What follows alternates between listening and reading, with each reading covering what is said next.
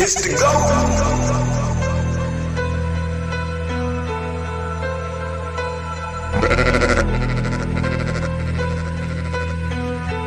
Cut, you killing them. I'm a wild Indian, you know I go crazy. Man, it feel good to be Aboriginal. Man, it feel good to be Aboriginal. Man, it feel good to be Aboriginal. Man, it feel good to be Aboriginal. Man, it feel good to be Aboriginal. Man, it feel good to be Aboriginal. Exes ain't the same no more, don't give a fuck about their name no more. Man, it feel good to be Aboriginal. Man, it feel good to be Aboriginal. Man, it feel good to be Aboriginal. Man, it feel good to be Aboriginal. Man, it feel good to be Aboriginal. Man, it feel good to be Aboriginal. I'm from the hood, I'm still waking up my people. That's right. When it comes to fashion, the whole world wanna be like us. How you gonna refute that? How?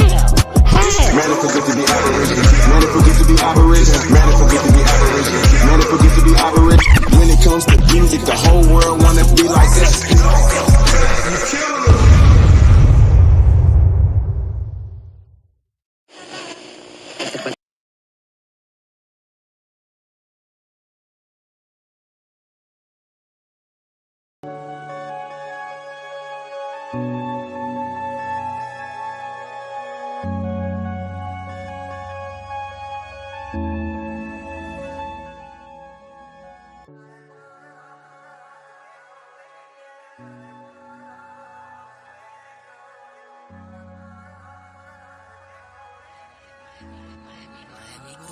Peace and paradise to all American Aborigines.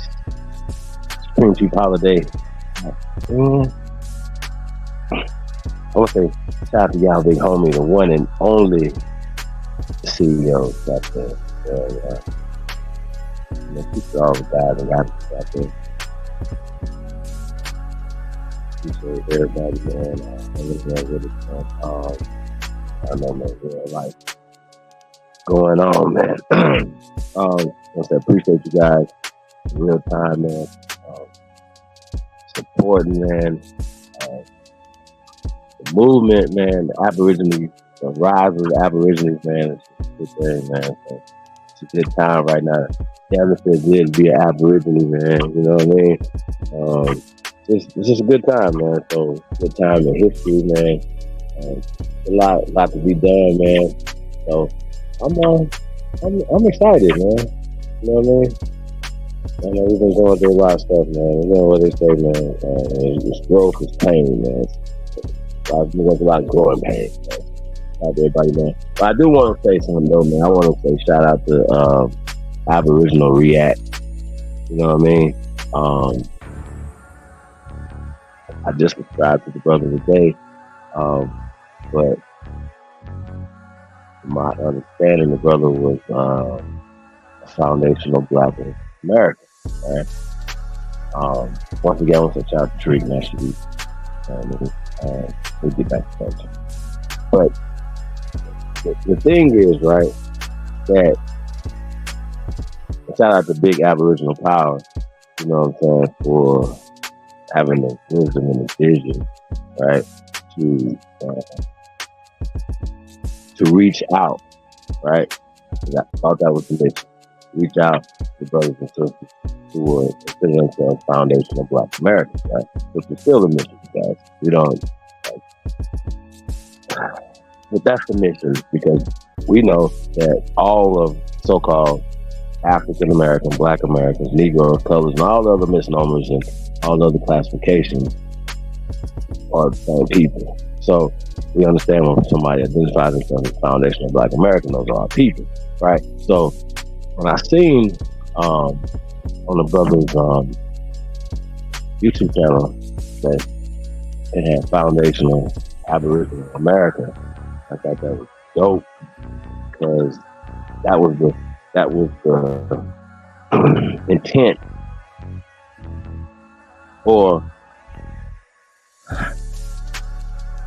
that was what was intended. You know what I mean? To bridge that gap between the people that identified as Black and saying that, you know, change over to Aboriginal. You know what I mean? Because Aboriginal gives you power. Shout out to Big Aboriginal Power. You know what I mean? So the FAA, tag, you know, you guys know when started doing that. Hashtag FAA Foundation African American, you know, to bridge the gap to Foundation of Black Americans. So when I seen that, you know what I'm saying, that's just good, man, that people are getting it, man. So the brothers and sisters, a lot of brothers in there right now. Shout out to Sashay, you know what I'm saying, certified. A lot of brothers, man, from this state, all that information that he's getting, he's showing other people. More people just grow. This is growing and growing and growing, you guys. So I think we got to think about that, man. It's the level of this, and you got to, you know what I mean. Remember to start having fun. So that's what we on, man. Just about having fun, y'all. So,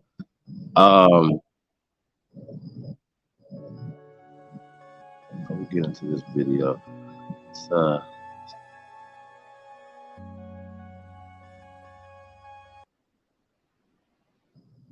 oh gee, and yeah, man, let's get a music break right here and get some more people here, man. Do us a favor, man. Like, share, subscribe, man. Be back on the other side of the song. Panthers. My OG. All punchy on me. No PPP.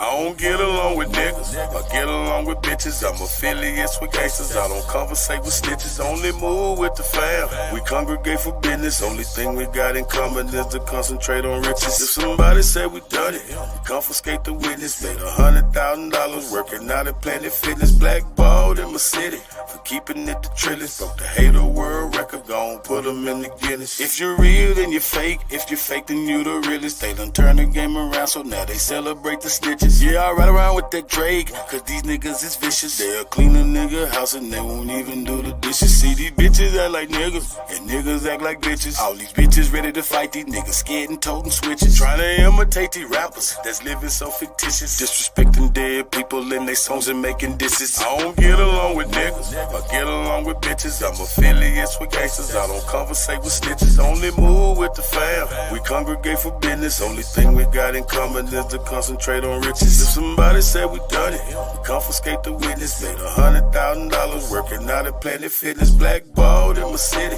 for keeping it the trillest. Broke the hater world record, gon' put them in the Guinness. I can only be me, let God be my witness. Did some shit when I was young, I had to ask him for forgiveness. Been betrayed by my family, had friends who turned snitches. I have yet to meet a woman who did love to burn bridges. There's some time when I was younger, but I ain't get no visits. I was looking for the love, where is that? I must have missed it. I ain't going back and forth, cause I ain't playing tennis. I've been flossing since a young nigga, so I ain't paying dentist. Use the kitchen like a lab, but I ain't playing chemist. Talk to get it till it's done, I ain't never saying finish. So whatever's been diminished will always be replenished. Really got it out the mud, everything I do authentic. I don't get along with niggas, I get along with bitches. I'm affiliates with gangsters, I don't conversate with snitches. Only move with the fam, we congregate for business. Only thing we got in common is to concentrate on riches. If somebody said we done it, we confiscate the witness. Made $100,000 working out at Planet Fitness. Blackballed in my city for keeping it the trillest. Broke the hater world record, gon' put them in the Guinness. I'm just saying though.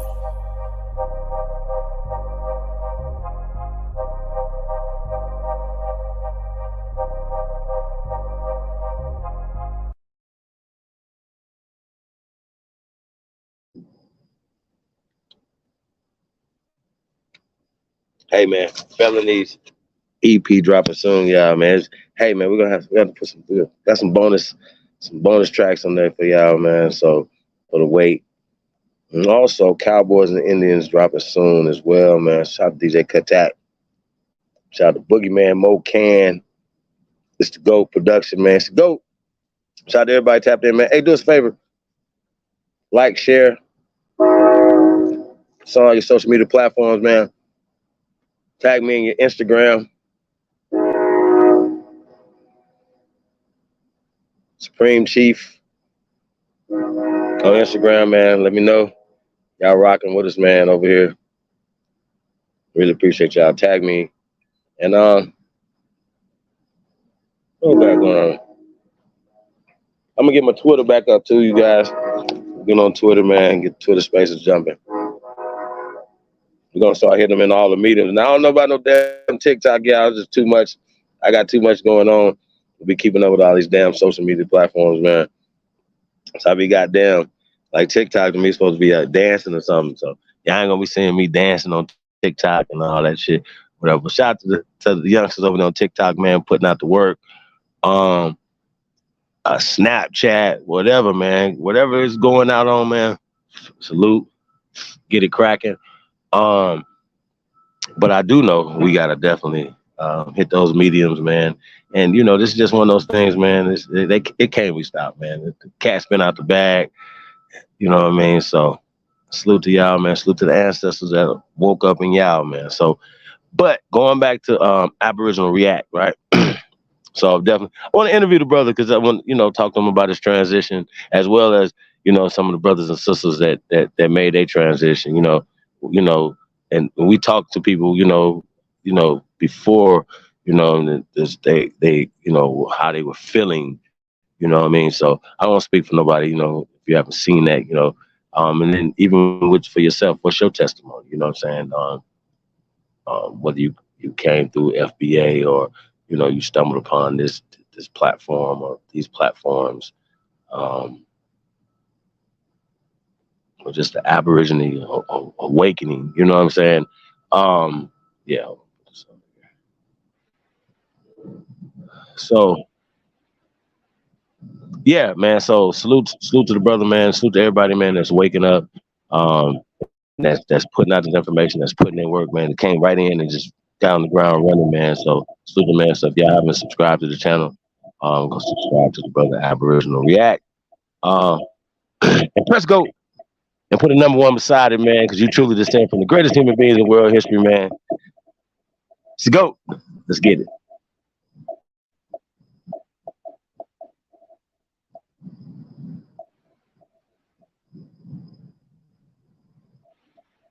LA's Hidden History Museum is the country's first, specializing in the untold stories of Black figures in our state.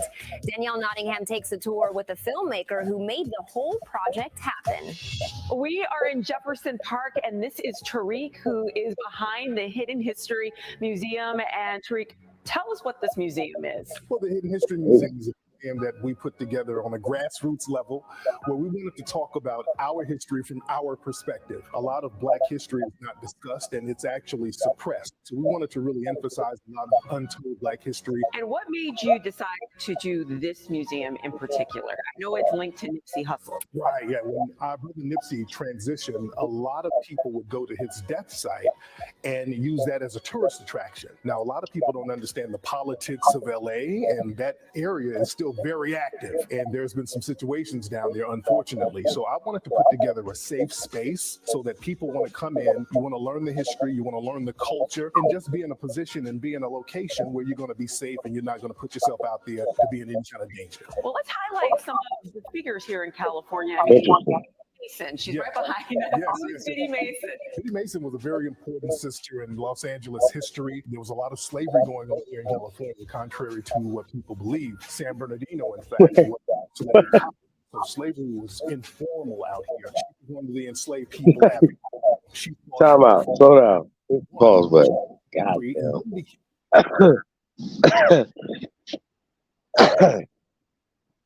What's going on? Oh yeah, like, am I getting punked right now? Like, what is going on, man?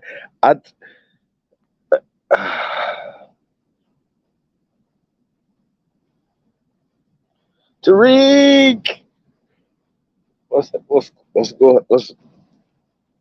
on? What is happening right now? Yeah, I mean. Hey, for those who don't know, this is really live, yo. So it's still untamed, y'all. I'm untamed. This is untamed. Hey, say, sir, what's all this slave shit you talk about, man? Slavery is informal. Like, what the fuck is informal slavery, y'all? What is happening right now? Hey, brother, this is crazy talk right now. What you doing, man? You got on the television. It turned into Jabari or somebody, man. Like, you just turned into a whole slave. Dude, what the fuck? What is happening right now, man? This is the time to shine. You know, bro. Sheesh. Can we just go back just about 30 seconds? Y'all gotta hear this shit. That just don't make no sense to me, y'all. I'm trying to rationalize this, but I can't not say that right there, bro. So this is a reaction to Aboriginal React. So shout out to Aboriginal React, man. This the GOAT, goddammit. Let's get to it. Yeah, man, no, that's just too crazy for me, Tariq. We wasn't slaves and all this informal stuff or whatever, that doesn't make any sense. So I don't know, like when we be having these conversations and we be listening to people that talk about slavery, they don't have nothing to back this up. They even talk about states that never had slavery, like California, and saying there's informal slavery and all this other stuff. Okay, if you had enslavement of people, of course you had. Come on, y'all. Like this is crazy. Like with California after 1865, really? So, like they should California be celebrating Juneteenth, New York and everybody else. Hey, y'all, we gotta talk about that too, cause I gotta jank y'all.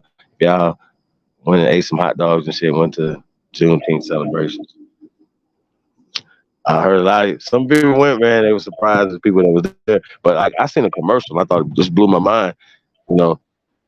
And it was just really interesting. It was at the airport, it was a big screen. And it was just like Juneteenth was for everybody. It was for it was for Americans. It's American history. It wasn't specified for nobody. I was ready to see Black history. No, American history. So, whoa.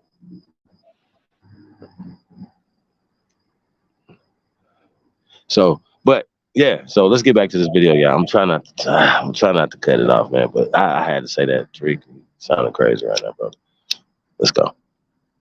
Highlight some of the figures here in California. I mean, Biddy Mason, she's right behind us. Who is Biddy Mason? Biddy Mason was a very important sister in Los Angeles history. There was a lot of slavery going on here in California, contrary to what people believe. San Bernardino, in fact, was a slave colony, so slavery was informal out here. She was one of the enslaved people at the colony. She fought for her freedom, actually won. She became free and then became the richest woman in the state of California. And she bought a lot of prime real estate that's in downtown Los Angeles, and they don't even have a street named after this sister. And she was so instrumental in early Los Angeles. Yeah, well, talking about naming something after someone, let's talk about Queen Califia.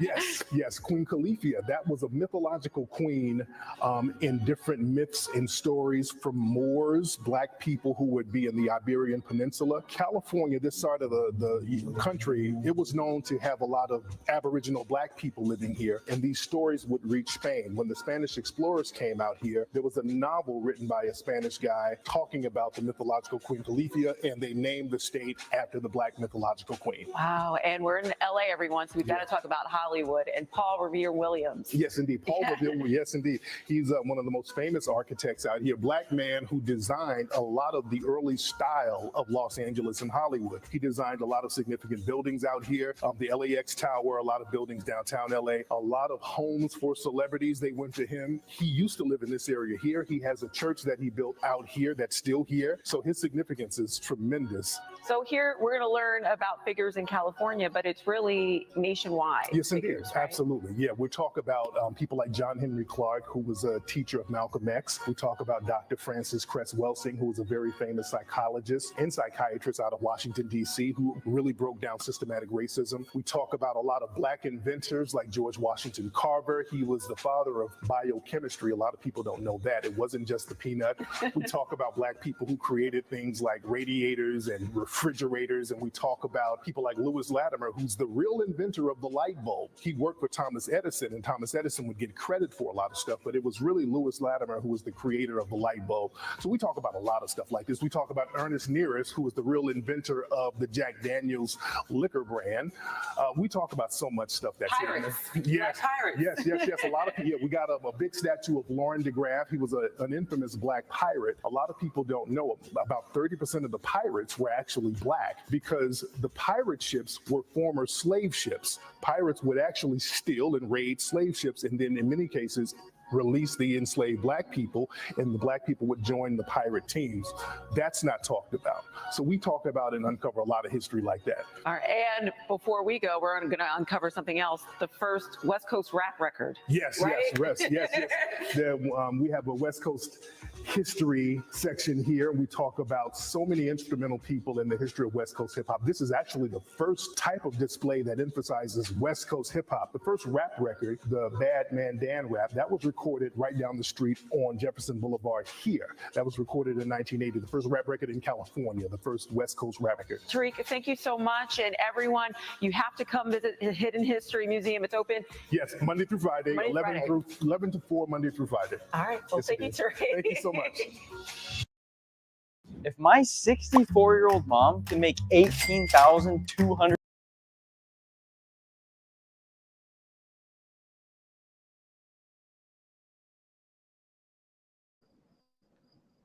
Okay, so that was like a news clip. That wasn't Aboriginal React. Yeah. So we're gonna get back to that in a minute. Yo, say man, Tariq. Okay, so listen. There's levels to this, man. You know what I mean? Just the slave narrative and the black narrative, those are the things that need to stop, you guys, because once again, we're dealing in a psychological warfare, and you're putting people in this position. You know, it said San Bernardino was a slave colony. I thought that was interesting. You know, what does that mean? Y'all know what I mean? What was these people working in these factories during that time? You know, what were those called? Those the slaves that was in these factories or in the fields, or, you know what I mean? What was those? What were those things called? Like, it's just weird to me how we could always put ourselves in certain positions of weakness in the historical context. Like, it's always like pain for us. You know what I mean? And I also, you know, once again, not knowing, everybody don't know everything. You know what I'm saying? But down here in the park, as we all know now, this library today been funded by CIA. Even back in the days, he knew he was funded by CIA. Like, he understood. Wasn't blind to that. So I just want to point that out, y'all. So it's just real interesting, man. And if people say, well, he did some good stuff, but then did he? Yep. Did he? But he said he was a teacher of Malcolm X. That's interesting. Not knowing if that was quite accurate as well. Just wanted to say that. Yeah, man. So this is Aboriginal React. So we're doing a reaction to Aboriginal React video, man. So it's called. I can't see. Let me blow this.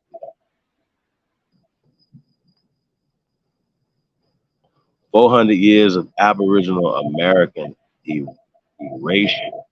World War III had done. Now, I just want to point out, you guys, that American, right? And think about it. We're the only Americans, right? The people in Mexico don't consider themselves Americans. People in the islands don't consider themselves Americans.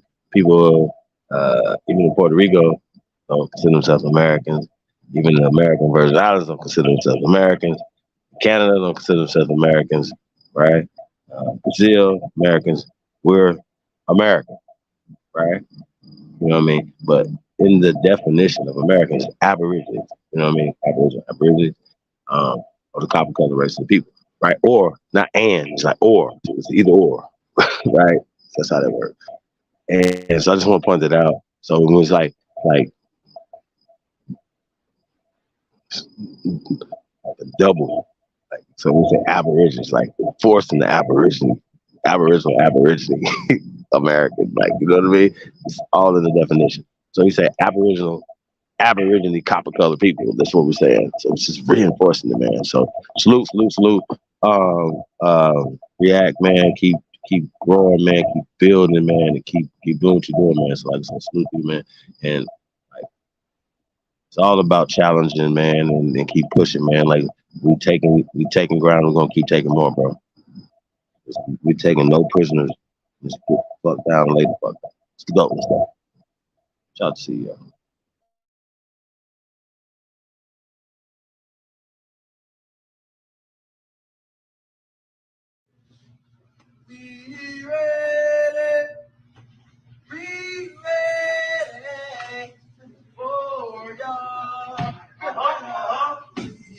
That's right.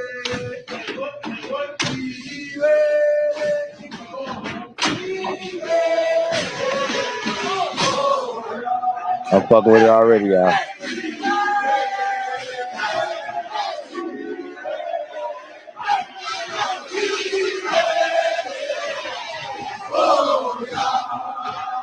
Weird how jealous you guys are of wanting to be us. And then love to use that racial science and talk about melanin as if none of us got melanin. But let's see that DNA. Let's see where it traces back to. Let's see this genealogy that you all claim to have but can't seem to produce. Let's see this culture that you all claim to have but can't seem to show. It must suck having so much envy over a people that you will never be. Because I can promise you one thing, you will never get any culture or language out of claiming to be us. Nor will you get any land or reparations or benefits either. See, you guys staying lost doesn't hurt me or my people. It hurts you and your future generations. My people have been through the worst shit the world has ever seen, and we are still here. And no matter how hard you try to erase that, it won't happen. So with all that being said, have a night, colonizer, because only colonizers have to try to erase and steal other people's cultures. Oh, they've been lying to us. Black people are the real natives. We've been here, you know. You have no. Stop. I got it. You have no culture. So here's the thing, right?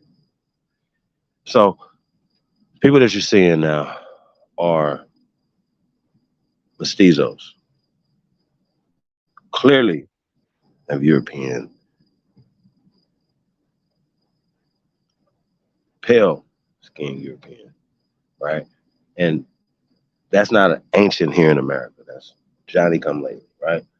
And when we talk about a lot of people measure their nativeness, right, off the reservation. We're ancient people. We predate. We have not only genealogical records, but records of land ownership and stuff like that predate these reservations and roles, you know, all classifications and all the things that you guys are talking about. It's stupid, you know what I mean? And then we talk about culture.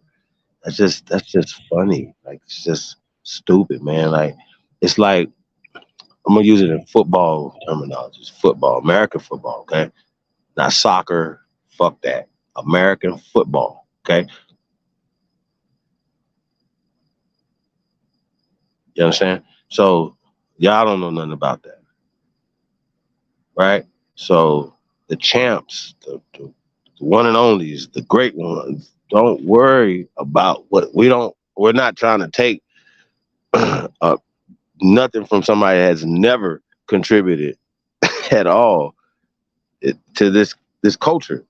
This is American culture, American football. Okay?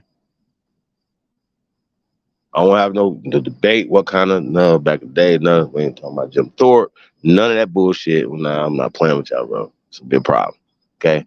So what I'm saying is, like, these people right here should stand down, bro. Like, we're not coming for y'all. Why y'all coming for us? What is happening?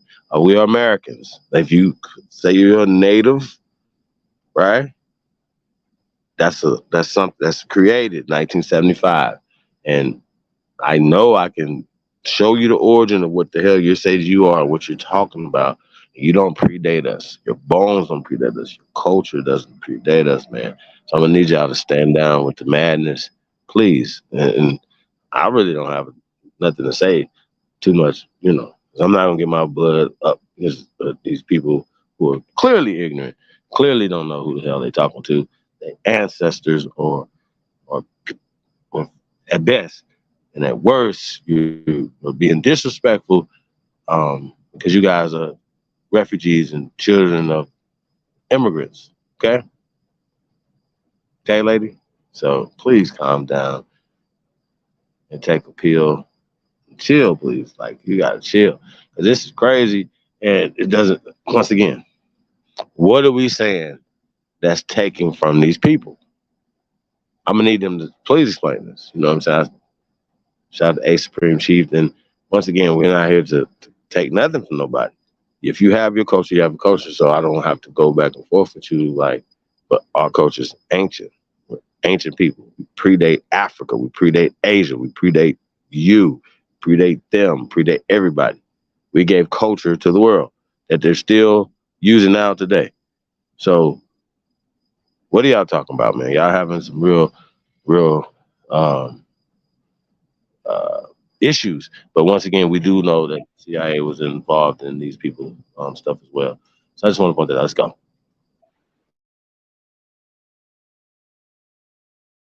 In here, yo. You have no native history here. You have no culture or artifacts. Look at my facts. They're in the Library of Congress. Hate yourself that much that you try to steal someone else's culture, history of the land, tradition, dances. People like you stuff. How come we have treaties and you don't? Nina, lila la chica. This is all just an internet trend to y'all. Stop lying to yourself. You know it's not true. You want to know what's more annoying than the genocide and assimilation we face in 2023 as indigenous people of the Western Hemisphere? People like this. People whose only agenda is to erase indigenous culture in the Western Hemisphere. Sounds a lot like the white people. We say we have African American allies, but where are you now? You should be calling these people out every time you see them. And if you don't see them, you should be finding them. You should be reporting them. This needs to end. This is no better than white supremacy. Wait. Hold on for a second again. Report to who, though? I just gotta say that. Report to who? I just gotta say this. Please get the report so we can get some straightening going on around here. Okay. This is really retarded. I just gotta say that, y'all. So I want to get back to this, but I just need to say that, like, please get the report and some stuff so we can get to getting some straightening around here. But I suggest y'all stand down or get edified and get some information so you won't be so ignorant or y'all get y'all asses sued. Let's go. Real talk. I'm just gonna keep it 1,000 with y'all. Watch y'all fucking mouth. Yeah, y'all talking about.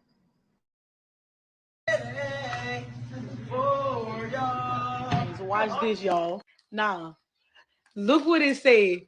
What did they do in the Indian training schools? Watch this. They taught them such things they taught them such as farming and housekeeping. Now, come on, y'all. If they from this land, why they teaching them how to farm this land? If they from this land, why they teaching them how to farm this land?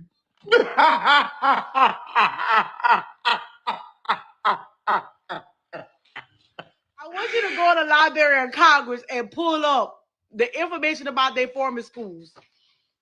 About their Indian schools, y'all. Come on now. Why they got to teach people that's from here how to farm here?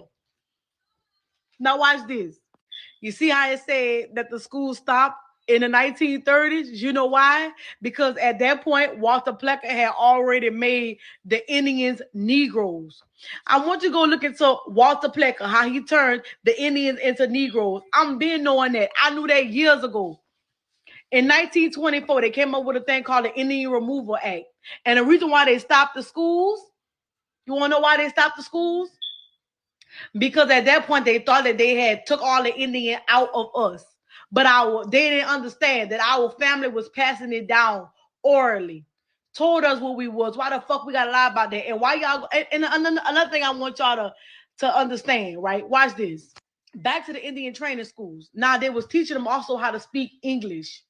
Now, people really resent it when I say that. But wait a minute, folks.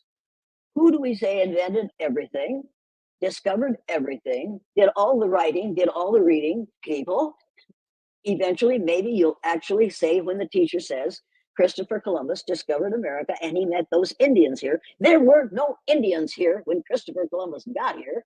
There were people from Africa who had been here for over 10,000 years before Christopher Columbus was born. We're Aboriginal indigenous to the land. We've been here not a couple thousand years, not 10,000 years, hundreds of thousands of years. We ain't brought here from nowhere, no how. We've been coming back and forth here even before the land separated. So that ain't, that old diaspora stuff is modern, contemporary social engineering controls to separate these people mentally from their inherited land. Example, we used to always meditate up at the lakes, right? And those lakes are atomic lakes. They're not natural. They're made atomically. Which lakes are these? We talk about Ontario, Erie, etc., Michigan. All of those are atomic lakes, and they'll always have a mist over them. So you're talking about the Northern American, yes, for the Southern Canadian. Yes, to feed the whole Western Hemisphere fresh water, including the Red River, which is also the Nile that they call the Mississippi, was dug. That's not even a natural river. We used it for trade, and we got mounds all on that river, all on up into Canaan land. Since I started uploading the series Mayans Were Egyptians, I've had a lot of Mexicans leave me messages. And I wanted to take the time to explain to misinformed and uneducated, confused Mexicans who they really are. And I want to explain the true origins of the modern Mexican race. So most people, when they think about the first explorers coming to the Americas, they envision white people such as Christopher Columbus. But most people are not aware of the fact that the Chinese came to the Americas over 70 years before the first white explorers ever showed up. From 1421 to 1423, Chinese explorer Zheng He came to the Americas with a fleet of 9 ships. Their ships were found in the Caribbean, and another one was also found in the Philippines. In fact, according to the Chinese records, it was Asians who created the first maps, later copied by white Europeans when they navigated the seas 72 years later. Nevertheless, the Chinese came to the Caribbean and parts of the Americas before white people showed up. So this is the map used by Zheng He to navigate the world. And I want to read a little bit about the commentary on the map. He actually recorded the color of the people that were located in the Americas and in Australia. So he records on his map that the race of the people in America are black and red. He also records that the Aboriginal people of Australia are black as well. So this paints a completely different picture than what we typically think of when we think of the first explorers arriving in the Americas. It's important to note that the Chinese people who came 600 years ago were all men. So they mingled with the indigenous Black women, creating offspring in Mexico that have the male DNA of Chinese men and the female DNA of the indigenous Black women. So in the 1800s, there were more waves of Chinese immigrants, hundreds of thousands of them settled in Cuba, thousands of them settled in Jamaica, Trinidad, Haiti, Dominican Republic. In Brazil, 2 million Brazilians now have Asian or Chinese DNA because of the Chinese settling in Brazil.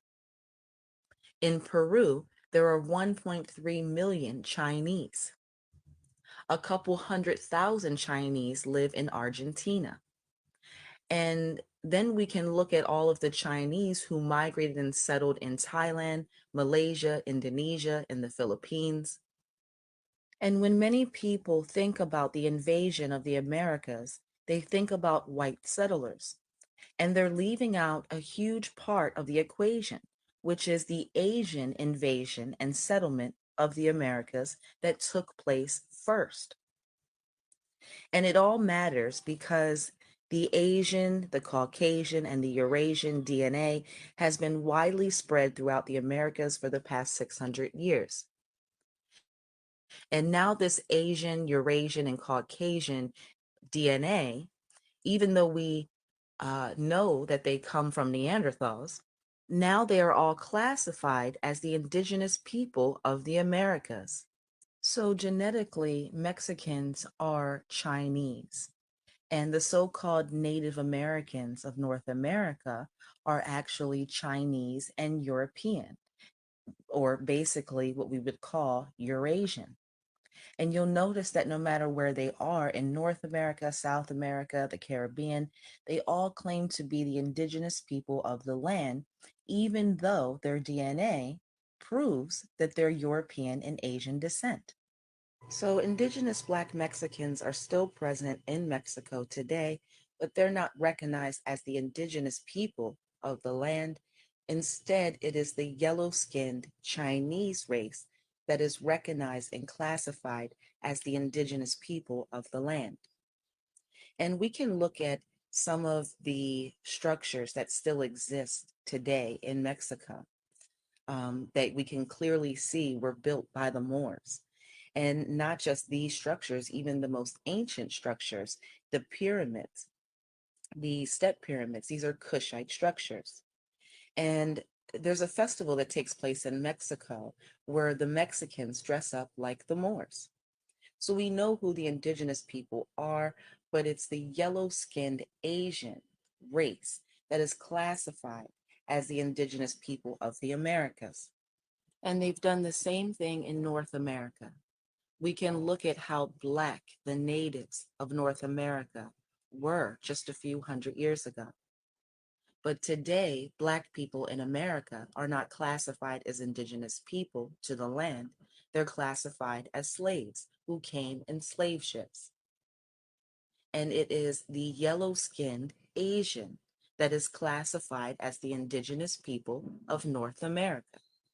And the Chinese or Asian race has done the very same thing that their Caucasian brothers have done, setting themselves up all around the world and then dividing themselves into different groups, different classifications, giving themselves different names in different territories, even speaking different languages. But genetically, these people are all related. So in conclusion, modern-day Mexicans are genetically Chinese. And the yellow-skinned races that can be found in South America that are classified as the indigenous peoples of the America, they are not the indigenous people of the Americas. They are of Chinese descent, some of them being mixed with European and Chinese being Eurasian. And in order for Black people to understand the totality of what has happened to them, they have to understand that it's not just about what white people have done to them. This is about what the white or the Caucasian, the Eurasian, and the Asian races collectively have done to Black people all over the world. They have grafted themselves in, setting themselves up in our kingdoms, and then they try to erase all evidence of our existence. And then they rewrite history, classifying themselves as the indigenous people of the lands that they have invaded. And at the end of the day, the DNA doesn't lie. We know that the white races and the Asiatic races are Neanderthals. So the DNA proves that they are not indigenous to any land upon the earth because they come from the caves. Do you believe that the European was that powerful? Was that powerful to bring all these Africans over here? The Europeans didn't do that. Yeah.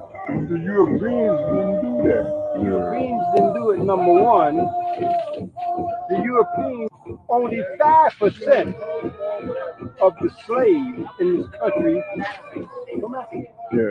5% of the Africans were slaves in this country. 5% of the Africans were slaves in this country.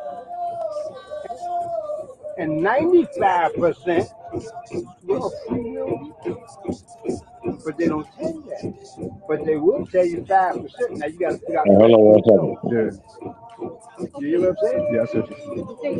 The Negro race has billions in the U.S. Let me say something real fast. Disenfranchise the Negro and send them back to Africa. Absurd. All right? They have billions of dollars worth of real estate. Besides, the Negro is not an African.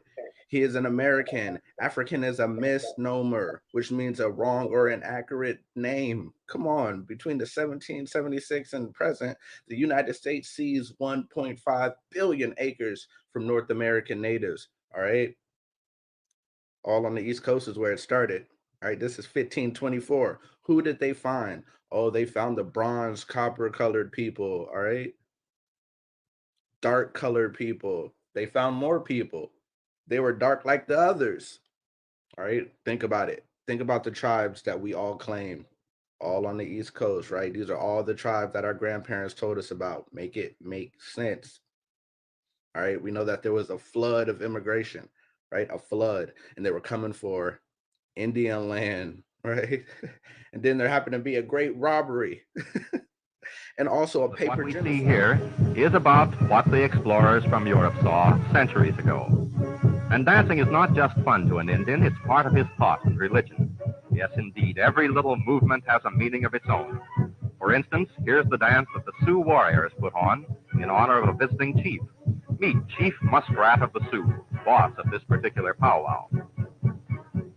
These are the first motion pictures ever made of the queer religious dance of the Yaquis, the red men of Mexico. The ceremony lasts many hours without a stop and is a fantastic mingling of Christian and pagan rites. Here are the wicked fleeing from the Holy Spirit. This is an odd notion, the burning of Pontius Pilate. And this is the dance of the cleansed and happy. Sometimes the Yaquis will keep up this ceremony for as much as 48 hours without stopping.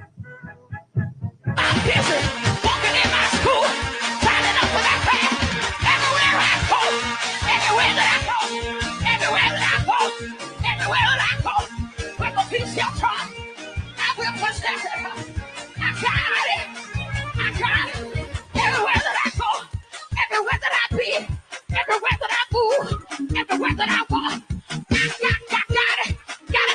got it. Devil, you can't have it. Devil, you can't have it. This joy I have. This joy I have. This joy that I have. This joy that I have. Devil, you can't have it. Devil, you can't grab it. Devil, you can't take it. Devil, you can't shake it. This joy that I have. World can't you get it. World can't you take it. Can't take it away. But everywhere that I go, everywhere that I walk, everywhere that I talk, everywhere that I look, every day of the week, God blessing me in my hand, blessing me in my hand. Everywhere that I go, I just got it.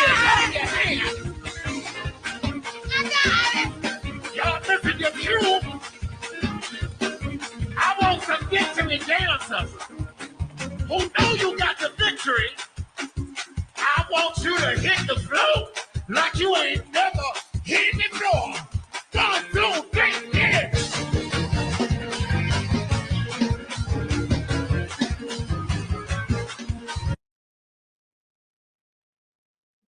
You get a perspective up here that you don't get down at ground level. What I notice immediately is how flat this land is.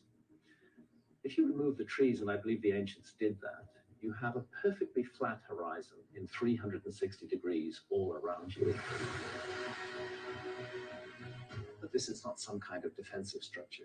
So what is it? Even from above, it's hard to get the full picture. But we have a good idea of the original layout of the site. and it's like nothing else from the ancient world. Mound A likely originally stood as high as 100 feet, anchoring a 43-acre plaza, with 6 concentric ridges, each perhaps as tall as 6 feet, and leveled off at the top, creating a half circle with a diameter of 3/4 of a mile, broken up by a series of aisles, like some kind of amphitheater. And scattered nearby are no less than 6 massive man-made mounds, labeled by archaeologists simply A through F. The Potter's Touch. Did you know your blessing is already ready? That is already in place, that God isn't fixing it up right now. It's already done, that the work doesn't have to be applied to where you're going. The work has to be applied to you so that when you get where you're going, you can handle what you gotta handle. And so God help me preach the steps, the steps, the steps. Touch 3 people and say, the steps, the steps, the steps. French Guiana, Mr. Herman Jessen, the Amazon trader, makes his way up the Moroni River, aided by friendly natives. So now I want to show you this video I saw and found on YouTube from the indigenous South American Bushman Indians, it says, from Guyana. This is rare 1950s footage. You can see, you will see copper-colored tribes there. And now, here's the man you saw in the film earlier, Mr. Herman Jessen. We're proud to have you with us, Mr. Jessen. Thank you, John. I'd like to ask, first of all, sir, how remote are these Indians from civilization? These Indians live about 250 miles up the Moroni River. It's very hard to get up there because the rains endanger any trip, and the river is either too low or too high. It's just in July that one can penetrate into those villages. Oh, is this your first trip into this area? No, into this area it's my second trip, but I've made 25 trips into South America so far, and I expect to leave very shortly on another one. Well, we're all anxious to see what being an Amazon trader really means, so let's start now. All right, so he basically starts talking, describing what he's doing in this footage. This is, I guess, some natives, some local Native Americans that joined him on this expedition to the interior of the Amazon. He says, he tells the person that's interviewing him that he travels for about 2 months and a total of 500 miles in. 500 miles in. And you can see all the footage he's getting. Now listen. I've been hearing a bunch of bullshit. I'm hearing more bullshit right now. Okay? No, like I told y'all, levels to this shit. I understand there's levels to everybody's understanding. What we're going to have to understand is when we're exposing the Native Americans, and then we turn around and start taking stuff from people, that's these people, they have the same mindset because they're reading and have the same books, the same teachings or whatever, and we're them people to them. Now, maybe he don't know that. And once again, these are CIA stories that's given to these Native Americans as well. Now, this is pseudo from the DNA to the Chinese. These pale-skinned people creating these people over there, bringing them here. In the 1800s, they went from the 1300s to the 1800s. They jumped 500 years in the conversation. I know this because this is what I do. Okay, don't fuck with me. I don't do that. Yeah, I'm not gonna get back and forth. I'm not gonna go back and forth because I know what I'm talking about. Especially when we start talking about black men and red men. Those are constructs that didn't exist in that time period. They're writing stuff back in time period because it's all a game that goes along with the doctrine of discovery, which was just rescinded, but we've been debunked that years ago. I just want to let y'all know that y'all tuned into the greatest of all motherfucking time. It's the GOAT. Yeah, but nah, we're not gonna be listening to Queen Mayo. So, let me see what's going on. So I just want to let y'all know that. Let's go. Indians, right? With their feathers. I thought you had went ahead and kept it going.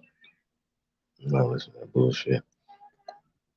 Indian means dark people. So when you're seeing shit on film, and this is new, We seeing people talk about they had pagan and Christian values together. Then you already know where we at now. Who the people that's mixed?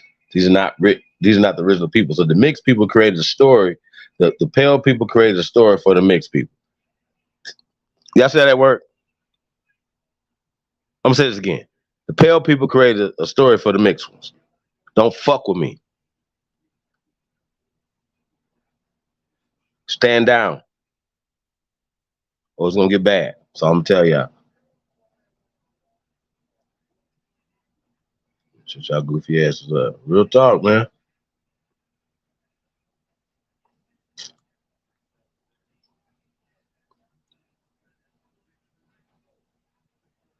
What they're singing is drumming. Nigga still talking. Fuck. I don't want to hear this nigga. I don't want to hear Ricky Ricardo say shit. Nothing. They react. All right.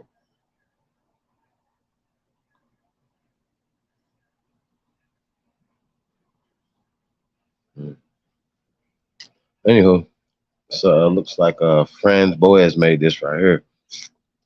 Huh? Fuck ass niggas.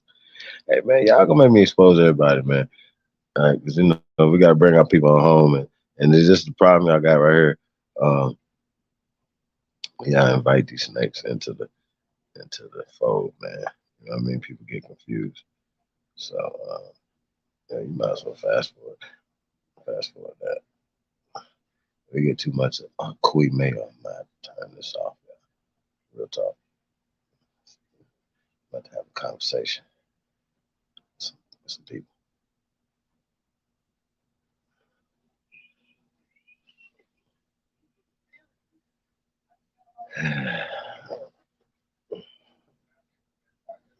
Goddamn. Serious.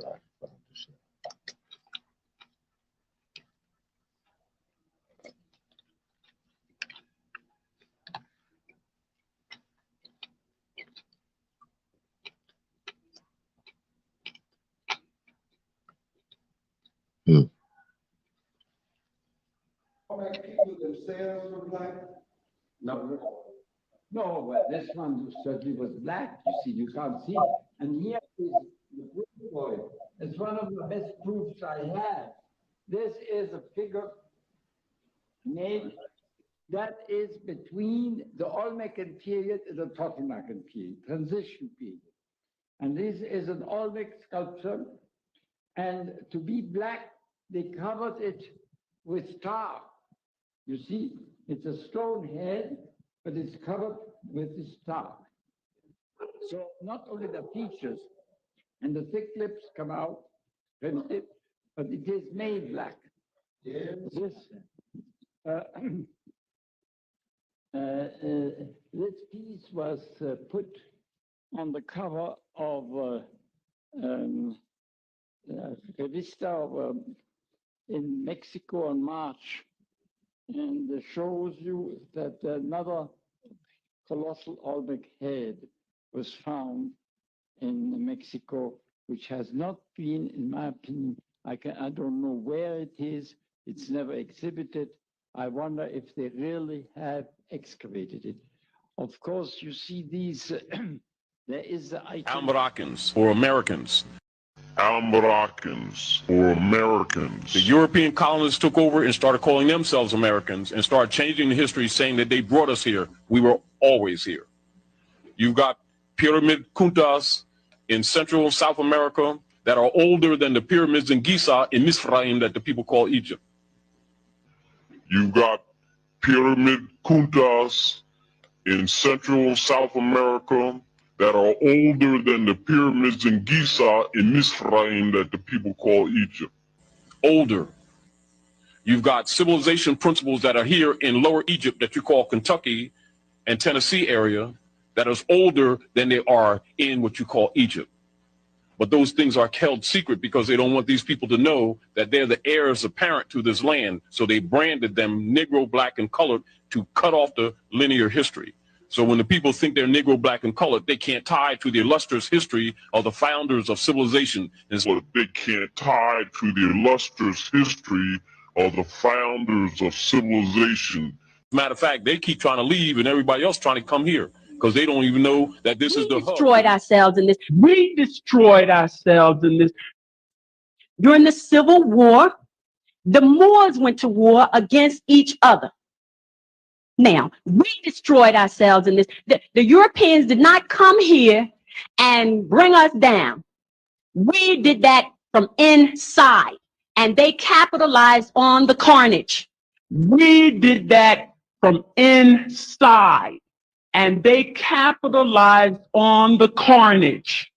Do you understand? All of these buildings all around here, as I told in class last night, they're ours. They belong to us. They're ancient, these buildings. There's a whole city underneath this city. They went and burned all the major cities, the major energy centers on this globe we call an earth. Our ancestors set up these energy centers that we call Philadelphia, New York, Boston, Atlanta, Detroit, right? Chicago, Miami, Phoenix, Los Angeles. They are energy centers. They're not where they are in huge, large cities just because of some coincidence. There's energy and power in these places. During the Civil War, go into a country, plague the whole place out, and then take over their buildings. New York was already there for thousands of years. San Francisco was there for thousands of years. Los Angeles was there for thousands of years. They were built by the indigenous people who were black.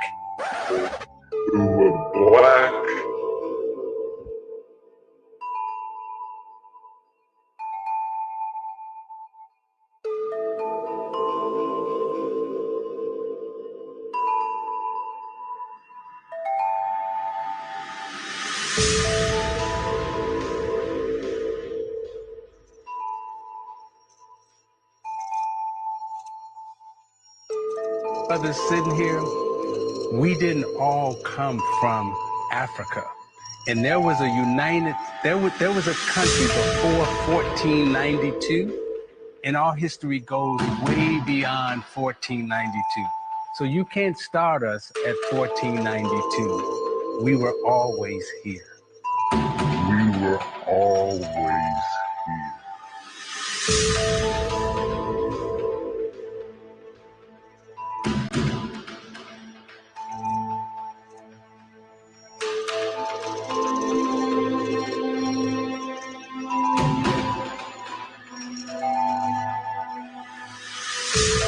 They just go into a country, plague the whole place out, and then take over their buildings. New York was already there for thousands of years. San Francisco was there for thousands of years. Los Angeles was there for thousands of years. They just go into a country, plague the whole place out, and then take over their buildings. And then take over their buildings. And then take over their buildings.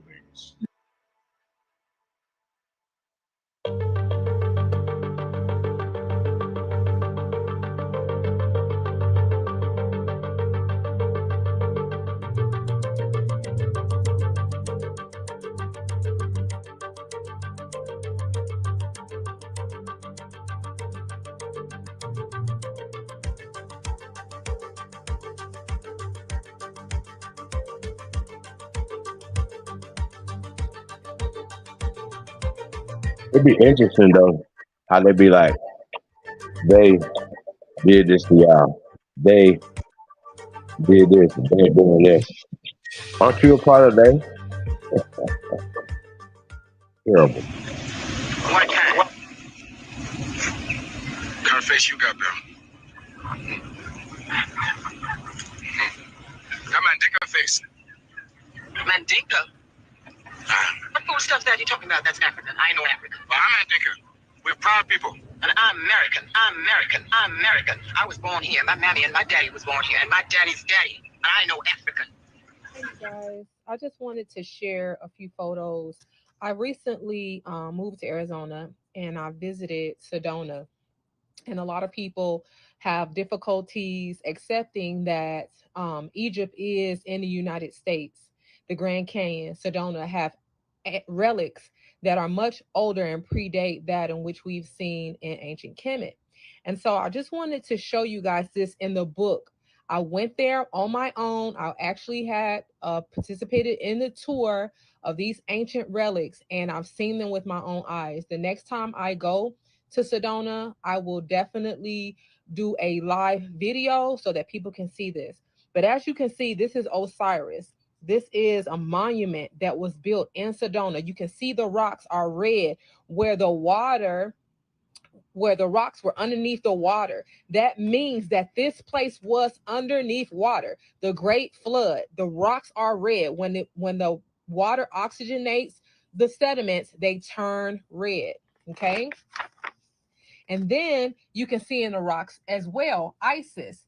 This is in ancient Kemet. This is in Sedona. There is no denying what you see right in front of you. I have seen these ancient statues with my own eyes. You can see her curves and everything is right there. But this is just a book that they give us from the tour.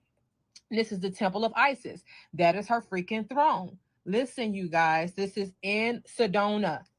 And when you go to the Grand Canyon, there are some other gods that have written books that have shown these things. Here is Thoth. Thoth is the bird being. You can see his beak and everything sitting right here. This is the ancient Kemet. This is in Sedona. Ra in Sedona. Thoth in Sedona. Thoth in Sedona. Okay. This is also Horus in Sedona. The rocks are worn. This is Anubis in Sedona. The rocks are worn. Okay. Hathor. This is Hathor here. The rocks are worn, you guys. This is Sedona. This is Ma'at in Sedona. Akhenaten in Sedona, within the rocks. Akhenaten in Sedona, in the rocks. These predate Kemet. The rocks have been underwater and they have experienced wear and tear, massive amounts of wear and tear. Here's Thoth again. Thoth, the god of wisdom, right? The bird being, the beak in Sedona. Okay. And what else do we have here? We have camels, baboons, look at that face. Look at that face right there. In the rocks, in Sedona. You cannot deny this. Okay. The Sphinx. There is a Sphinx in Sedona. You can see this clearly. I'm going to find another angle. Oh, okay, here it is. You can see with the crown in Sedona. Okay. These things are real, you guys, and nobody's on here trying to make you believe it. You have to see these things for yourself. The lion heads are in Sedona. The rocks have been worn. Look at the Olmec, the statue of the Olmecs in Sedona, you guys. Sedona, Arizona. Well, let me see if I can find something else that I thought would be more really interesting. Singing birds. These are bird beings, you guys. Again, bird beings are in the rocks. These are ancient temples in Sedona from ancient Atlantis. They try to say that Atlantis is a fable, is a myth. No, it is not. It predates Kemet. Okay. Okay, queens and kings of Sedona, Atlantean queens and kings. These are the queens and kings of Atlantis. Okay, carved within the rocks in Sedona.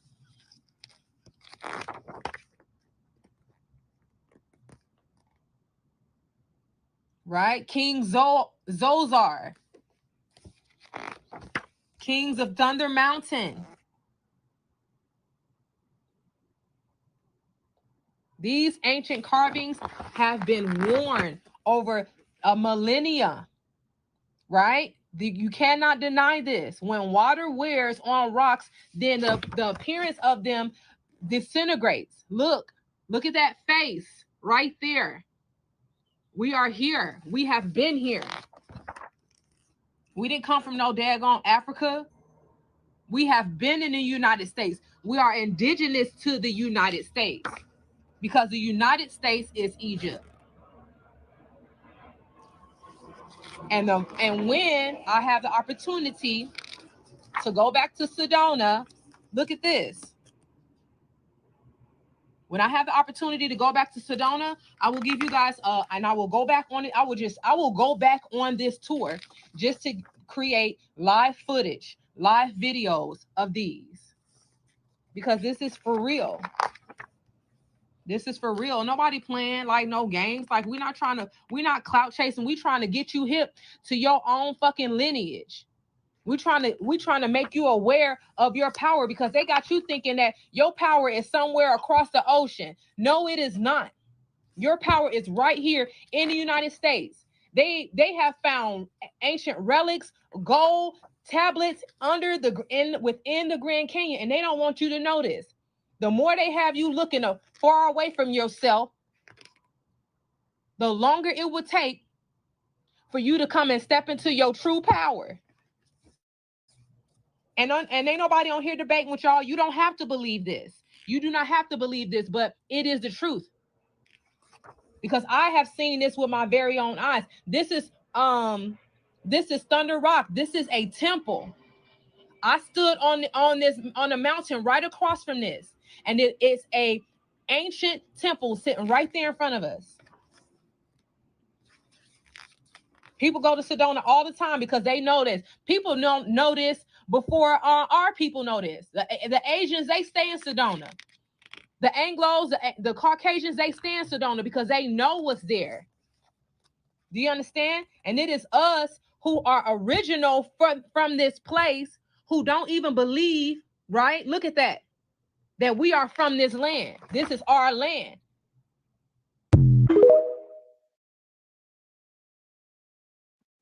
There's a book. America is the true world undiscovered. Now, you get this on Amazon. We learned something. America truly is the oldest land. When I was going through Tennessee, I'm like, wow, a lot of these mountains look similar to pyramids. And it is called Memphis, Tennessee. But let me read. The Americas, all of the major foods and necessities to sustain life came from the Americas. The North America, South America, and Central Americas are the true old world because all the major foods needed to sustain life came from the Americas and were later taken to Africa and Asia. Foods like squash, tomatoes, corn, potatoes, beans, wheat, yams, wild rice, which was modified to create what we call today white rice. Peanuts and 90% of all your fruits and vegetables came from the Americas. Now, I'm going to put a link in below where you can look this up and see for yourself on Wikipedia. The oldest pyramids and the most pyramids are in the Americas. The oldest and biggest pyramids are in the Americas. The Chalua Pyramid is the biggest pyramid in the world because the diameters are 400 by 400 meters and has a total volume of 4.45 million cubic meters. Almost twice that of the Great Pyramids of Giza. Now you can see this in the figure here. It says the Chalua Pyramid is also a step pyramid. So we are dealing with one of the most very ancient pyramids. Why? Because the first pyramids on Earth were what we call step pyramids. The pyramids in the Americas are all step pyramids, which were your first pyramids according to Egyptologists. The step pyramids of Saqqara, the pyramids of Dajor, and the first pyramids of the Egyptians built dated around 2667 to 2648 BC, which was over 4,700 years ago. And Egyptologists agree that the step pyramids of Saqqara, the pyramids of Dajor, was the first pyramids because they agree that the archaeological types of the pyramids, you have more pyramids in North America than all of Egypt combined. And if we see figure 2, in North America, Central America, and all the South America, now if we include the pyramids of Central America, it's not even close. America has over 2,300 and some pyramids. Well, if you go in what we call Africa, the land of Ham, they only have 118 pyramids. Folks, this is ancient Egypt. Study, read, so you know and don't get bamboozled, hoodwinked, ran amok, or led astray. When I was reading to prepare for this interview, I was quite surprised to see you use the word Aborigines talking about African Americans. You know, I've dealt with that issue. I've already, talked publicly about that. And my purpose here today is to say that I'm very sorry, and I apologize to anyone whose feelings were hurt by my comment.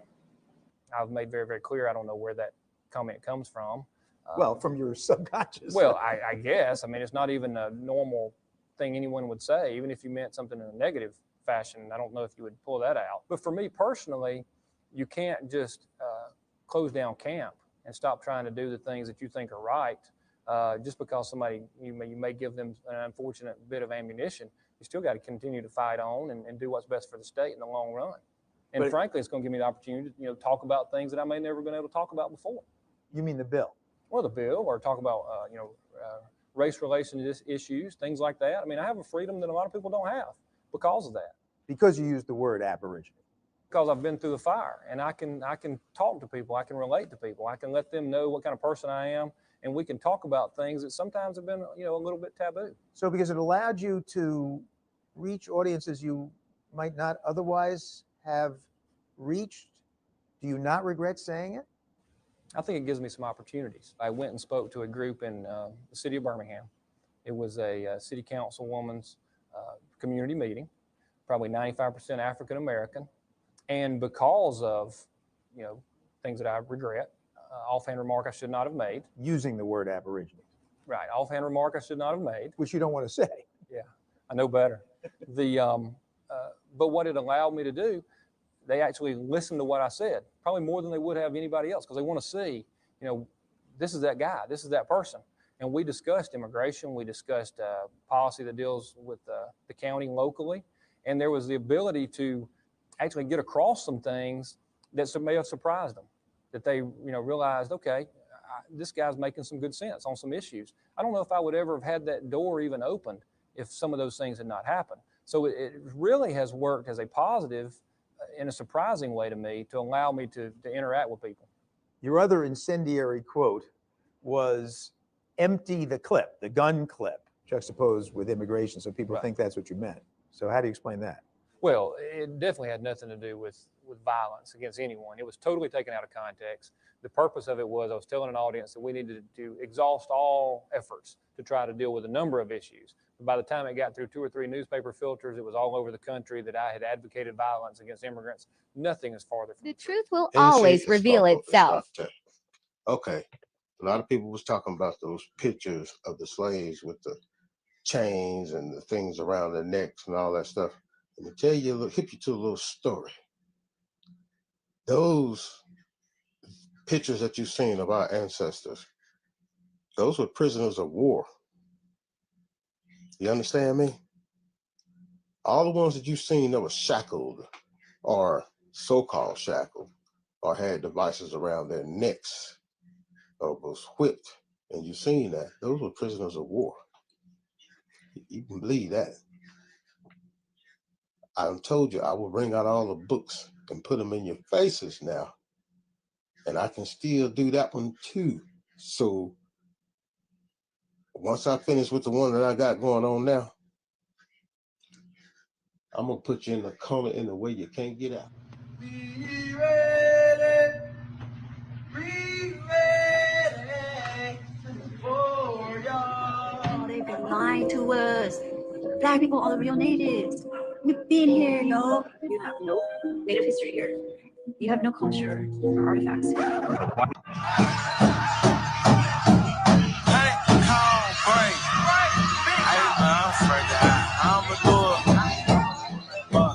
I ain't gonna do it like they do it, cause I'm gonna speak that real shit at the same time. Like, they get my first day out, you know what I'm saying? First day out, already bad shit. I ain't scared of shit, but God, it's a bad pussy. Look at my bats. They're in the Library of Congress. They're in the Library of Congress. Hold on. Why are you playing games? Why are you playing games? See, the only thing we have is our word, right? Nobody's going to listen to what we just saying, right? They want to see facts. They want to see some information. And you kind of upset because you don't have that information. Now you can't even get into the Library of Congress because you want to act illiterate. But you know, see, if I was interested in something, I'm going to keep searching until I find something. But y'all don't want to do that because you know for a fact you're going to see exactly what you know. Aboriginal Indians.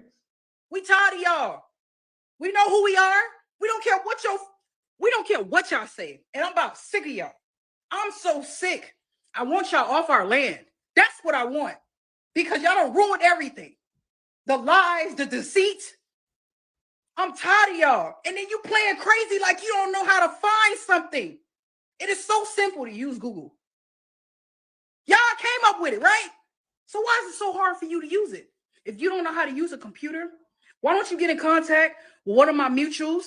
One of the videos you see, right? Get in contact with one of my mutuals and DM them.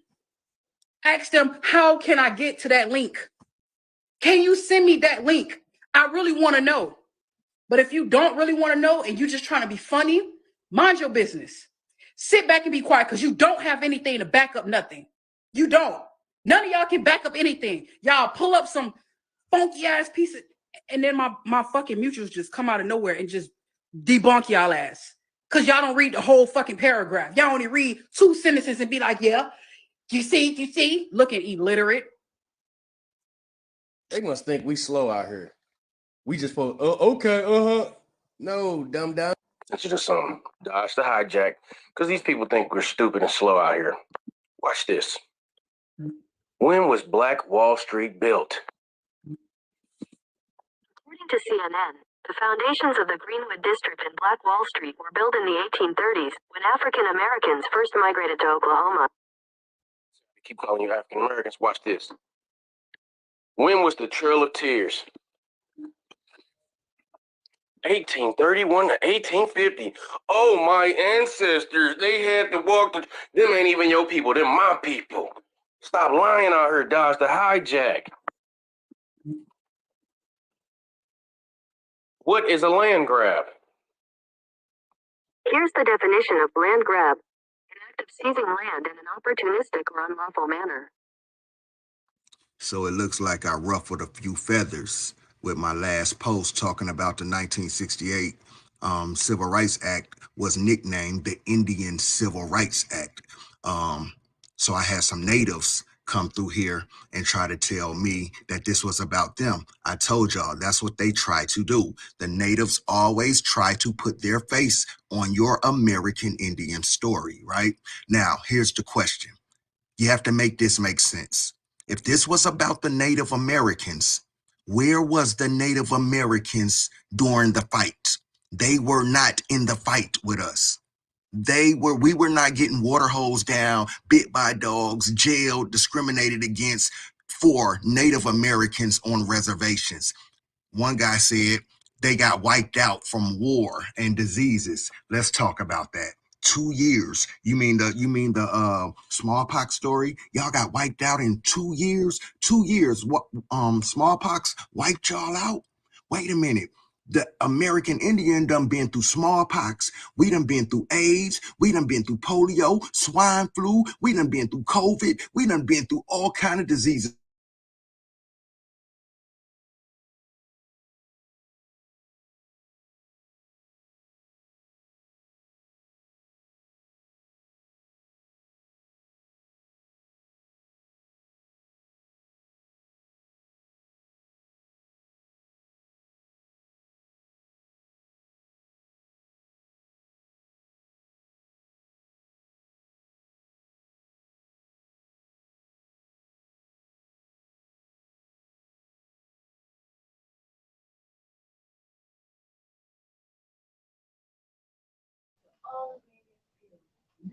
I just put the link in the chat room. I was saying Ace Cream Chief.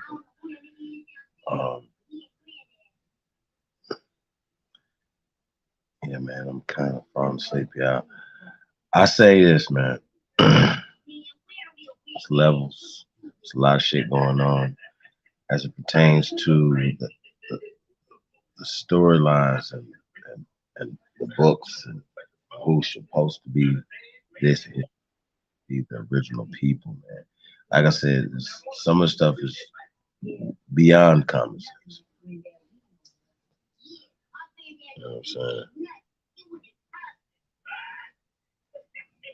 Mic check, mic check, mic check. I think I'm good. Mic check, mic check. 1 2 1 2. 1 2 1 2. 1 2 1 2. Yeah. Mic check, mic check. 1 2 1 2. Hey, links in the chat room.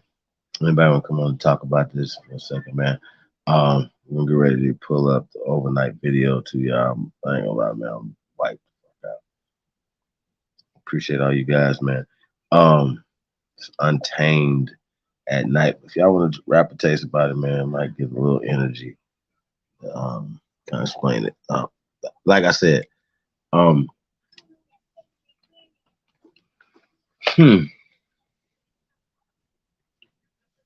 you have to use common sense a lot of times.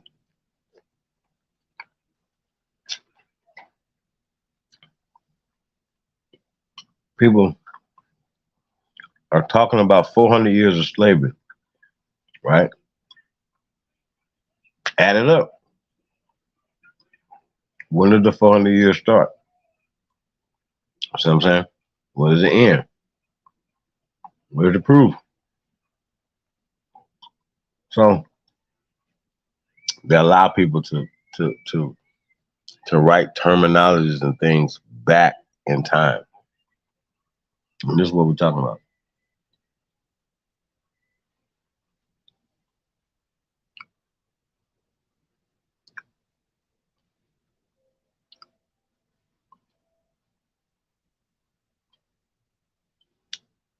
Hey, Supreme.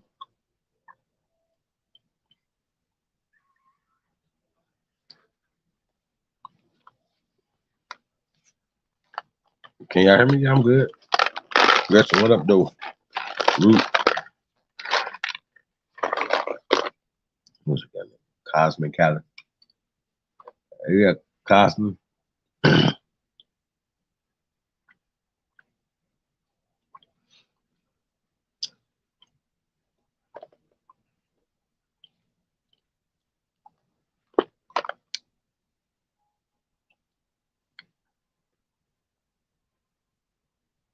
I think he fell asleep too, y'all.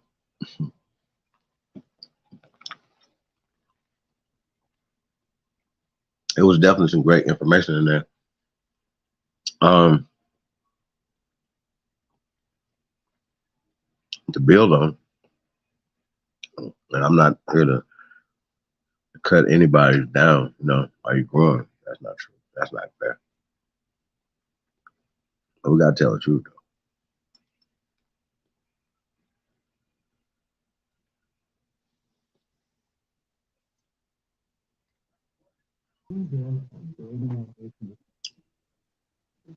Anthony, what? What's up, Supreme Chief? What's up? Is A Supreme? Yeah. What's up, man? How you doing, brother? Yeah, I'm just chilling. Hey, so, man, you spoke several times throughout the years, man. So, I kind of want you to kind of give your perspective on what you've been watching, man. And then, before you do that, though, kind of explain to people who you are, what's your background. Yeah. Well, the type of stuff I'll be watching is kind of like mostly like business education, you know what I'm saying? That sort of stuff.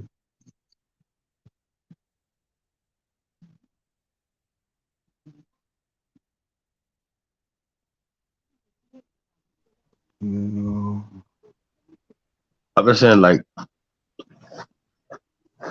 just in general, like, what's your background? What's your ancestry? Yeah, I'm Navajo in that. You what?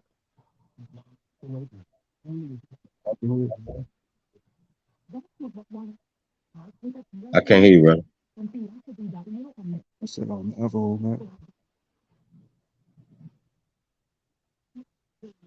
Yeah, you sleepy, bro. Oh, if I sleepy, I can't hear y'all. Am I tripping? I think I'm tripping.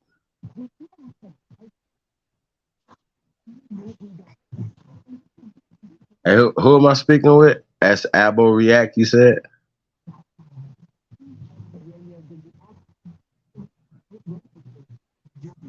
Oh, this is A Supreme.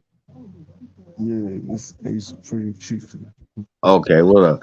Yeah, you toasted over there, man. You good? Nah, I'm just chilling today. You chilling. Yeah, man. What's your perspective on the Native American uh conversation about taking culture and stuff like that, and all the stuff you heard. What's your perspective on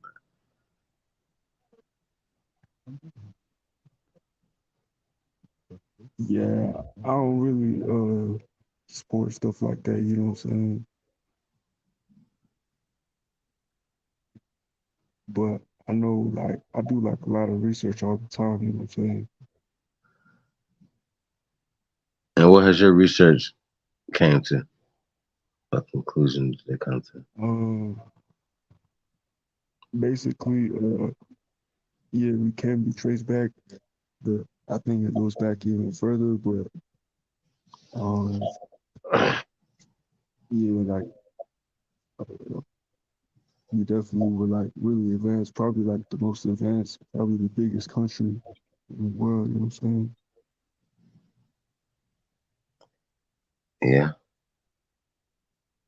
Well, I I just it's weird that how can I put it? When you have people who just like common stuff, just common sense, right? So in the caste system and stuff that people try to participate in, we know that some of the Yeah, stuff is like this, you know what I mean? So um, even just the vision and stuff like that or whatever, you know what I mean? Um, yeah, I like I said, I still want to get your perspective on just even the Native American concept and tag and stuff like that. yeah. My tribe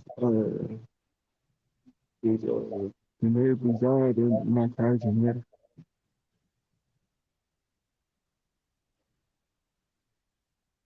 What's that part again? I said the neighbor God and Nakai the It wasn't there.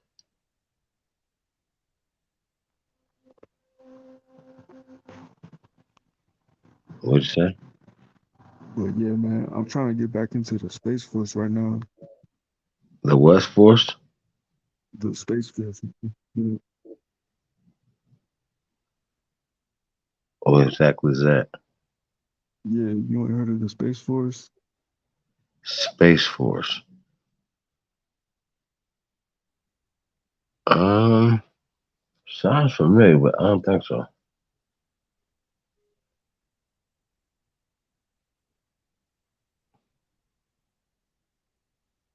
No, I don't think so, bro. Let's talk about it. Yeah, well, like, it was created a couple years ago by Donald Trump. Like, I think it was like 2019. Gotcha. I know you're talking about now. Yeah. Um, I'm not. What's your question about it? Oh, yeah, I'm just saying, like, what do you think of Donald Trump, like, creating that sort of stuff? And what Joe Biden has done about it, too?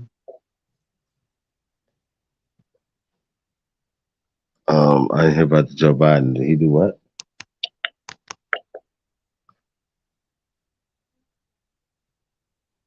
Yeah, what he's been doing about it. He's just been lying in his pockets. That's what he's been doing. He ain't been doing shit else. He's getting caught doing that. Hunter just got invited and indicted on some stuff. It's just crazy, man. So I'm not sure. You know what I mean? Yeah. Did you know that they name like the rocks and stuff like that in Navajo and stuff like that? They do what now? The Navajo do what? They got Mars like names, stuff like that.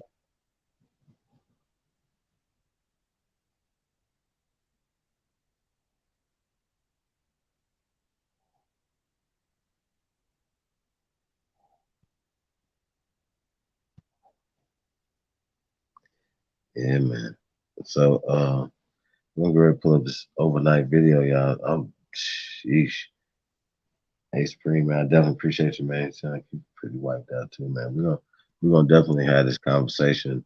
And like I said, it's not about the vision, it's about bringing the truth out and bringing people together, man. So I'm just, we work on that capacity. Root, what up? What's up with you, Chief? What's up with the late night bill?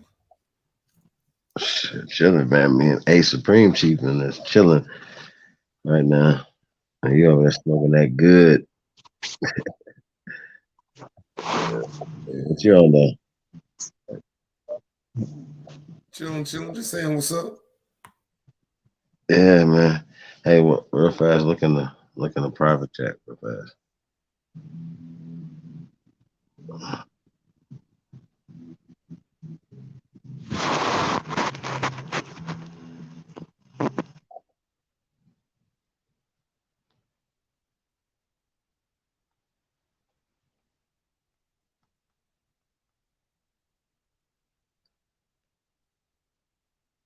Yeah. Well, that, man, what you up to though?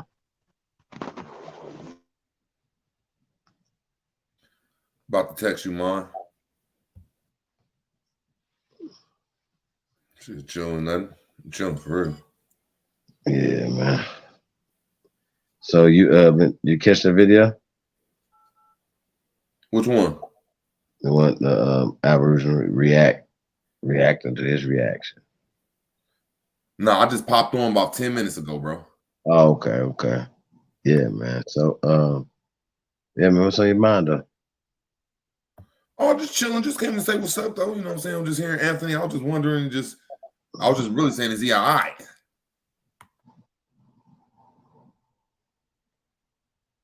Yeah, man. I think everything good, man. Hey Supreme, you good?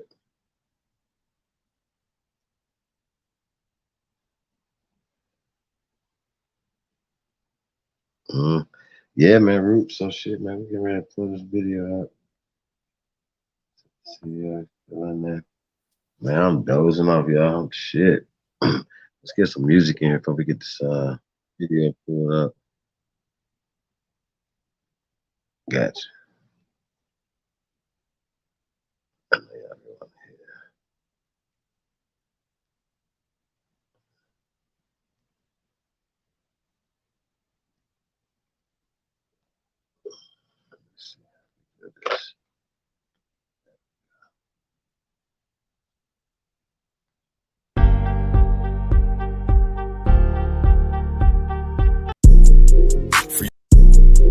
Freestyle.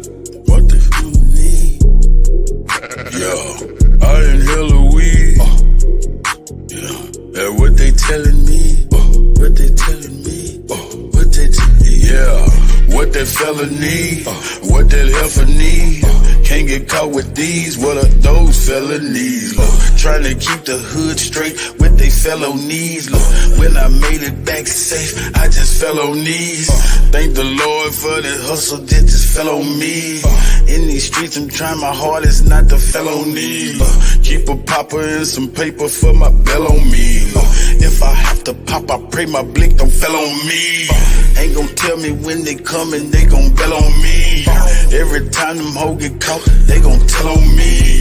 There's a lot of people out here wishing hell on me. Niggas ratting law enforcement got they trail on me. Cause they know that I got something that's for sale on me. Nothing heavy, private stock, and some mellow weed. Yeah, mellow weed. Car, mellow weed. Make you say ooh la la when you in hella weed. You can tell I keep that Zod cause the smell on me. Probably why these pretty bitches wanna smell on me.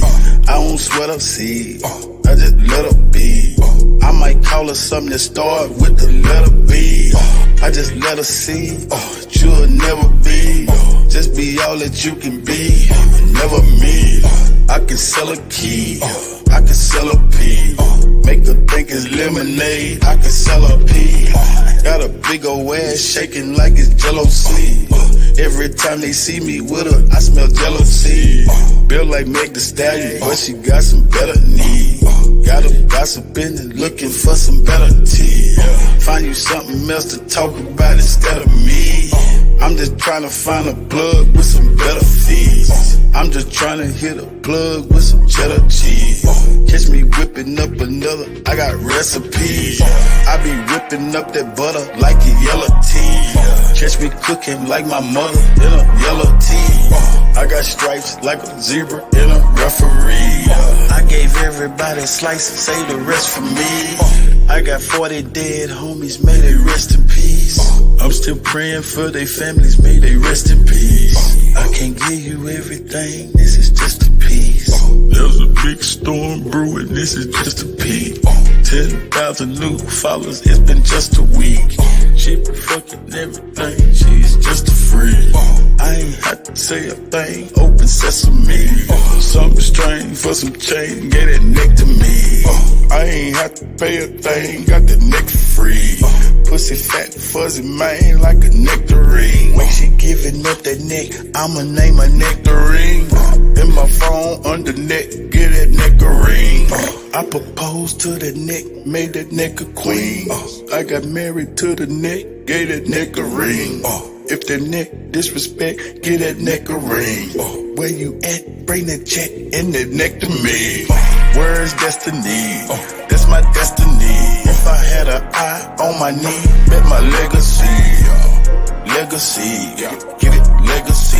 If I had an eye on my knee, bet my legacy. Legacy, yeah, legacy. Ask them what my real name, they say Lester C. Yeah, Lester C. Yeah, Lester C. Yeah, I done seen more than most, now it's Lester C.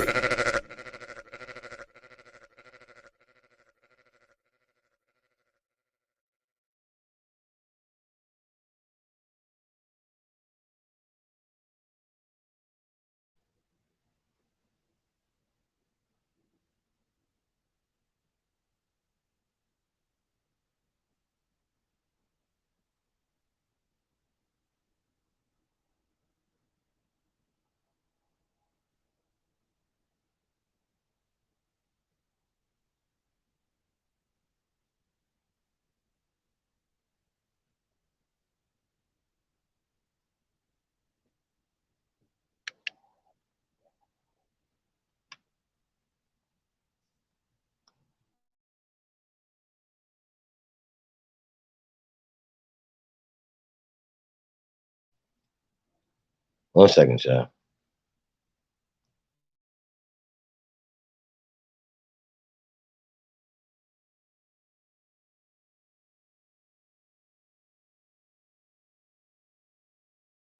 Still here. Hey man, it's Untamed at night. Let's get it. Shout out to CEO.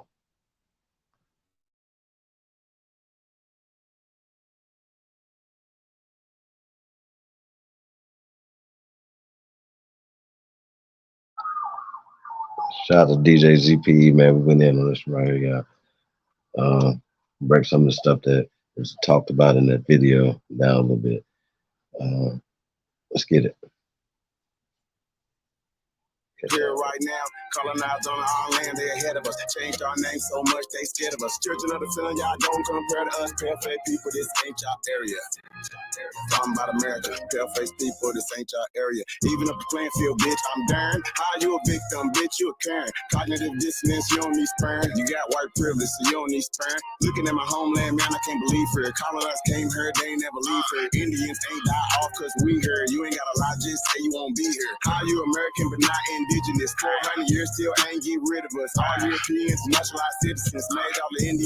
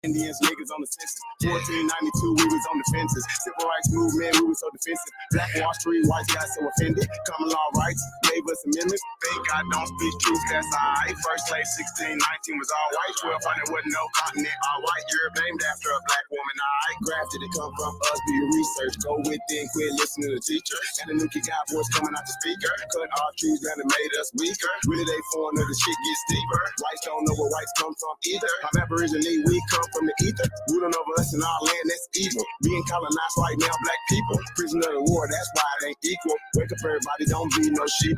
Freedom ain't free, really freedom is illegal. and we can't get mad at this. Whites act like we can't see their advantages. Privileges real, they working in management. Low down dirty, but they calling us savage. They want you to think they above us. All white people are part-time judges. I ain't no racist, but I ain't no sucker. I ain't no African, but they my brothers. Been lied to, I got built up anger. We built everything, still waiting on the savior. Don't call yourself black, please do me that favor. Black tourmaline will protect you from a hater. Listening to your oppressors is dangerous. Gave us a Bible and stole our nation. Said we couldn't read, but we didn't know the language. Kept us on paper because we didn't see the danger. American Indian, keep the religion. Skin copper color look just like a penny. Wanted our land and you called us stingy. Ain't no Democrats there together, pay attention. We got ancestors, but the papers is missing. Kings and queens, we you can't remember. Remember who you are, just like Simba. Now they got a back, you don't want that in us. George Washington is the ninth president, look it up. United States, only 10 square blocks, look it up. White people really the minorities, look it up. Courtrooms don't got authorities, look it up. You want me, say stop governing me. Gave me a straw man, it's really not me. Why you don't keep it 100 with me? Why Trayvon killers still walk around free? Made this song for the truth, don't hate it. History was told in reverse, I've stated. Reads to the press, somebody gotta say it. I'm taking out of school, that's the reason I made it. History, it's his story. History, it's his story. History, it's his story. History, it's his story. That ain't my story. History, it's his story. Probably ain't your story. History, it's his story. It's his story.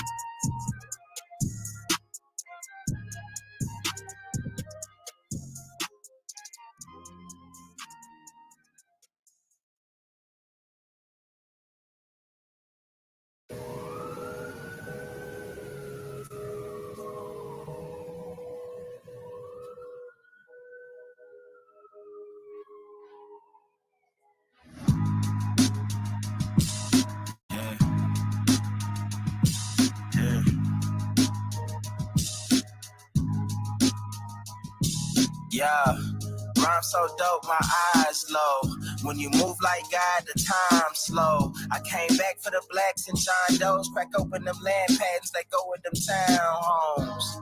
What's a native to a native? He $5 dough if he not melanated. Pale faces got you waiting on a savior. Sending prayers up, he texting back on vacation. Yeah. God's children, give all your praise to Jesus, but how God feeling? He say put no one before him in divine image. It's you with God of Christians. I got a vision, but niggas ain't gotta listen, so they don't.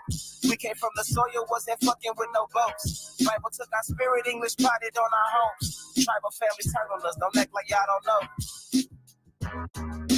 But fuck them and they grudges. We was something turned to nothing. And now we let this turn to something. Reincarnation of ancients, fresh up out the oven. This the message to the black man. This the message to the black man. This the message to the black man. This the message to the black man. Shooters on my roof, lawyers in the coop. We can never die, bitch, we bulletproof. This the message to the black man. This the message to the black man. Say you wasn't slaves, you was prisoners of war. You stop wasting your time, these other bitches ain't important.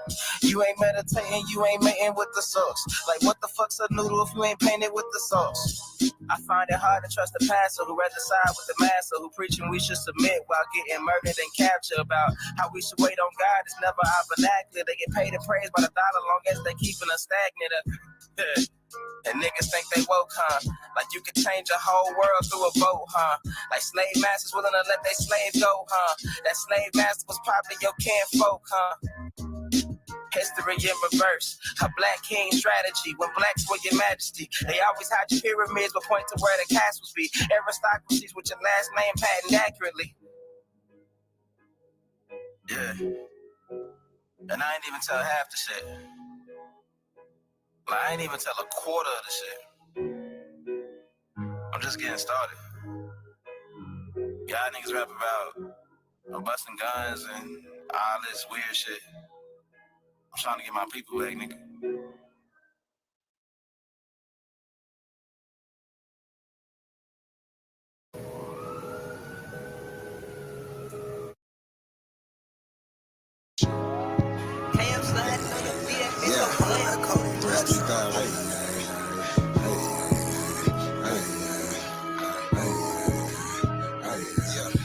Enemy of my tribe, I mind, so what's happening?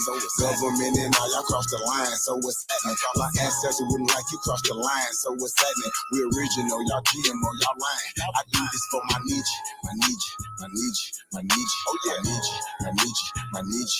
I do this for my niche, my niche, my niche, my niche, my niche, my niche, my niche.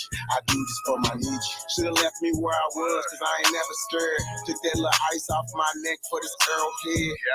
My nation, my niche, someone thorough said. Real Americans, still pure blood, we thoroughbred.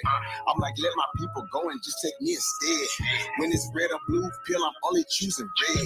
I'ma always choose my people, you can keep that bread. Our government owe $1 trillion, you can keep that bread. If it's one thing Jim Crow is showing me, I don't want no white folks ruling over me. I don't want no politicians ruling over me. I don't want no po-po ruling over me.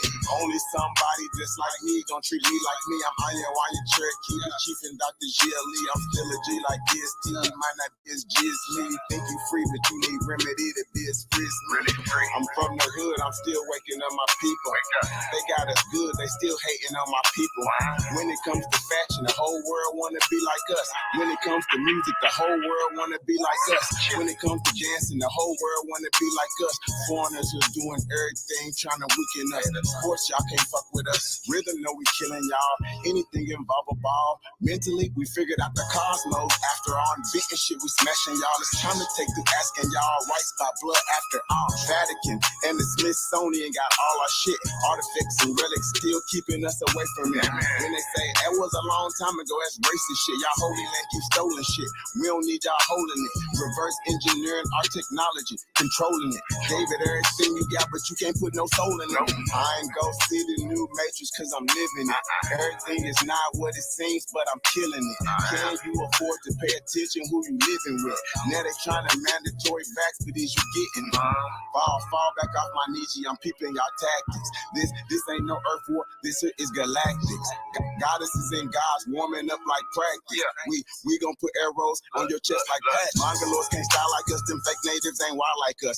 They ain't got a soul, destiny as a child like us. Nobody power like us, nobody peace pipe like us. Boxing, y'all can't fight like us. Nobody lost they right like us. Wake them up, I'm in the way. Say too much, I'm in the way. They trying to kill us anyway, so listen what I'm finna say. Everybody, our kids, we raised y'all anyway. What that sentence finna say.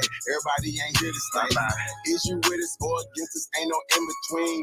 I'm a non-ether being, not a human being. Fucking 1492, but all my allies what it do. Renegade got clipped for days. Be careful, I advise you to. Yeah, my tribe of opera mind, so what's happening? Government and all y'all cross the line, so what's happening? My ancestors wouldn't like you cross the line, so what's happening? We original, y'all GMO, y'all lying. I do this for my niche, my niche, my niche, my niche. Oh yeah, niche, my niche, my niche. I do this for my niche, my niche, my niche, my niche, my niche, my niche, my niche. I do this for my niche.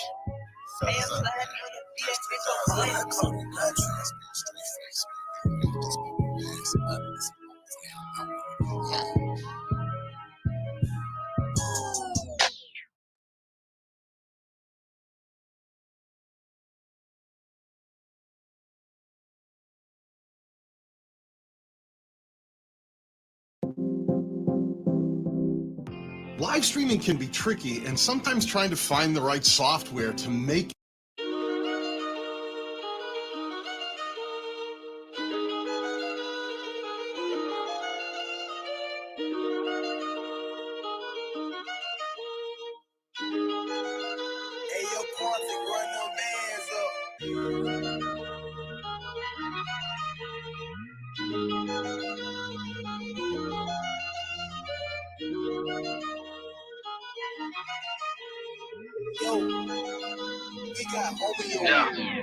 Nigga flow so sick, hit rewind. Little bit, cause my phone hit decline. Nigga want me to phone, but tell him keep trying. Been ballin' on niggas out of retire.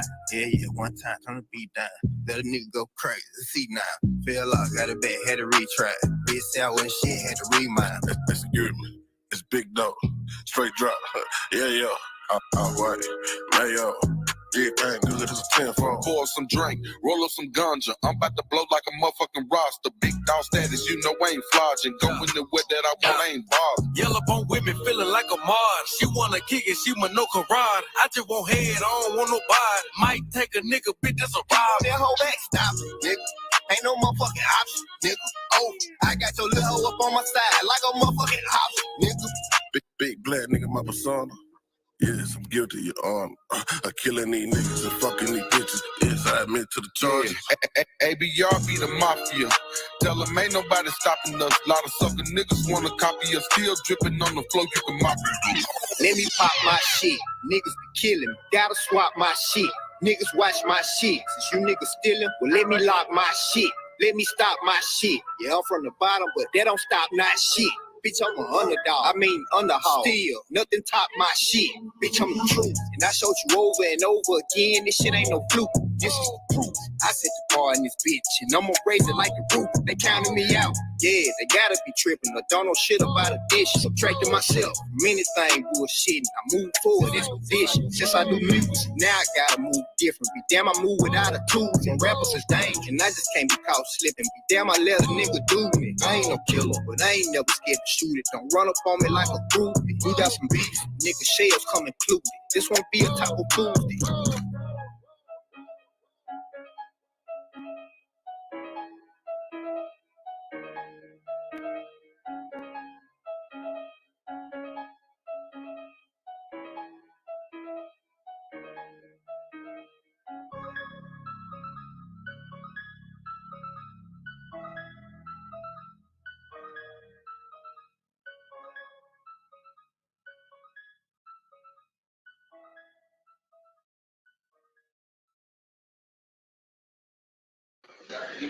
Peace, peace, peace. Peace and paradise to all American Aborigines.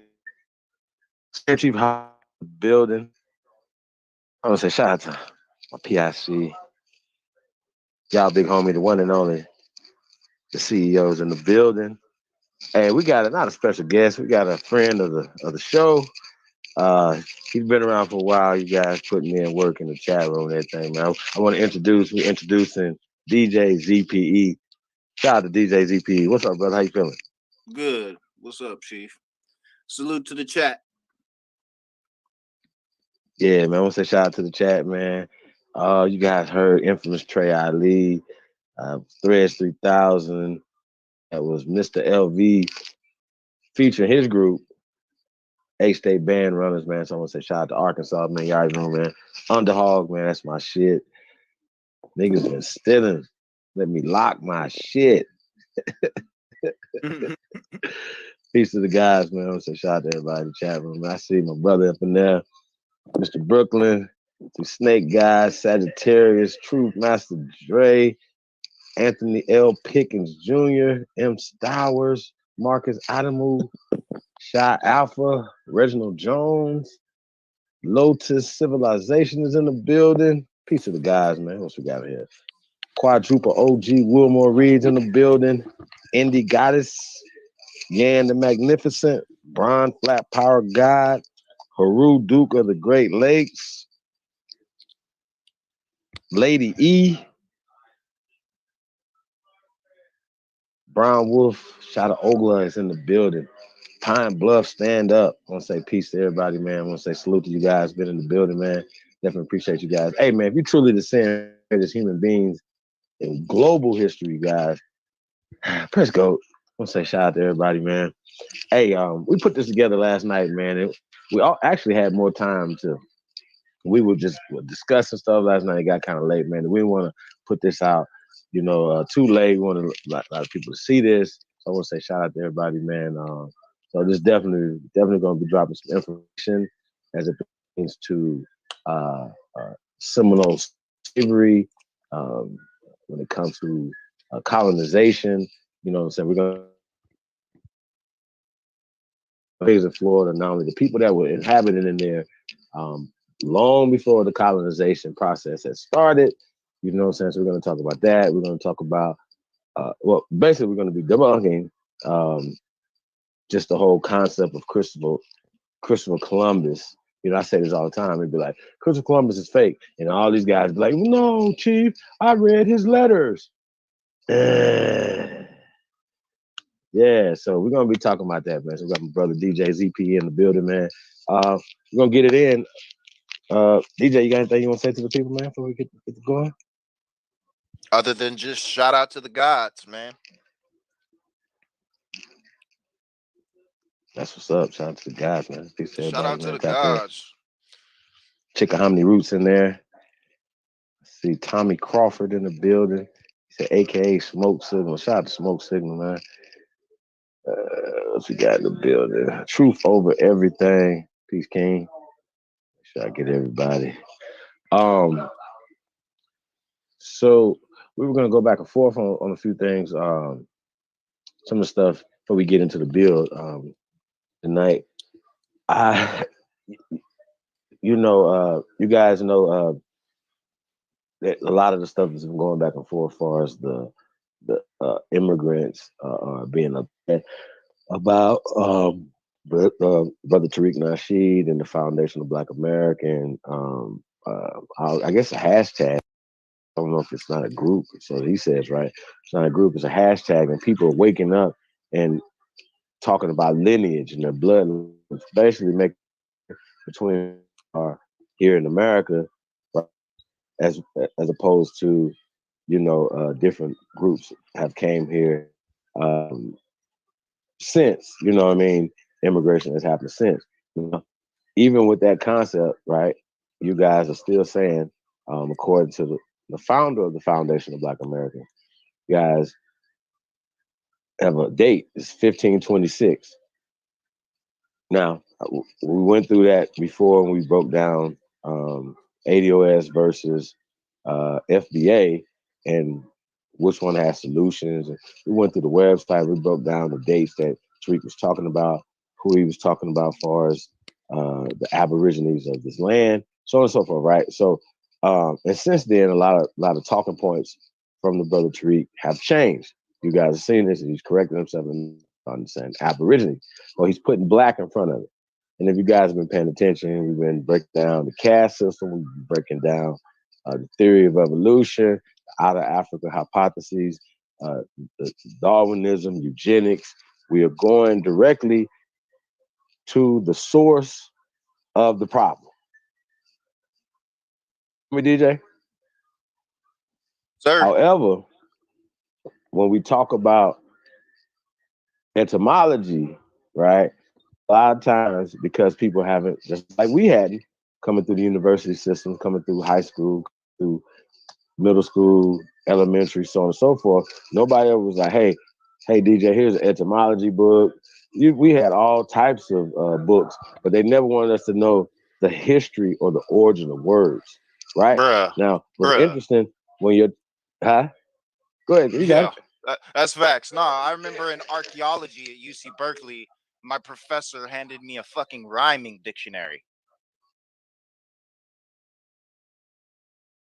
A rhyming dictionary. Like, not a dictionary, not an etymology dictionary, a fucking rhyming dictionary. Terrible. Like, I was like, nigga, I'm in archaeology, not fucking poetry. The fuck? This isn't creative writing. Well, technically, it is. Technically, for them, but I didn't know it. Technically, it's poetry. It's technically poetry. It's technically mythology, you guys. And I know it's gonna get crazy, y'all. Y'all gotta follow us because we can't talk about Maroons and Cimarroons to Seminoles, right?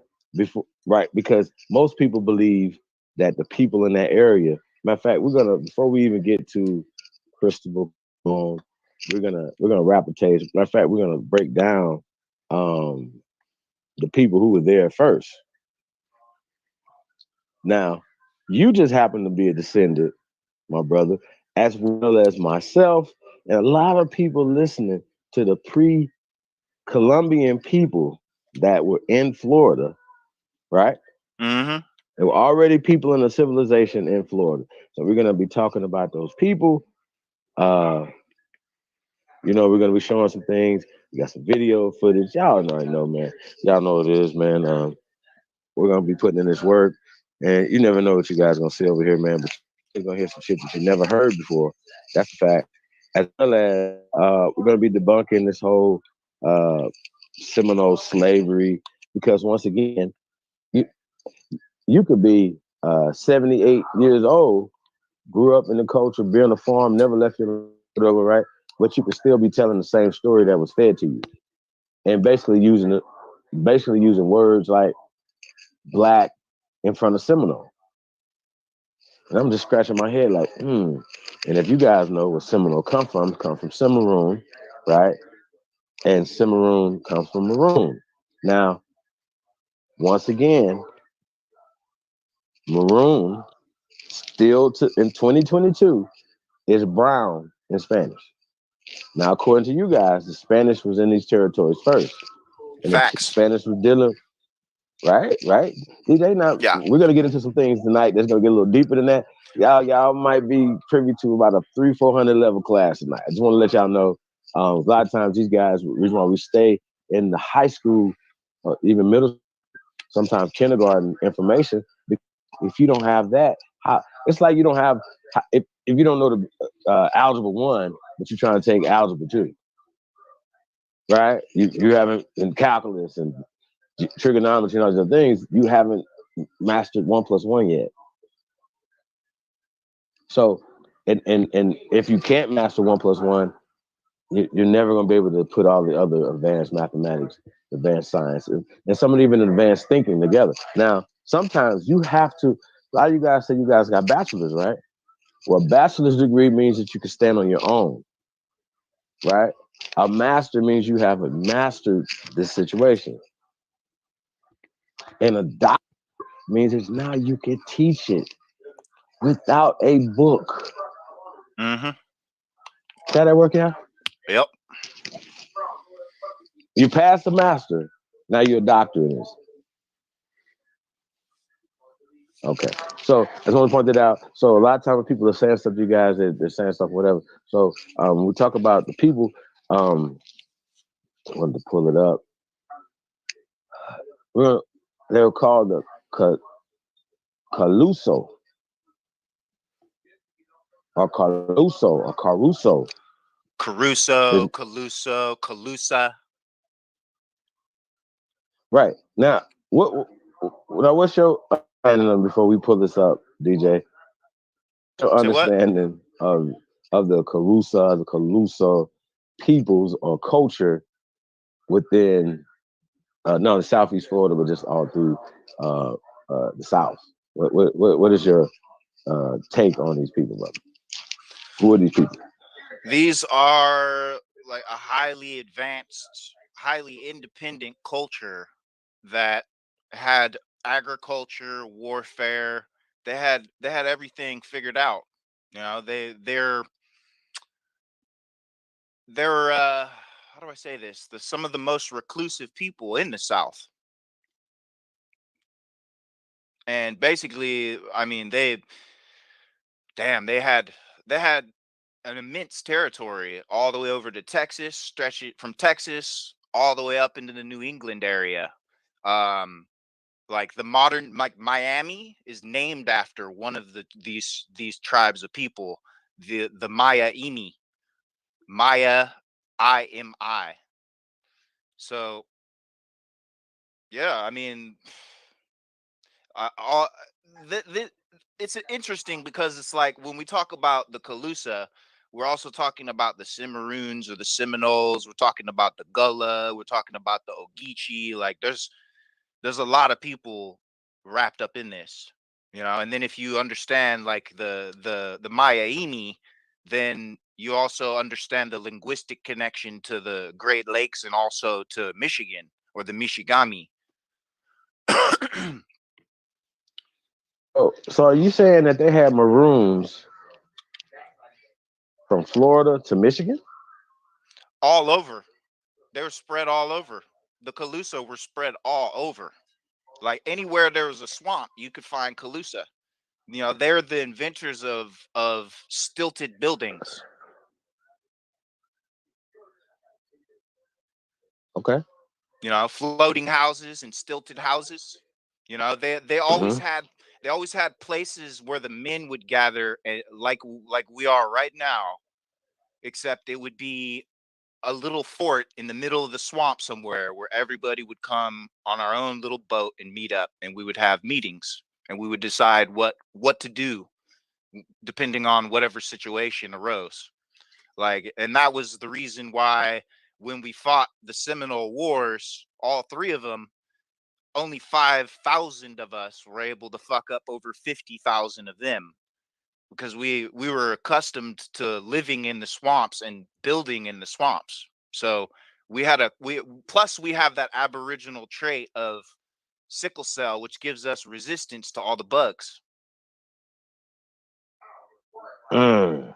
So you know, plus we got to remember too, vermilion comes from these areas.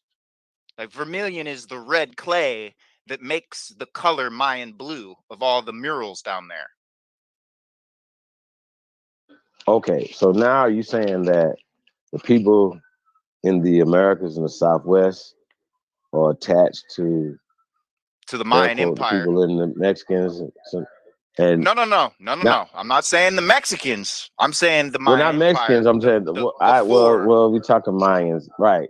Pre-Mexican, pre-Mayan. Okay, so when they went back down into Mexico, they were already running or going to their own people with linguistics ties and okay, exactly. as well as cultural ties from only the Mayan blue, the and that's how a skeletal. lot of Hispanics were able to come up here and take our place, because there was already an established connection. Then these white folk used the Spaniards that they let come up as a platform to spring off of their back and create all these civilized fake tribes. Okay. Then they kicked them out. Now, what do you have to say to people that say black? What the hell is going on? Say what is happening? A black Seminole. Like Black Seminole? Someone says Black Seminole to me, you might as well be saying like ninja assassin or killer warrior. The fuck you talking about? The fuck? How you gonna use two descriptive terms back to back? The fuck? It's like talking about the same thing. Saying blue star. It's like you're saying the same shit, nigga. What the fuck? Like, and first off, and secondly, you're using two different descriptive terms. Like, you're using black, which denotes pale, unfortunate whites or wicts, WIGHT, for poor unfortunate souls. You're confusing black with red or brown, which is completely different. You get what I'm saying? Because with their four-tier caste system, technically in the beginning, black would have been on top. Then you would have had brown, right? You know, lighter brown. So the caste system would go in reverse originally.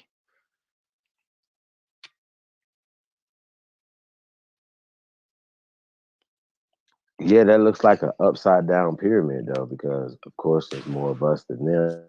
Exactly. And they have flipped the whole paradigm upside down. I don't think literally. You know, right. So with that being said, though, right, about these concepts, right? You guys are gonna see and hear some stuff. You know, even when we're reading some of these books and some of these things, we have to. What do you say today? Read between the lines. You always have to not only read between the lines, but have discernment about what you're reading. If you don't know etymology and the origin of the book, especially when you're reading about history, you're lost, because now they can say, "Oh, well," and we go through this all the time, but this just from this perspective, right? They could call somebody an African American in 1775, 1875, and they just now changed the whole trajectory of who that person was. They made him an immigrant. They took power from him by calling him an African American, when in fact he's an American in 1775.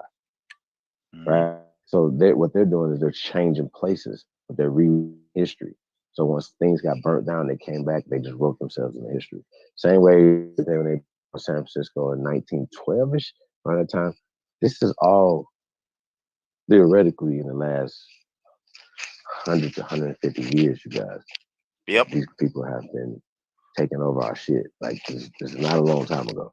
Or It really. systematically, with the help of niggas here Yep. who've been spying and been working for them for a long time. They call them loyalists. But these same people and these systems are running our country as we speak, running our government, not running us. And so when we hear people say, well, what do you guys have? Well, once again, it's a matter of time before the people wake up. All the people wake up. Because you see these people that are running the world now, they could theoretically, cause whole nuclear fallouts and nuclear wars and all those other things. Therefore, according to them, I think that this is all 1984, and I think that they are playing us to keep us all in fear all the time, to keep their power structure going. You know what I'm saying? That's what I believe. Yes, sir. I don't believe that any of this stuff is happening. Yeah, I don't believe it. Yeah. We need more people. I don't think, and I don't believe. I know. That's facts. That's truth. Yeah. It's irrefutable. Yeah. I don't believe it. None of this stuff is happening right now. It's called theater. You know what I'm saying? And that's just what it is, man. I see Legend of Political Nada theater. Charlie in the building. That's right. Nikki, Nakia's in the building. Peace Empress. Learning and building. Peace King. See, young guy.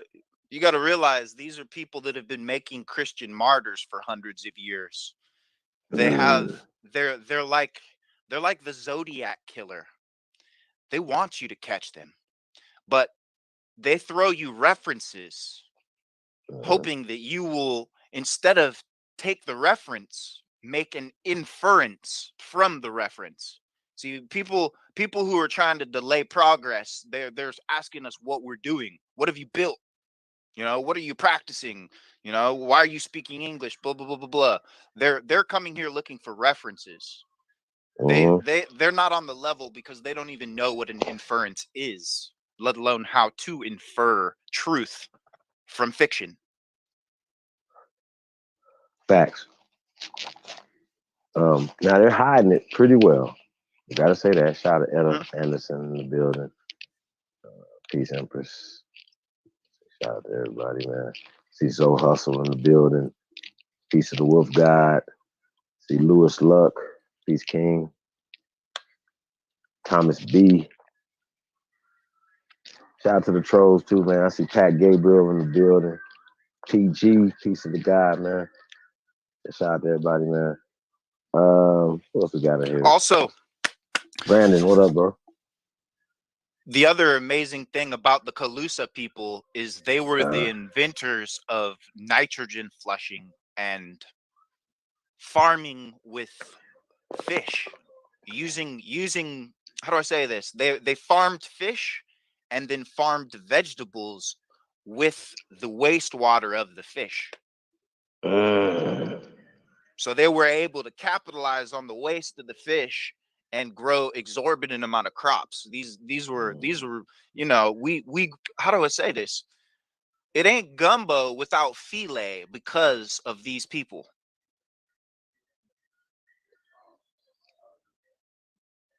Like as far back as I can go, there's the earliest reference of anyone eating filet as a culture is the Calusa people, and those sources have been erased now. Well, they say that they're extinct, right? Mm-hmm. As of 1875, right? But how are they extinct? 1875? If we're talking right now, they're not extinct. Well, once again, pen is way mightier than the sword, you guys. So if I could reclassify you, if you don't go to Oklahoma, you don't move around, you don't do certain things, you stay there, we're going to start classifying you as Negroes, colored, so on and so forth, right? Just like they moved the state lines, just like our grandparents went to sleep in Florida and woke up in Virginia, woke up in Kentucky, woke up in a different fucking state because they changed the state lines while we were sleeping. Didn't even inform us that they had changed the state lines. Right. Now, when we talk about the slavery thing, now we rapping right now. We talking. And we're gonna pull some stuff up and show you guys. I know once again, you guys don't want to believe us. You guys we have to pull up pale skin and we gotta show them. Then we gotta show you how they're using the color caste system to put themselves in social, political, economic empowerment. And continue to push the line that you're mixed with Seminole. When the whole concept of Seminole comes from maroons, brown people. Mm-hmm. But these are still, when we talk about the Gullah, we talk about the Geechee, we talk about the Tuscarora, we talk about people that or the Pequod, or all these different. You're talking about all the same people that went into Yep. other areas as refugees based off certain wars that we were having amongst each other. That these people were facilitating. Also the Powhatan Confederacy as well. Powhatan, absolutely. Yeah, the Powhatans as well. The Yamasee. Yeah, so we talking about the Yamasee and the Seminole, but ultimately goes to the Caluso people who've been there 12,000 plus years. Yeah. Years. Yep. Over twice the amount of 12,000. time that so-called white people have even existed here. Period.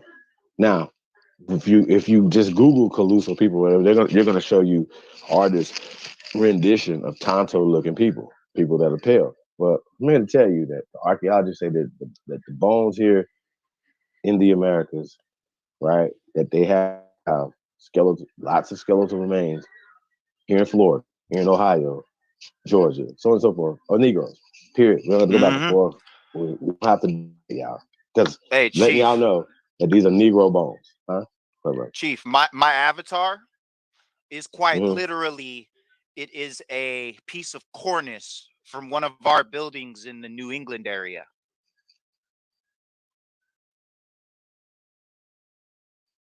Like that's the face of us. This is the same people we're talking about right now.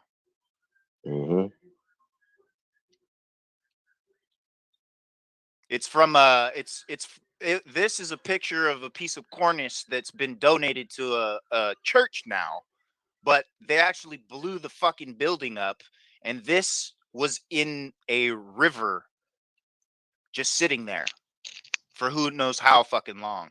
There's shit like this still out there right now. Because these people came over here dynamiting shit. That's what all these great fires were about, was them dynamiting our shit. And the chunks of the building are still around, and they replaced it with their pale new versions of shit.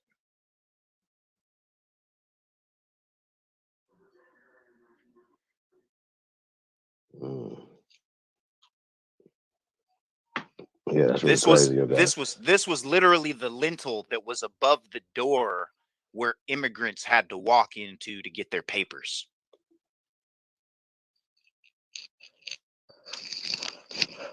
Now, I know we're skipping around a little bit, right? We're gonna get into this, right? But I need you guys to because we're gonna prove what we're saying, right? But brother, I have questions sometimes to some of these busters, right? And they never do any research, right? And they act like we ask questions that we don't know the answers to, because we don't, right? So when I ask the question, if this guy named Christopher Colombo or Cologne, Cristobal Colon, any of these concepts that you guys think about, right? If you think of it, this concept, this actually happened, right? What language would he have spoken? Because he wouldn't call himself Christopher. Let's just be clear. That's modern English, okay? So I'm asking DJ ZPE, what language, if this guy would have existed, would he have been speaking in 1492, brother? He would have been speaking. Oh, what is it called? La Huil. It's like the earliest language. The earliest Indo. Here, the earliest Indo-European language is called de Huil. It's spelled D-oil. It's a dialect continuum that includes Standard French and its closest autochthonous relatives historically spoken in the northern half of France, southern Belgium, and the Channel Islands.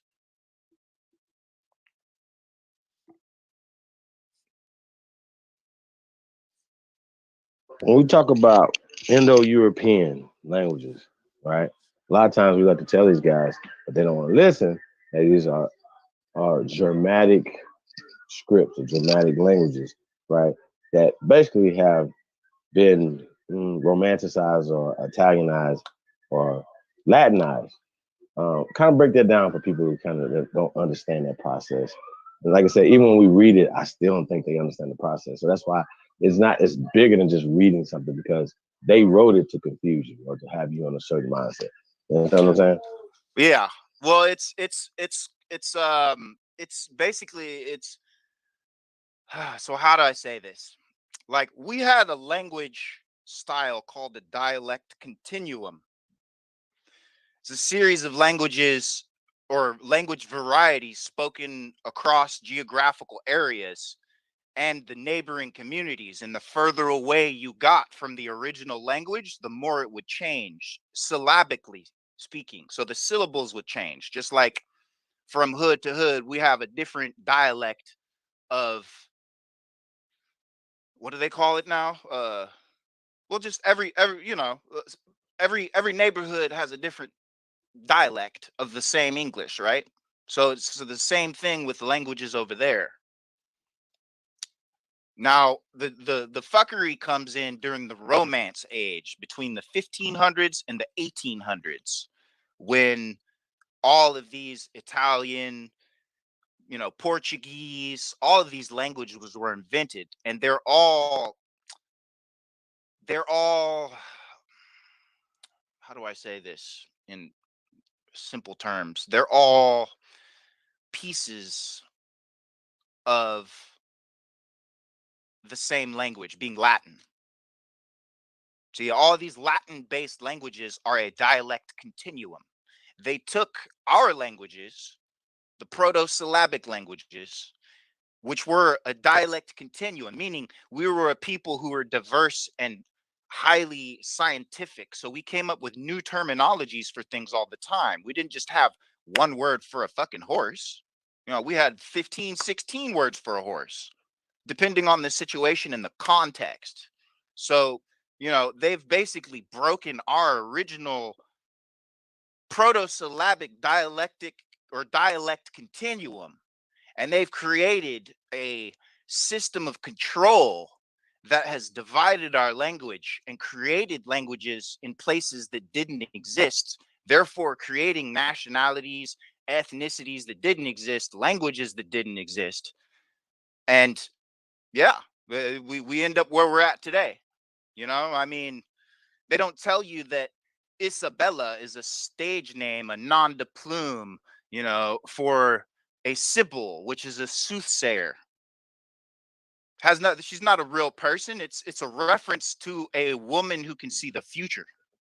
So what about this King and Queen Isabella? What's all that going on? Right? So Isabella is a soothsayer, or a woman who can predict the future, who, if you look at history and you look at all of the rulers that have taken over our shit, they always have a Sibyl. They always married to a Sibyl. They always have that female soothsayer.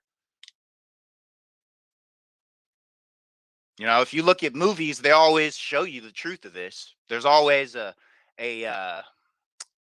mixed woman who can predict the future. This is a Sibyl. Sibyl, I mean, there's even reference of a queen of Israel named Sibella. Sibyl Ella. Ella is a Slavic name, so we already automatically know it's one of the what is it, the fifth or sixth most common name in Slavic. So we know that Sibella is a Sephardic Slav.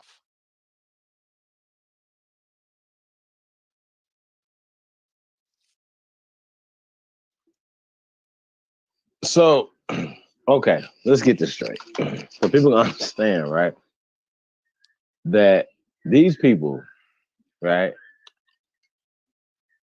rewrote history and they basically did it by translating. Yep, they translated our languages. Then they invented. Basically. This is what all these churches were, and this is probably why our ancestors, who were the real Danes, were attacking all these fucking churches. Is because they were taking our shit and they were translating and changing history, literally writing their asses back into events that didn't take place and writing themselves into royal families that they were taking out through the creation of martyrdom. You understand what I'm saying? They're making religious martyrs of people, and they show you this by having the 7-pointed star in the artwork of all of their martyrs. That 7-pointed star is what you find in the Kabbalah. So they betray themselves. They want you to find out who they are. Like, these are some sick people. They're a very sick minority, and they want you to find them. Ego is a hell of a drug, man. Okay, so the reason why this is important, you guys, that we're going prior, like, because when we're saying that, okay, 1492, early 1500s, when these people supposedly came into the Americas, right? That's in a span of time, especially to the Caluso culture, the Caluso people, right? Or the Carlos. Right, yep. We're gonna get to that. And the Carusos. Or the Charlotte, yeah. Yep. Right. As well as once again, it's older, right?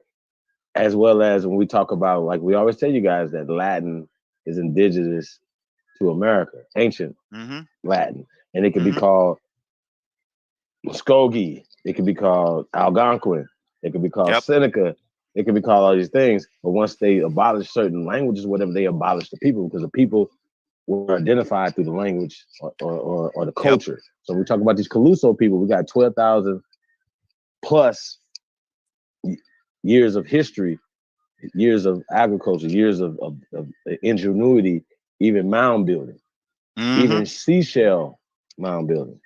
Once and again, as we well talk about as building on the water. Like, who built Venice? Who built those aqueducts in Italy? They didn't have them back in the day. They didn't have them. Do you know what I'm saying? Because I can. Where they get the technology from? Because if it's not in North Africa, right? Who came and gave the information? Who gave the so they're telling it as if the knowledge, yeah, they telling it as if it came from somewhere else where it didn't come from. And the reason why we know it didn't come from it because they didn't build anything there. When we think about Morocco, Tunisia, stuff like that, whatever, just let us know what was built there. You see what I'm saying? And like, when? Like, yo, point to it right there. Yeah, when was this built, and when did the language script get there? If that is that original? Because I even look at it from this perspective, right? They're talking about the Moors went into Spain in 711. Well, Spain didn't exist in 711, number one, but Moor didn't exist in 711. The descriptive term of Moor didn't exist in 711, right? So we got to talk about, well, who were these people? What were their names? Were they tribes? And you start, okay, what was the issue? Now, it was already in 711, in 611, 710, it was already copper-colored Negroes already in what is called Spain. Don't fuck with me. Don't go back and forth. I'm not about to do none of that with y'all, man. I'm not doing that. Spain is literally still today 9 miles from Africa. So what are y'all talking about? These are the same people. What the escargans? Is it escargans? Escargans. I'm saying that wrong, y'all. The Escar, the car people. The Escaroras, yeah. And as well as the cars in Europe, the vulgar Latin speaking cars and the vans. Right. But go on. Right. Well, Gala. when we talk about this Indo-Europe, when we talk about their native people, the Guala, right? But once again, did they come there? But over there, they call them the Gaul A. There's an A on the end of Gaul, like the Kingdom of Gaul, and then there's an A. See, we call them the Gual, but they call it Gala. It's the same fucking thing. The A would be silent. So, once again, they didn't bring the Portuguese language here. It was created here. It was created here.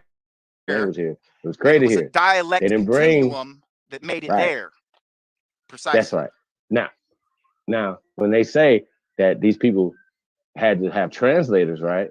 Well, the translator would had to have spoken some type of Latin or some type of Arabic or some type of Hebrewic script that once again comes from America. That's ancient in America. Now I understand you guys want to believe that it comes from the Zionists. You want to believe that it comes from Sumer. You want to believe it comes from there, right? But guess what? That's 5,500 years ago.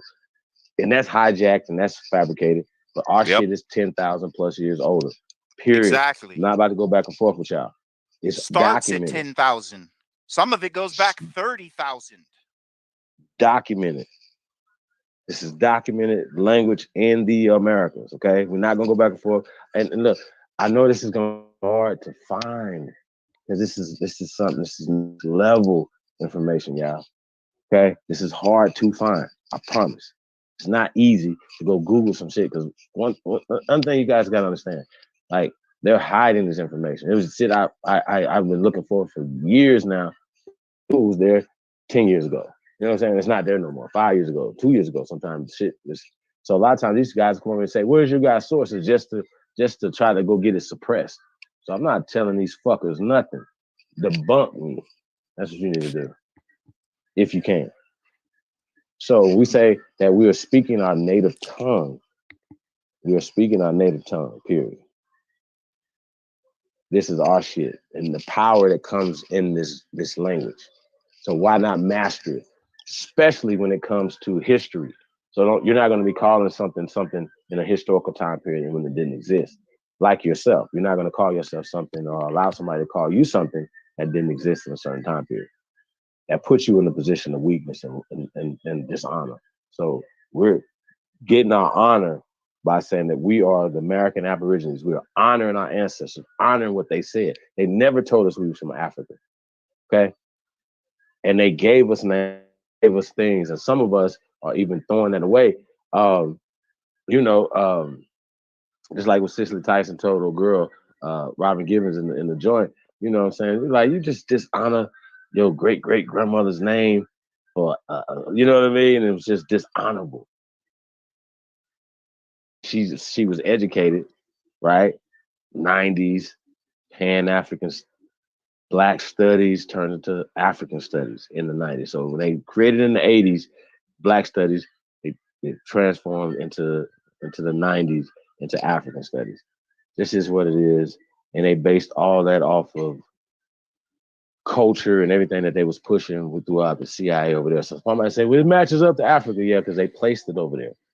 And they've been placing it over in Africa since like the 1940s, according to them, according to Freedom of Information Act, not according to Chief Holiday, as well as according to Chief Holiday, according to the United States government, they have close to $100 billion annually budget called the Black Program, for the Black Program. Now, you guys got to figure out who's part of the Black Program. Okay? Who's pushing a Black agenda? Because if you're pushing a Black agenda, you're definitely holding a white or waste agenda up, a degenerate system up. You're honoring that system, right? And what we're here to do is destroy this whole fucking system, destroy their whole concept. Once again, they'll look at the data and say, "Oh, this is a piece of wood. This is the last slave ship." You know what I mean? And then people will sit around and say, "They found a slave ship in Alabama." You found one slave ship in Alabama that you have not done no research on. How big it was, how many people it can hold, none of that. You just ran with that. And once again, that's a problem because we only run with 3/5 human beings. We only run with the narrative that they're painting for us. Oh, slavery was for everybody. Well, your family members were classified as slaves. Apprenticeship is classified as slaves. Pale people are slaves, period. Sorry. And they do have a dog in a fight when it comes to reparations for slavery. Shout out to Mama Bear in the building. I see my brother Jaguar Olmec up in there. I see Shannon Porter in the building. Ties. Peace to the guys, man. Thank you guys for tapping in. Really appreciate it. Make sure I don't miss nobody. Yeah. I'll make sure to gonna pull some stuff up in a minute, you guys. Just wanted to have PG. What up, though?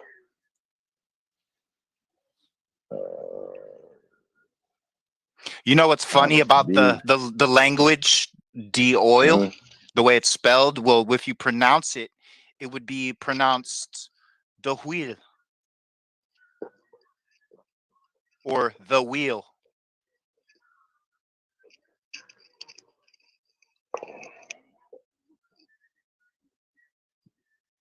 Oil is Now this is wheel.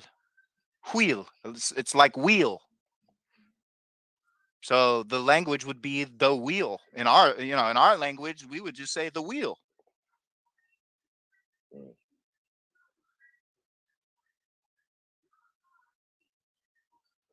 Sure, got everybody here, man. So Nisha F is in the building. Peace, Empress. Thank you guys for tapping in. Oh yeah.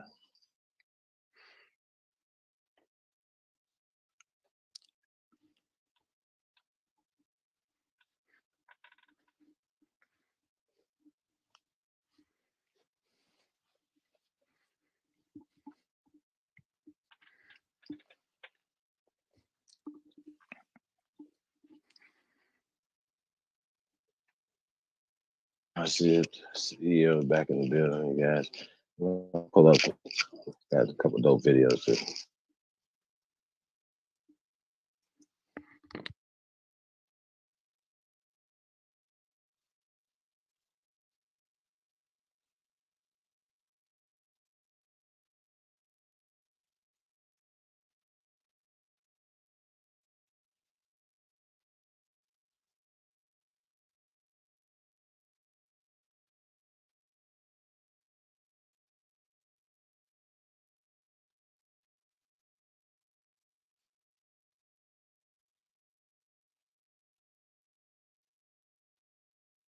Good, DJ, you got the floor. Right on. So that language that I was talking about, the wheel or wheel, Huille. The etymology of it is a late 12th century olive oil from Anglo-French and Old North French huile, Old French oil. It's very interesting. It's another way of saying olive.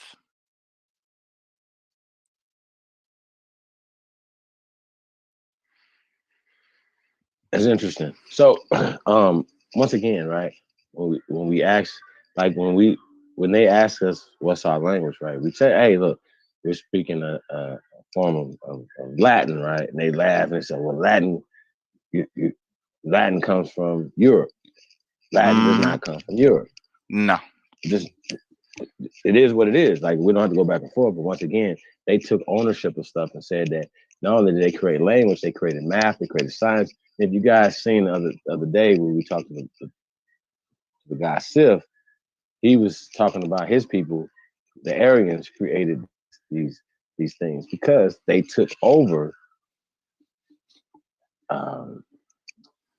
certain things so they could rewrite history and Germanize them. Yeah, you understand what I'm saying, bro? Yeah, so but they can say, not, well, they're the Phoenicians and all this other shit, and say, oh, Hannibal was a Phoenician and Carthaginians, and nobody was over there was calling themselves no Phoenicians, no Carthaginians, or nothing. But now that they're taking ownership of culture, of math, science, of things that those people didn't even create, but they were using at a certain time period. You get what I'm saying, bro? Go ahead. Those are all languages. They're claiming languages. Absolutely. They're claiming to be a people when all that is a language. Same as with this fucking Italian shit and Portuguese and Spanish and French. You know, like we just learned the original fucking language, and so the language, the choice of word they chose for the language, it tells you that this is a continuum of the same language that started in France with olive oil and traveled to the Mediterranean and across the Mediterranean into Asia. Minor than major, naturally. You see what I'm saying? Like, hey. Yeah. So you know Yeah, it's gonna get interesting, yeah. they've been stealing a lot of shit, and they are not Right. fucking smart. They really are not smart. Not at all. Hey man, you guys do us a favor, man. Like, share, subscribe. Um, You know, we because definitely it's appreciate like all the love and support. For real, for real. it's like if you really look into the etymology of the Gual people, Uh-huh. like it's literally a Middle French word, and it derives from an old French word. Like it's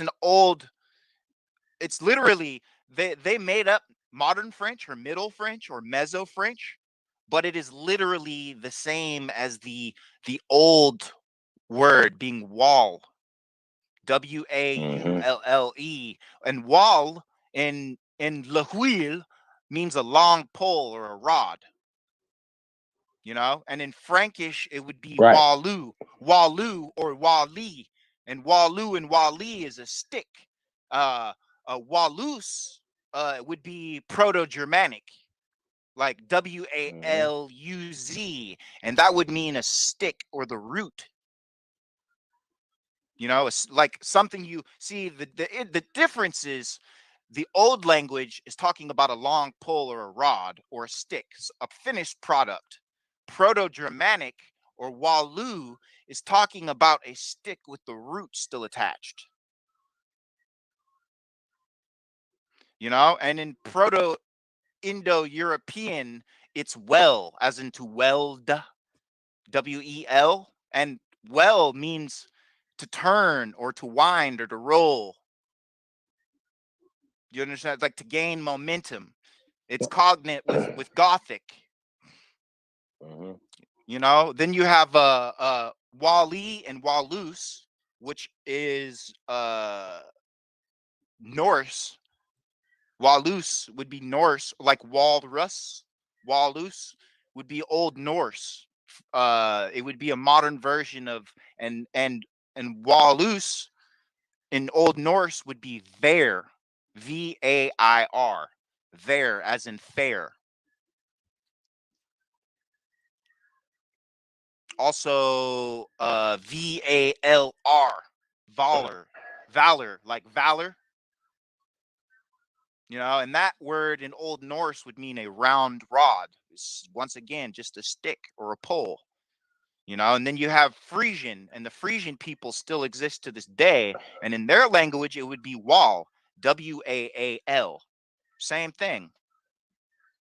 See, but then you have the modern English being Walu, and it's the same as the original Frankish. But Walu in Old English means a ridge or a bank or, you know, like the edge of something, or it means the mark of a blow, you know, like a scar.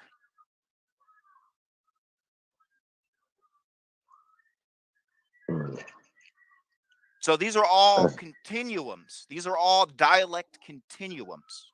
They start in with the old languages and continue into the modern pseudo people.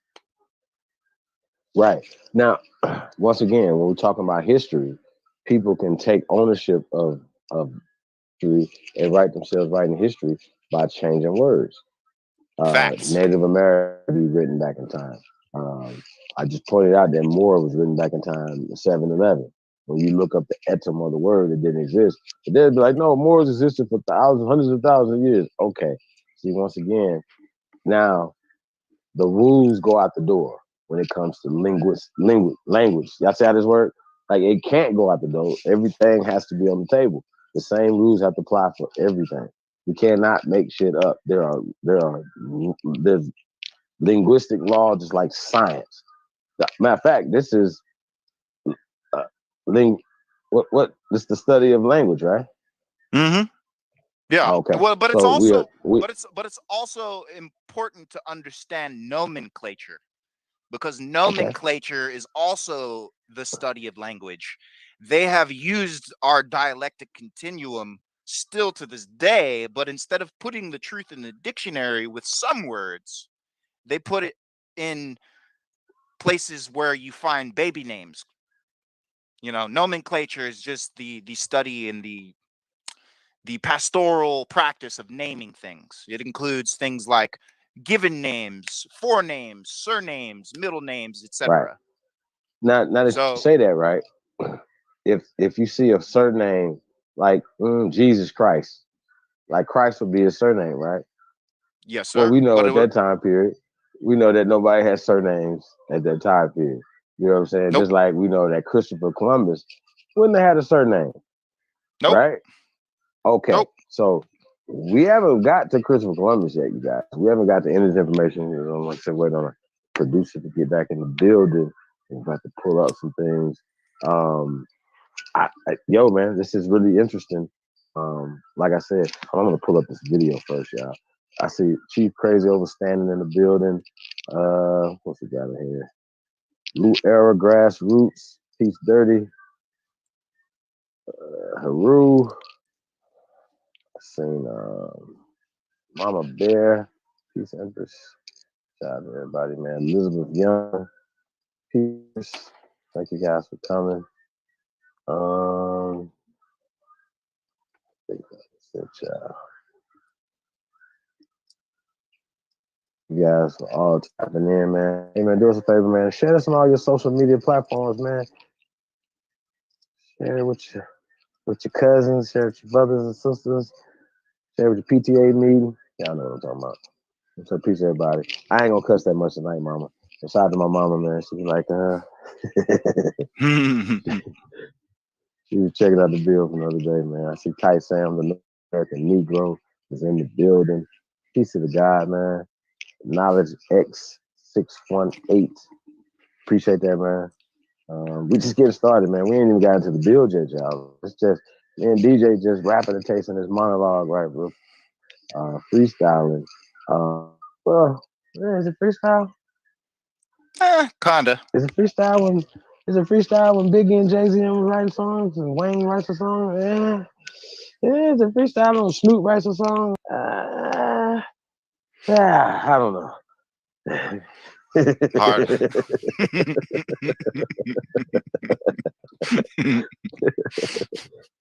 Shit. Yeah, I'm saying? Hey, Just signs Pax that you know what you're doing, Omnibus. man. Pax Omnibus to the It's chat. called muscle memory. Yep. Yeah, Pax Omnibus to the chat. It means peace to all or peace to the people. That's what's up. So, get this video up for you guys, man. It's really interesting. Hold on 1 second.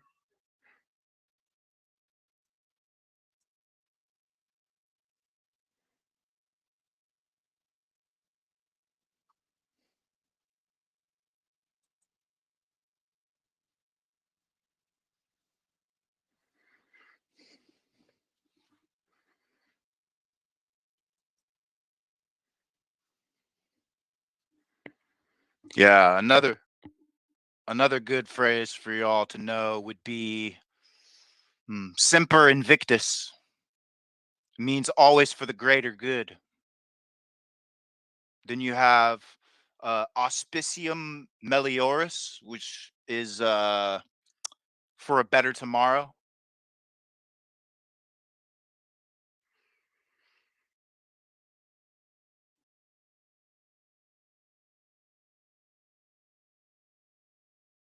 I suppose my favorite would be what would be my favorite Latin quote or saying?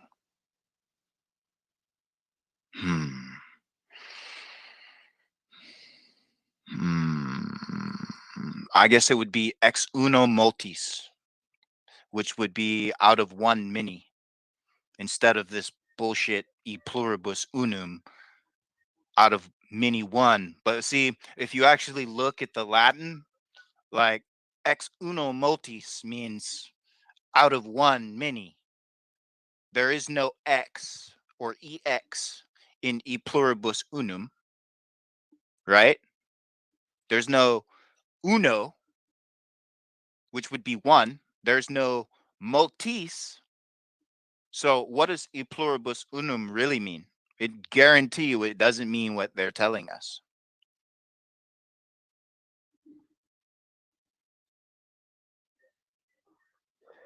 You know they wouldn't do that. No. Why would they tell us the truth? Why on earth would they tell us the truth?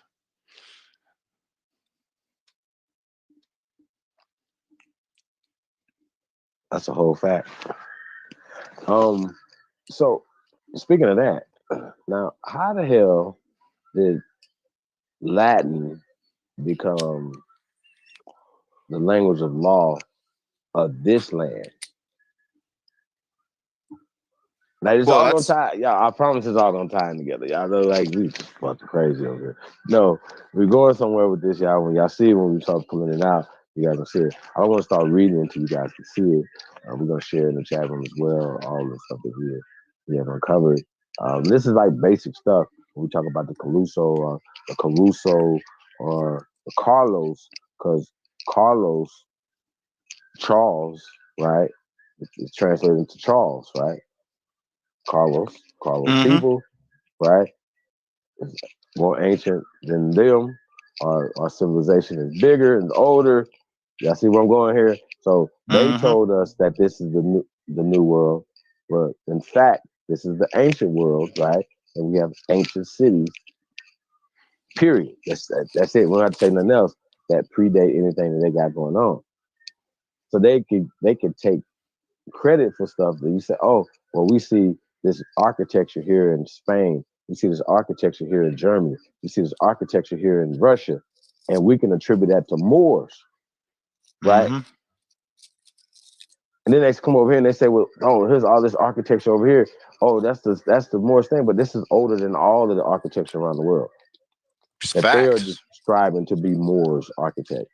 You understand what I'm saying? This is how they're Yep. beating us. This is how they're kicking our drawers off our ass right here. Because they're beating you psychologically, going and coming with these words. Trust me, going and coming. They even tell you to look it up, and then be like, "Yeah, right there. See, it says it right there. We got you right there. See, we wrote it down for you right here. It says that we supposed to own you. You supposed to believe what we say. It's like this because we're white and we said so. See what I'm saying? Mm-hmm. And not even white that we said so. We have the authority because we put it in the book, and you guys give us authority, right? Mm-hmm. Here's the King James version. When okay, well, what did they translate? What did they leave out? What did they do? And for this book to be the law, you understand? Same thing. What did they leave out? What did they translate from the Algonquin Constitution? Facts. Because that's where What did they Sumer take out? comes from. Yeah. You know, because What the did they take out? Sumerian people, that's really the Algonquin people. That has nothing to fucking do with no Slavic Jews. Now, how do you? The reason why he knows this guy is because once again, when we said is our culture is older here, our language scripts are older here. They have taken it a continuum, right, and changed it. Mm-hmm. That's it. They just changed it, yo. You know what I'm saying? And gave themselves ownership. Be like, this is old English. And you'd be like, well, they the English, and they got the old English. Mm-hmm. And then you realize it's not even English, it's German. Depending on who's saying it, old English could be German, or old English could be Latin. Exactly. Interchangeable depending on who's writing it. Depending And on this who's is telling you to lie at the time. Trust me. this is why niggas invented hip hop, is because we're the inventors of the dialectic continuum. That is hip hop, that is flow, that is rhythm, that is poetry, that is singing, that is art. Like that is us. Facts. No question. So this is what they're doing. They're playing us like that. Plus, I realized my archaeology teacher, that rhyming dictionary, I was too uneducated and too young, and I didn't believe in my intelligence. That was an inside joke. You think he was trying to get you to be a rapper or something? No, he was actually referencing, he was letting me know without letting me know, like, look, your people invented the continuum of language. This is why you rhyme the way you rhyme and speak the way you speak. Mm-hmm. This is why our people automatically, you know, will think of a word and we'll think of 5 more words to go with it. It's facts. Now, All when meaning we the talk same about, shit. right, anytime that's fact. So when we talk about these guys right here, talking about their language and where their language comes from, right? All these African languages were created. A lot of them, like the late 1800s going into the 1900s. Facts. I'm sorry, my bad, y'all. Mende, all this other shit, Yoruba, right? All this shit Mende is created. It's Mende new is shit. German. Yeah. You know, It's German. and you know, the guinea is a Jewish coin that was invented, and the people that were called Guineas were the original people of those regions. So, you know, when we're talking about the Gual, we're also talking about the Guinea. Like the anyone with the name Guinea or Guinea is the original people of the British and Gaul Empire. Well, not British, pre-British, Breton.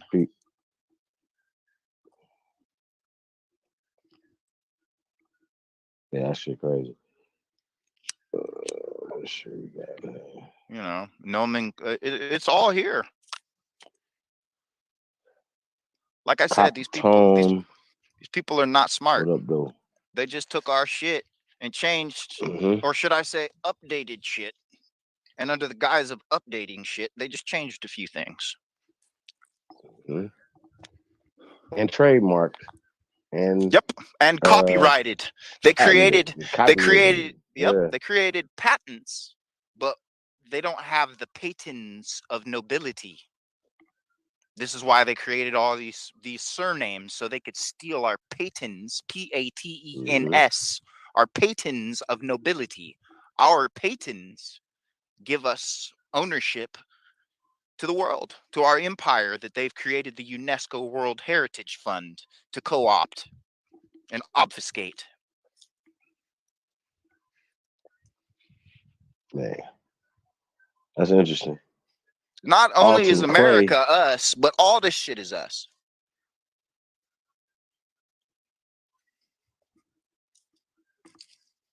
he said Guinness Stout.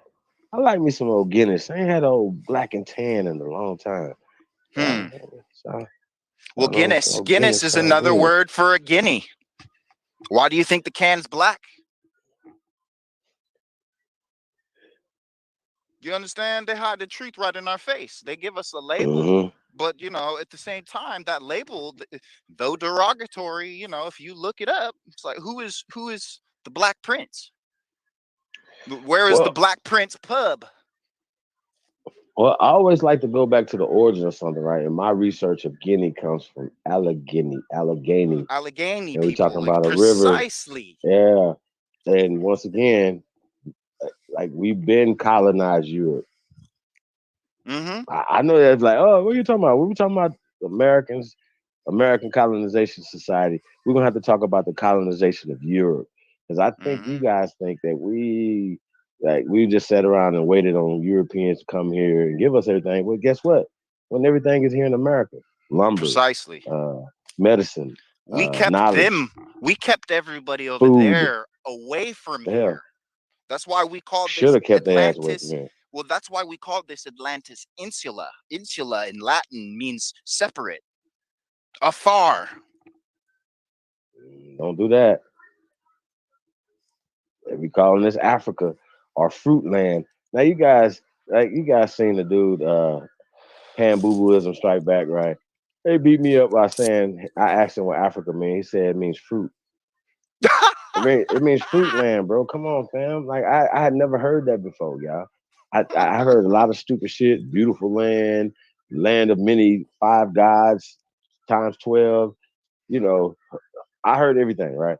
But I never heard fruit land. Fruit land, yeah. Land of the fruit, because "ka" is land. So fruit yep. Land. Yep, fruit, you know, yeah. What? Well, fruit of the loom. fruit of the loom, you know. And also, we also gotta talk about the cornucopia since we're on the topic.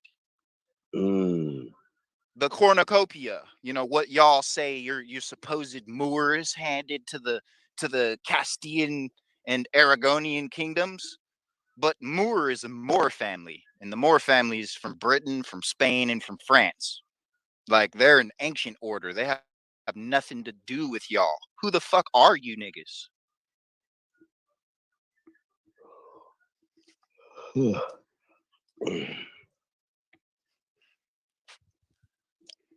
Y'all capping. You're literally capping for your enemy, and you don't even fucking know.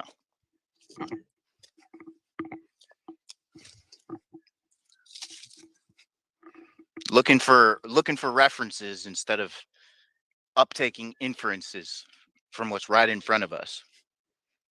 It's like, you can go on Google, and if you know how to read and use your own brain and eyeballs, they will tell you that during the Romance age, all of the European modern languages or Indo-European languages were invented. They're not Indo-Europeans. They speak Indo-European. They are Indo-Arabs, and they have stolen our shit. That's the etymology of Arab, is to rob. You know, like Rob Roy McGregor, or Mac. See, and there we go again, Mac. You know, who are the Micmac?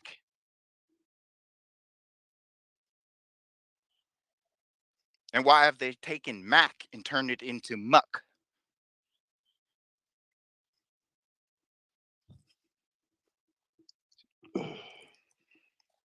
Man, sheesh. Also, the Micmac people played shiny or hockey. They played shiny stick or hockey.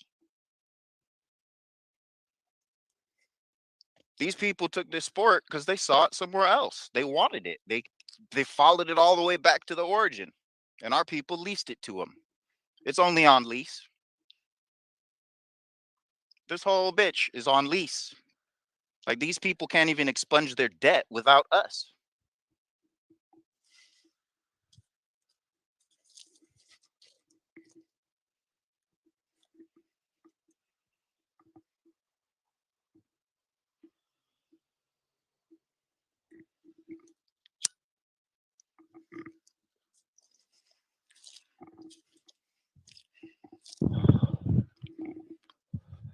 And they can't let us expatriate, because then how do they clear their debt?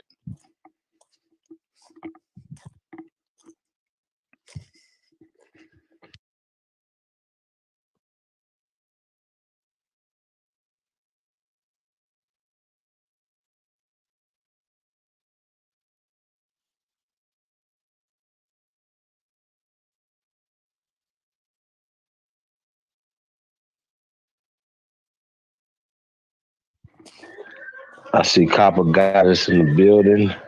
Peace, Empress. What we got in here?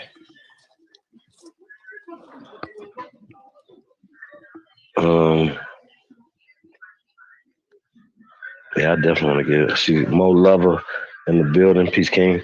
Definitely want to get into this Caluso people real fast. Oh yeah, Hold on. the cornucopia. You know, Uh-huh. I was looking into all that, and it's interesting because, like, cornus is Latin for corn, right? But corn, I mean, it's just so obvious, man. It's like, if you look into the cornucopia, then you find out about, basically, like, the cornucopia is the horn of plenty that symbolizes Thanksgiving. So they're not only celebrating our demise here, but they're celebrating our demise in Europe as well on Thanksgiving. Do you understand? It's a multi-tiered thing.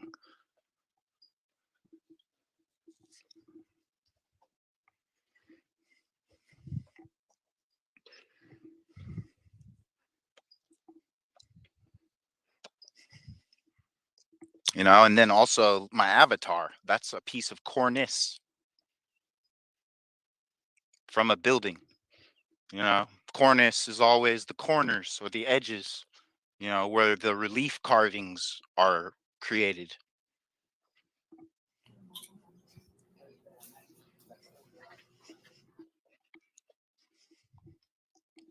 Now it's all done in plaster. Our people did it in stone without tool marks. You know, that piece of stone on my avatar is like a 1.5 tons, and it's solid alabaster. Okay. So I want to pull up the information on the Caluso people Let's get it.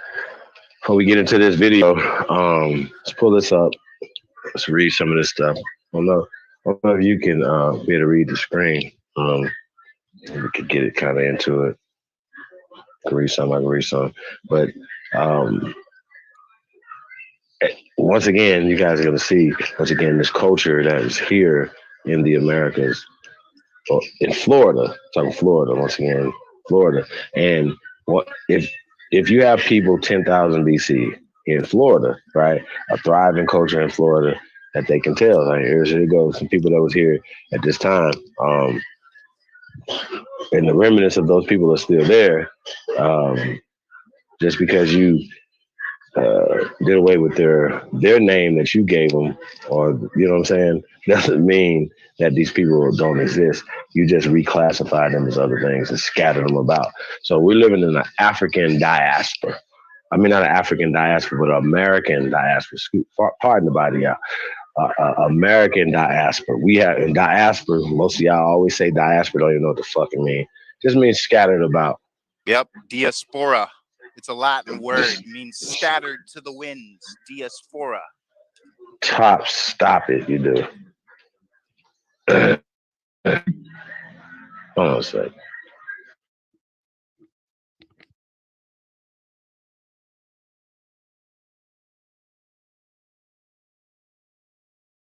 Also, it's interesting because dia is Latin for day.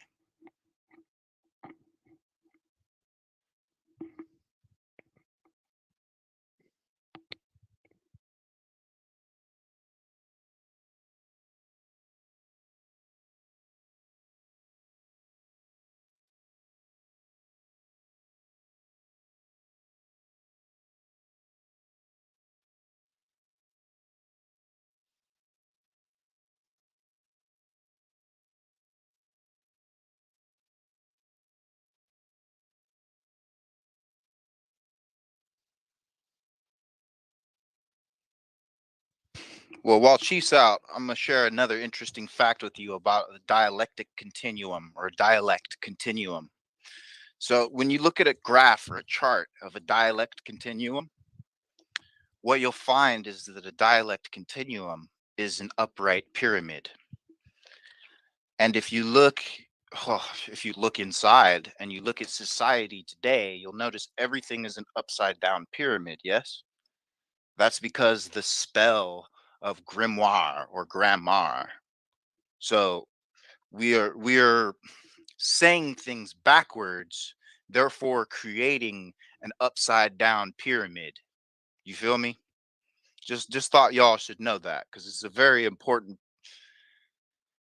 It's important. It's like the linguistic nucleus of language. Like we are the nucleus of all this. Fucking nuclear missile.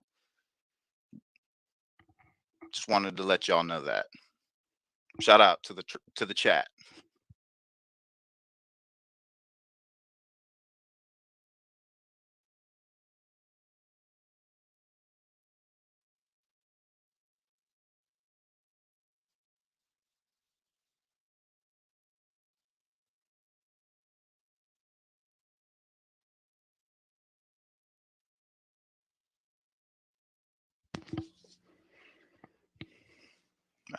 Language matters because if you look at a dialect continuum, it basically will show you how the entire concept of statehood was created based on linguistics.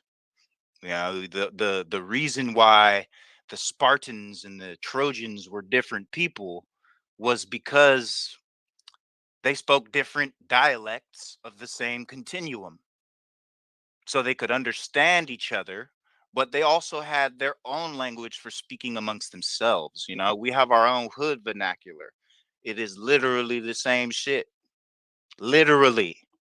You know, they think they can hide the reality, but it's right in front of our face. How do you hide what's in front of you? You know, that's why they send us to school, so they can train us to not see the obvious. You know, that's why it's called common sense. It's because every common man has access to it, and every common woman has access to it.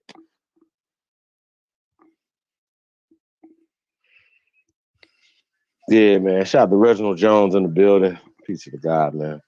So They shout out to kick you off, everybody. Billy Goat? Yeah, I can get myself back in now, so it's all bad. Figured it out.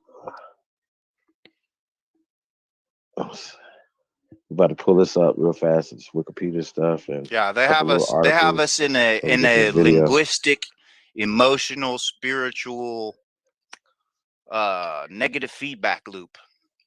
Like this is the real inquisition, the real colonization. It happens in the mind.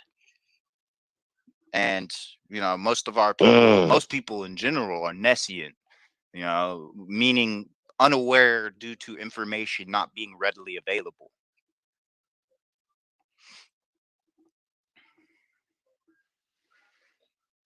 That's a fact. Can't see nothing. Man. You there, Holiday? Okay, there we go. Yeah, I'm here. Can you hear me?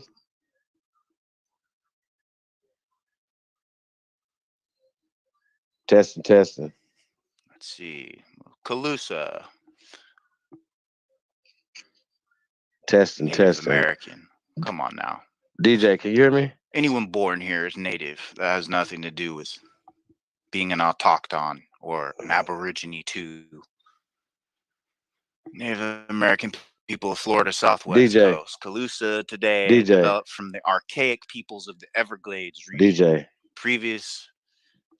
DJ. Yeah, we might have to put him out. Have him come back. Hey, DJ, you can't hear me, can you? Hold on, y'all.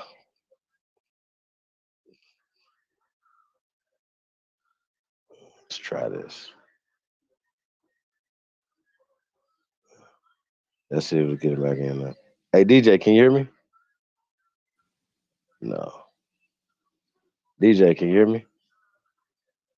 No. Testing. Mic check. DJ. Yeah, I'm gonna tell him. Text him. Oh yeah.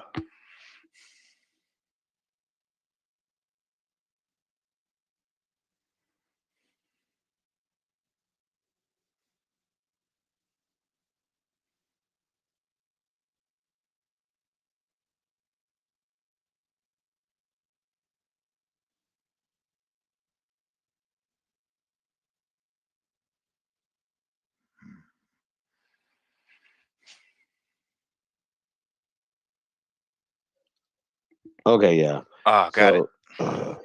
Well, DJ probably gonna go out. I'm gonna go ahead and start this. Now got this from Wikipedia, you guys. So you guys know what it is. Caluso were a Aboriginal American people of Florida's southwest coast. So that's on the Gulf of Mexico side, as you guys can see right there, right? And I'm not saying Native Americans because it's not even, they were not Native Americans, right? That's a social construct that does not denote First Peoples here, right? It says Caluso society developed from that of archaic peoples. Stop right there. Archaic is a time period. It's an old time period that predates the existence of pale people. We're done. So pale people couldn't make mestizos, which would be the Native Americans, which would be your modern uh, uh, people that y'all would call Mexicans, so on and so forth. But these people are not the original people here. Now we're gonna get back to that, but I just wanted to point that out when we're breaking this shit down, because you have to not take everything at face value what these guys are putting down. You know what I mean? Um, it says developed from the archaic peoples of the Everglades region. Previous indigenous cultures had lived in the area for thousands of years. So even before the archaic peoples that they're talking about, right? Previous cultures lived there for thousands of years prior to them. Previous indigenous cultures, so right, see that? Previous indigenous cultures had lived in the area for thousands of years. Now, when we talk about cultures, talk about the Mississippian culture, talk about the Yamasee culture, talk about the Tuscarora. We're talking about different cultures and different people. The She or the Olmec culture, because as you guys seen, we've shown uh, what is called Olmec artifacts from Michigan all the way down to the Gulf Coast. So all the way down through Florida, whatever. We're going to show some of that stuff, some artifacts and stuff here tonight as well. But we're talking about the Calusa, which could be translated or spelled as Carusa. We can keep on. Keep on.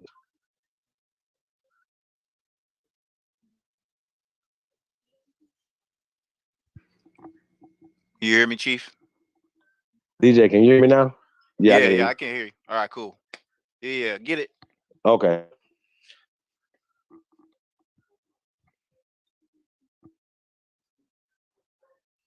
Let's keep strolling. Also, I just wanted to point out a connection. Caruso, as in the Karate Kid, the little Italian boy, David Caruso.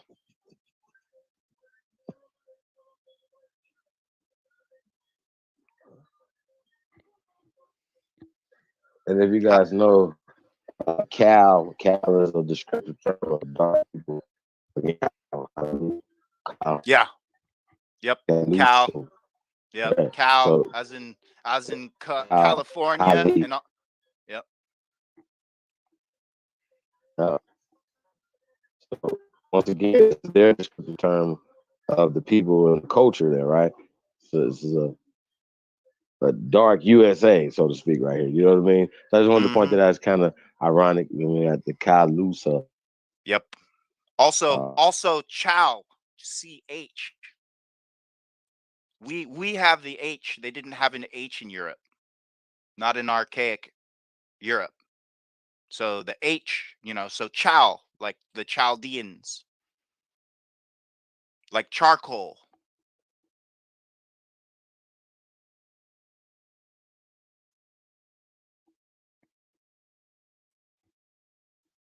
Do you hear me, Chief?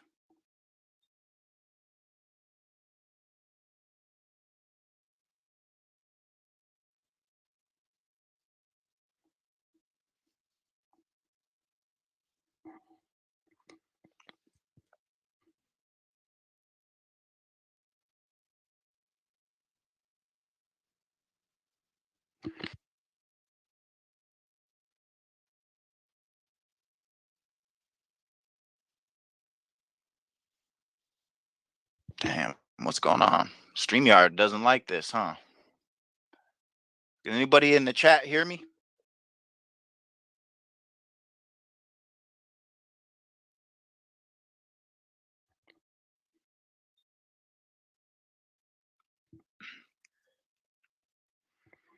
All right. So, oh damn, why am I having trouble? Can you hear me, Chief? Yeah, I can hear you. All right. Can you hear me? Yeah. All right, cool.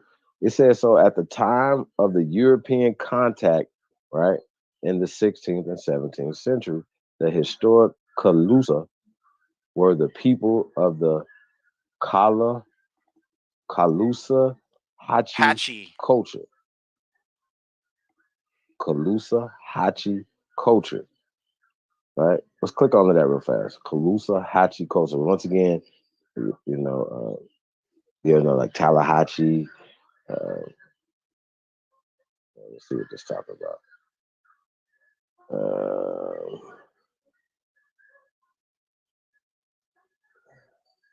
Because archaeological culture, right, of the Gulf Coast of Southwest Florida that lasted from about 500 to 1750 AD. Now, which is interesting that they talk about the Calusa Hachi culture, right? But the Calusa people are older than this culture. Mm-hmm. Yeah, we're. I mean, I just want to point that out, right? Once again, they're talking about a Calusa Hachi culture, but you got 500 AD Yep. to 700 1750.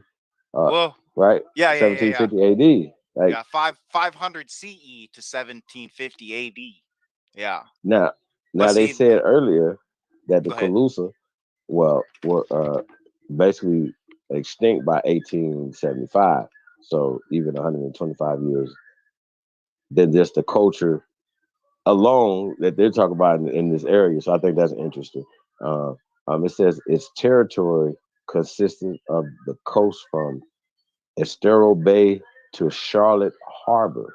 Now, Charlotte is not named. You know how they try to tell us that it was named after Queen Charlotte and all this other bullshit? No, it was named after the Calusa people.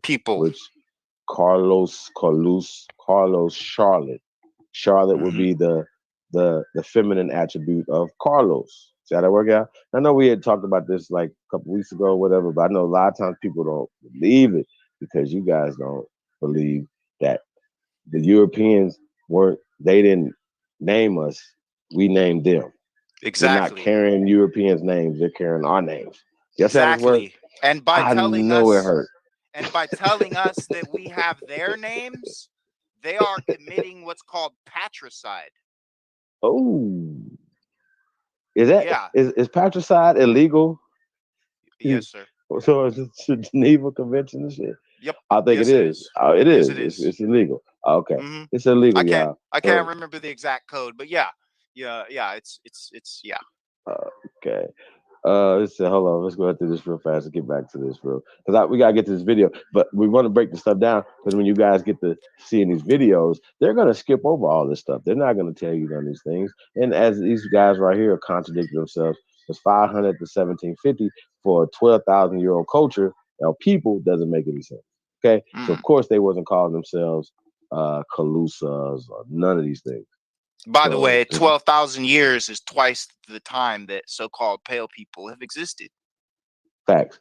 But none of that, what were they doing at 500 AD in Precisely. Europe? They didn't even exist in Europe in 500.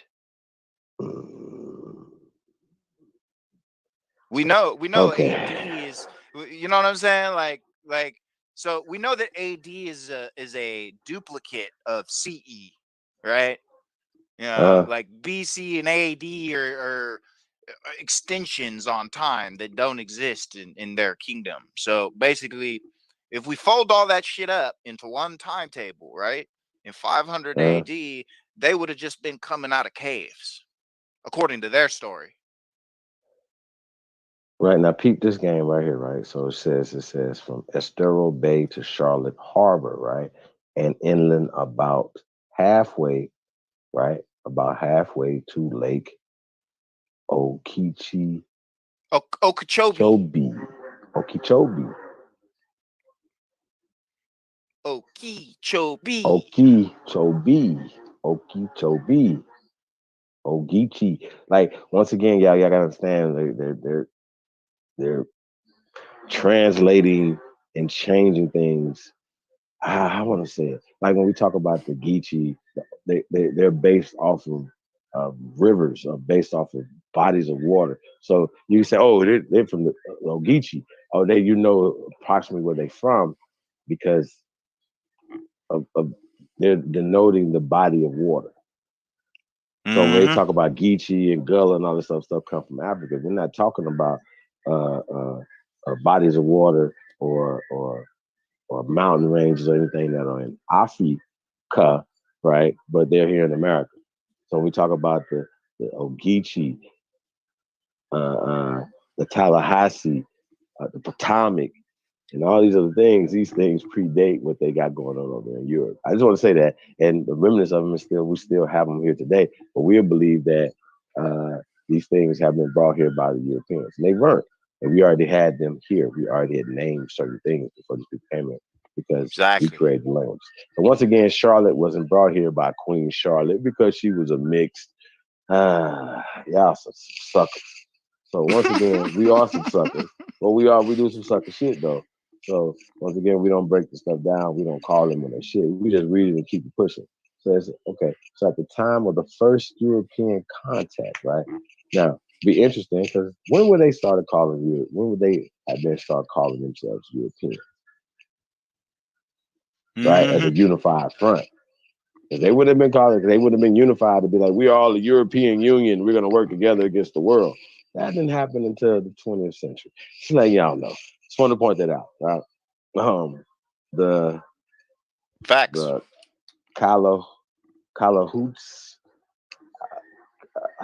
Kalusahachi culture region formed the core of the Calusa domain.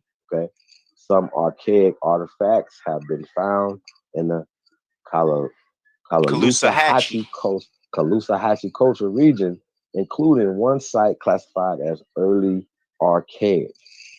There is evidence that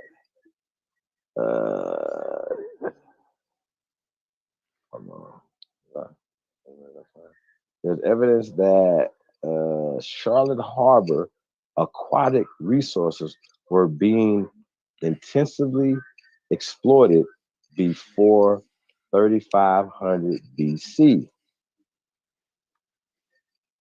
Under decorated pottery, undecorated pottery, I'm sorry, you guys, belonging to the early Glades culture, right, appeared in the region around 500 BC. Pottery distinct from the Glades traditions developed in the Kalusahachi region around 500 AD, right? And a complex society with high population densities developed by 800 AD. Later periods in the Kalusahachi culture are defined by the appearance of pottery from other traditions in the archaeological record. Now, once again, they have other cultures that they told you guys before that predate this culture, and they have artifacts to prove it. They're going to talk about that in a second. So I think it's kind of weird, how they're trying to how they try to word things. You understand what I'm saying? It says, Also, you know what I mean? Yeah. Another thing is when I read shit like this, BC, AD, AD. You see the symmetry in that paragraph? They, Charlotte, they are exploited before 3500 BC and appear in the region by 500 BC, right? Just erase the BC and the AD. You get what I'm saying? Like 3500 BC is the first one is the only distinctor you need to know. The BC and AD added afterwards are just to confuse you because AD didn't exist till 1000 AD. So that's a bunch of bullshit. How are they giving us, 500 and 800 AD when they weren't even on the AD timescale till 1000 AD? That's Zionist invention, the AD timetable. We already went over the whole Scalagerian time construct. So that's an important factor here when you're getting into this real history and you're really reading and inferring the truth from lies. You got to realize what keywords and what timetables to really keep your head in, because that's where they have us fucked up. That's how they've turned this continuum against us. Mm-hmm. Yeah, I think you can go back to the colossal. I think we kind of went through that right there. It's kind of yeah. You know, oh yeah, I yeah. think we went through that. Yeah. Oh, actually, yeah. This is interesting because it's pointing out the culture, the estuarine culture, which would include all of the island peoples. You know, estuarine meaning aquatic farming.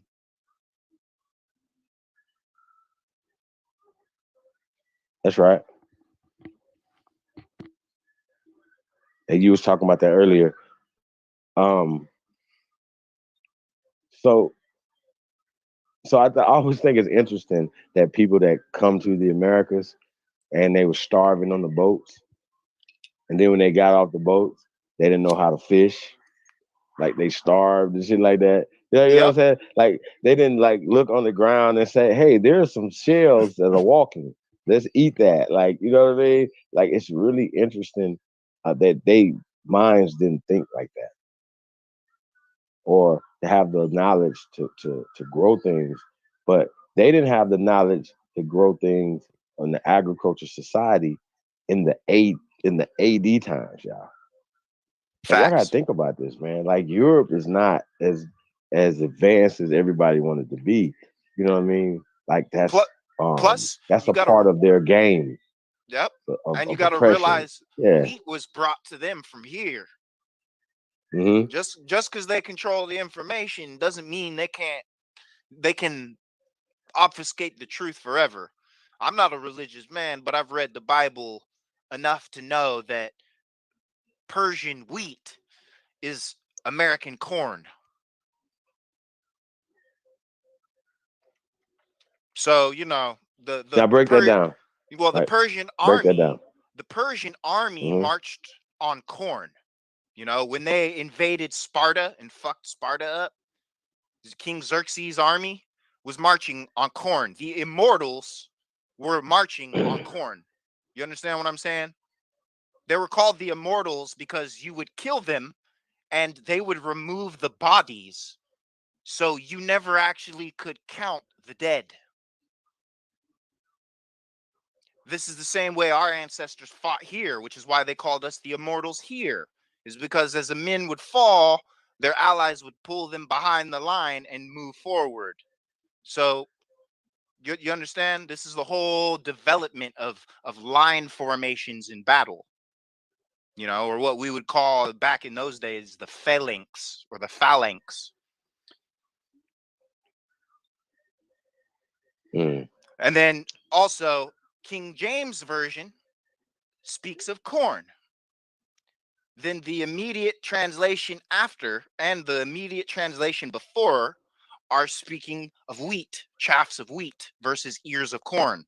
But if you understand the history of the British Isles and of the Chaldeans, you understand they brought the sickle, they brought the hammer, they brought the plow, and they brought the wheat and the viticulture and agriculture necessary to create beer. That's right. You know, these are also people that can make lead acid pottery batteries, very advanced technology. Like really some really advanced shit. These people had like music boxes that were automated that they would play their instruments to. Just like a guitarist and his foot pedal. I mean, the guitar, the bagpipe, the drum line and the snare, like all of this shit comes from America, not to mention the horn.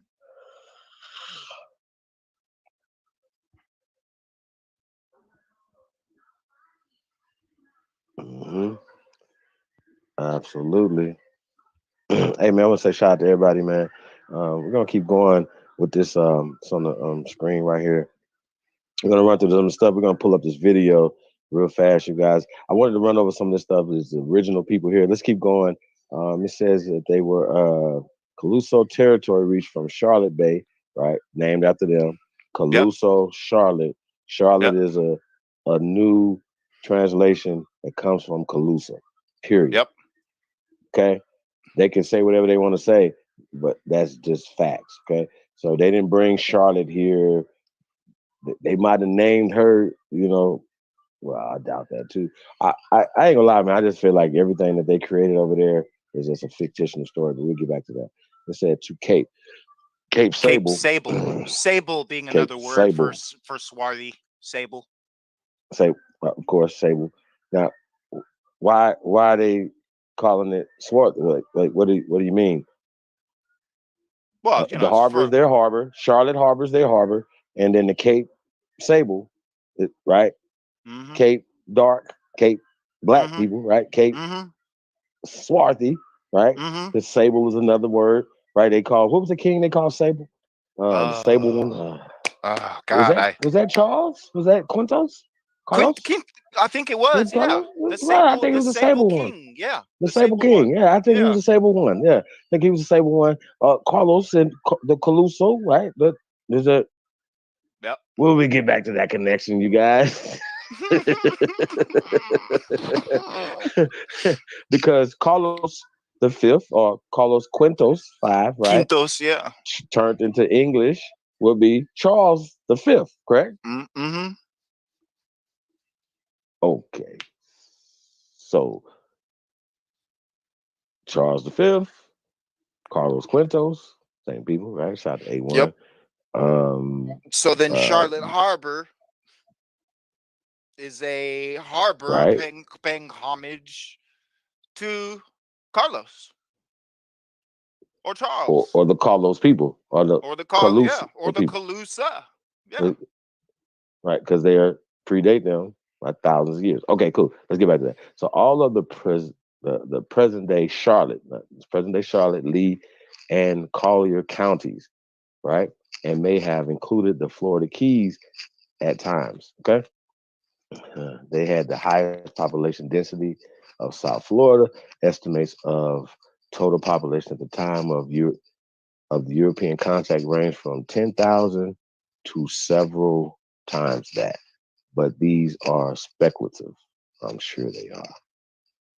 All right, let's keep going a little bit with this. Oh, by the way, Collier. That's another word Collier. for coal. Coal. Yeah, you just read Coal. it. Collier. Collier. To Cape Sable, all of present day Charlotte, Lee, and Collier or Collier counties.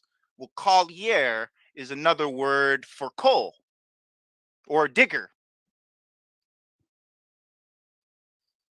You know, or you could also also a coal hauler.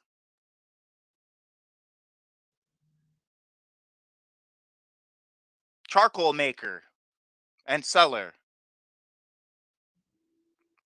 Collier. Just so you know. Yeah, Collier.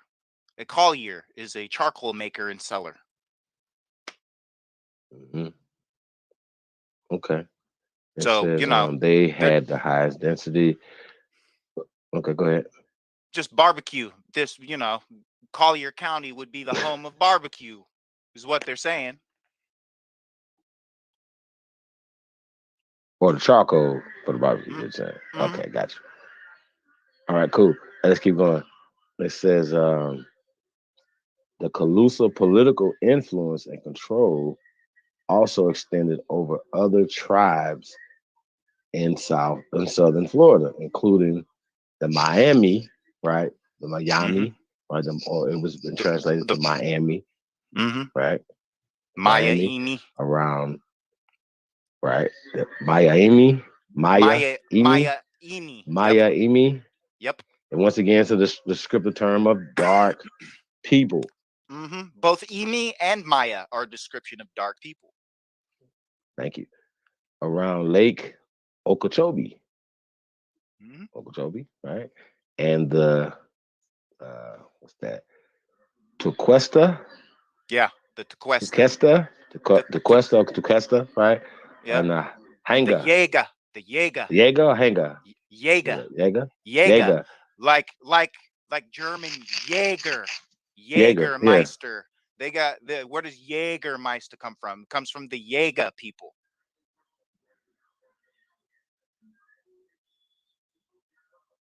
Okay. It's bitters. It's bitters for kids with a fucked up stomach. Jägermeister originally. Jaeger. Okay. Jaeger, yeah. On the southeast coast of the peninsula, right? Calusa influence may have also extended to the AIS tribe, tribe, right? On the central east coast of Florida. Now, here's the thing: why are they saying that all these things are because these people can intertwine and speak to one another. It's like they act like we didn't have a language. Now, here's the thing: remember, they had a language when these people came here. Hey, they had a language when they came here. In the modern AD times, there was a language because you don't have a language, and we're going to get reason why they had to have a language because they were building structures that are still there today, even though they try to tear some of them down and leave shell rings. Like, it's a shell ring. No, it's the remnants of the tore down shit. Why y'all playing with us over here? Like y'all act like we don't know what the hell is going on. Okay, we know what you guys did, and we're gonna prove it. But the point is, though, it's about interpretation of the data. It's them saying, hey, this is this, and this is why this happened. And you have to know, you have to have discernment, and you have to understand what's going on. If it's only niggas on the planet 12,000 years ago, even if you're talking about people skating across Bering Strait, so as soon as they got here, they started building structures that are 8,000-9,000 years old, 12,000 years old. Stop. Like they didn't build them nowhere else. Like they waited to get here to create these structures. Like it just don't make sense. We have the oldest structures on the planet in North America. Period. I know it's gonna hurt. It hurt. All you gotta do is look at the World Heritage Fund sites in America, and then look at them everywhere else, and you'll see the connection.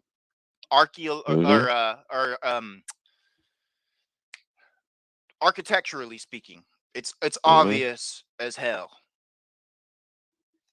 Oh yeah, I mean observatories, everything, right? Hey, let's keep going. We're gonna keep going because I'm jumping ahead of myself. You guys, you know, we don't read it. You guys don't think that we're just talking outside of our ass when we're talking about these old structures here. And even when you start getting into seashells, like how do you date seashells? You can't boron date them, and you can't radiocarbon date them, you can't use the soil they're buried in to boron or radiocarbon date them. So there's no scientifically established rate of declination or decay in organic matter, by the way.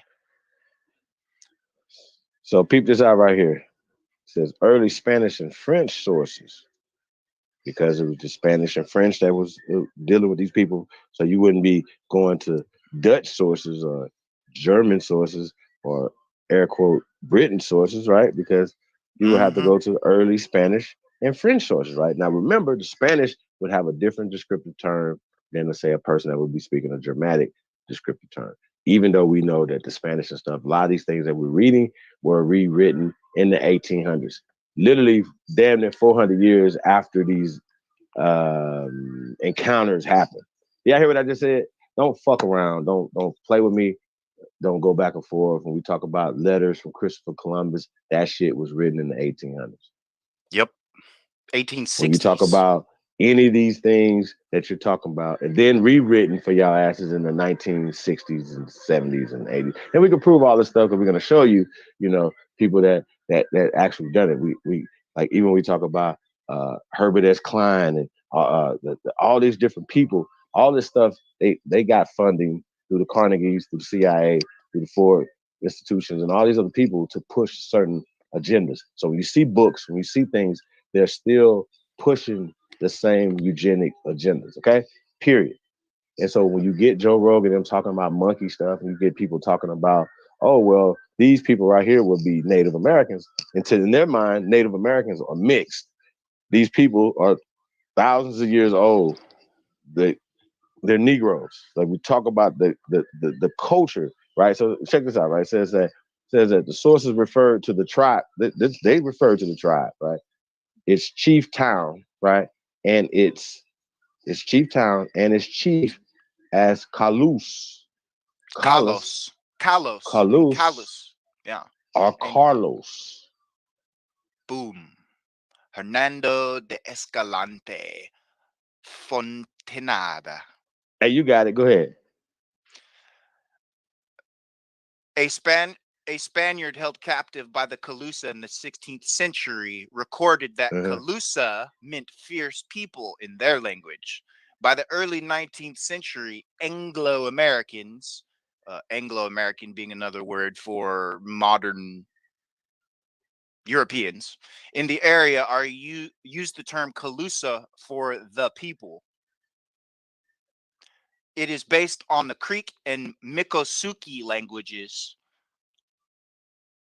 and of present day Seminole and Miccosukee nations. It's an antonym for the people who had lived around the Caloosahatchee River.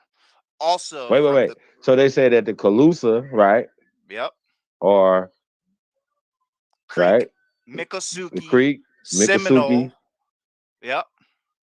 And their And chief is Carlos or Kalos or Kalus or Kalus. right. And also Creek AK. language. Because Yep. once again, if you speak Creek or you speak Creek, Miccosukee. Muskogee or Or Miccosukee, Muskogee. Yep. you would be from that culture. You would be Yep. able You to would be Calusa. Okay, Calusa. gotcha. Yep. You'd be Calusa. Precisely. Gotcha. The fierce ones. Y'all follow? The fierce ones. Now, what's Okay. interesting about the fierce ones is if you study any of the Nahuatl tribes, they call themselves the fierce people. And the mestizos that live in South America today, they call the ancients the fierce people. Just just trying to bring people more context, continent wise. Because this is a dialectic continuum, so it encompasses all of this nation and the adjoining nations on either side of it across the ponds, as well as down below and above the North and the South Pole. I mean, it's a reason why no one can go to the North and South Pole. I'm gonna just leave it at that. Let's get back to it. So Juan Rogel, a Jesuit missionary to the Calusa in the 1560s, noted the chief's name as Carlos, but wrote the name of the kingdom was Escampada, which an alternate spelling of Escampaja. Can we scroll down?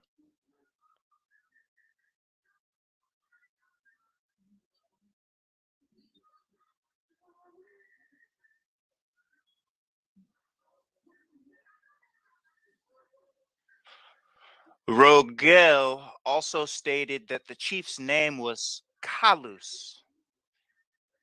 Calus, as in callus.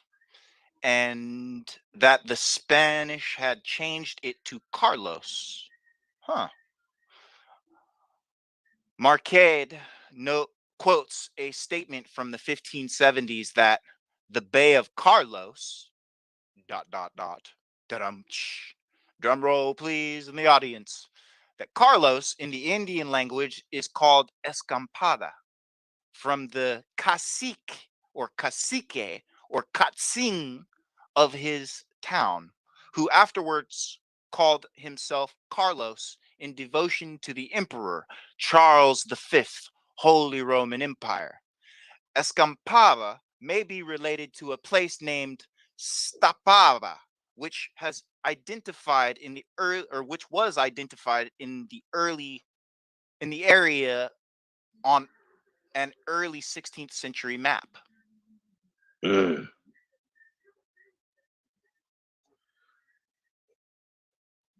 Did y'all get that?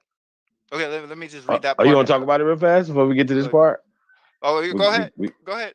No, Well, I mean, it's kind of self-explanatory, man. precisely. I Talking mean, about, it just but validates but everything we're saying. But go on. but what they Okay, try to so do is always be like he named that the people was named after him. Remember? I, okay, so make it make sense. Like if the language didn't exist there at the particular time, and it didn't come until later on, how is it? It's once again, this is them interpreting the language or interpreting the data the way they want to exactly, say it. and also It, look it at the means something. linguistic continuum.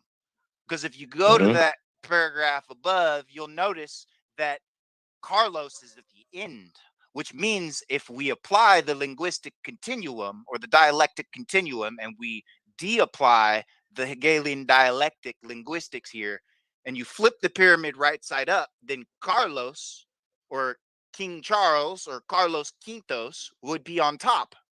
And all of the other names are more modern. Capiche? The Holy Roman Emperor and all this other shit. Yeah, Exactly. absolutely. There's a reason why he is the last Mayan emperor. There's a reason Well, he's the he's last the what? last. There's a reason he's painted as the last Mayan emperor in Oh yeah. South America on our shit. There's a reason for that. With the crown and the Terrible. scepter. You understand what I'm saying? And then we can see a progression of emperors here as well, and we've shown that as well. Bear witness what this brother's saying right here. Um, and it ironically they talk about this when it comes into the caste system, and it comes into mixing. You know what I mean? Mm-hmm.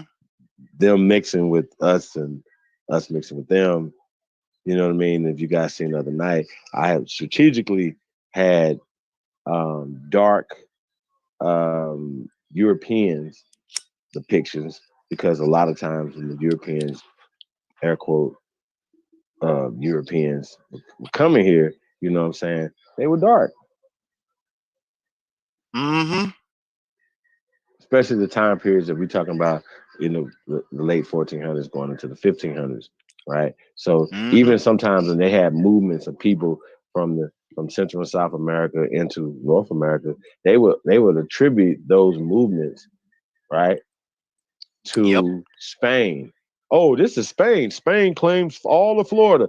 So what you're saying Right? is Spain claimed all of America based off of this next guy that we're about to talk about, right? Let's finish this up right here. Because once again, reason why we're using Florida, because Florida is very important.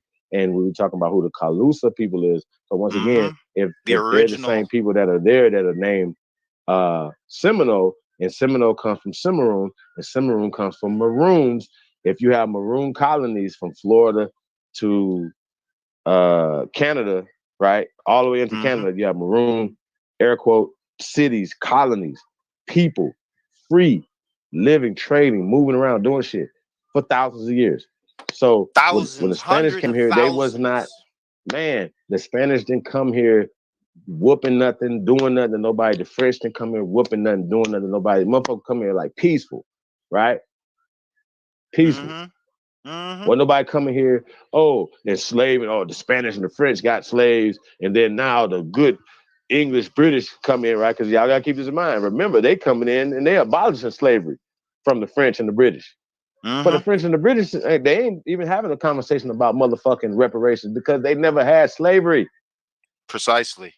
They're not having a conversation about reparations because they never.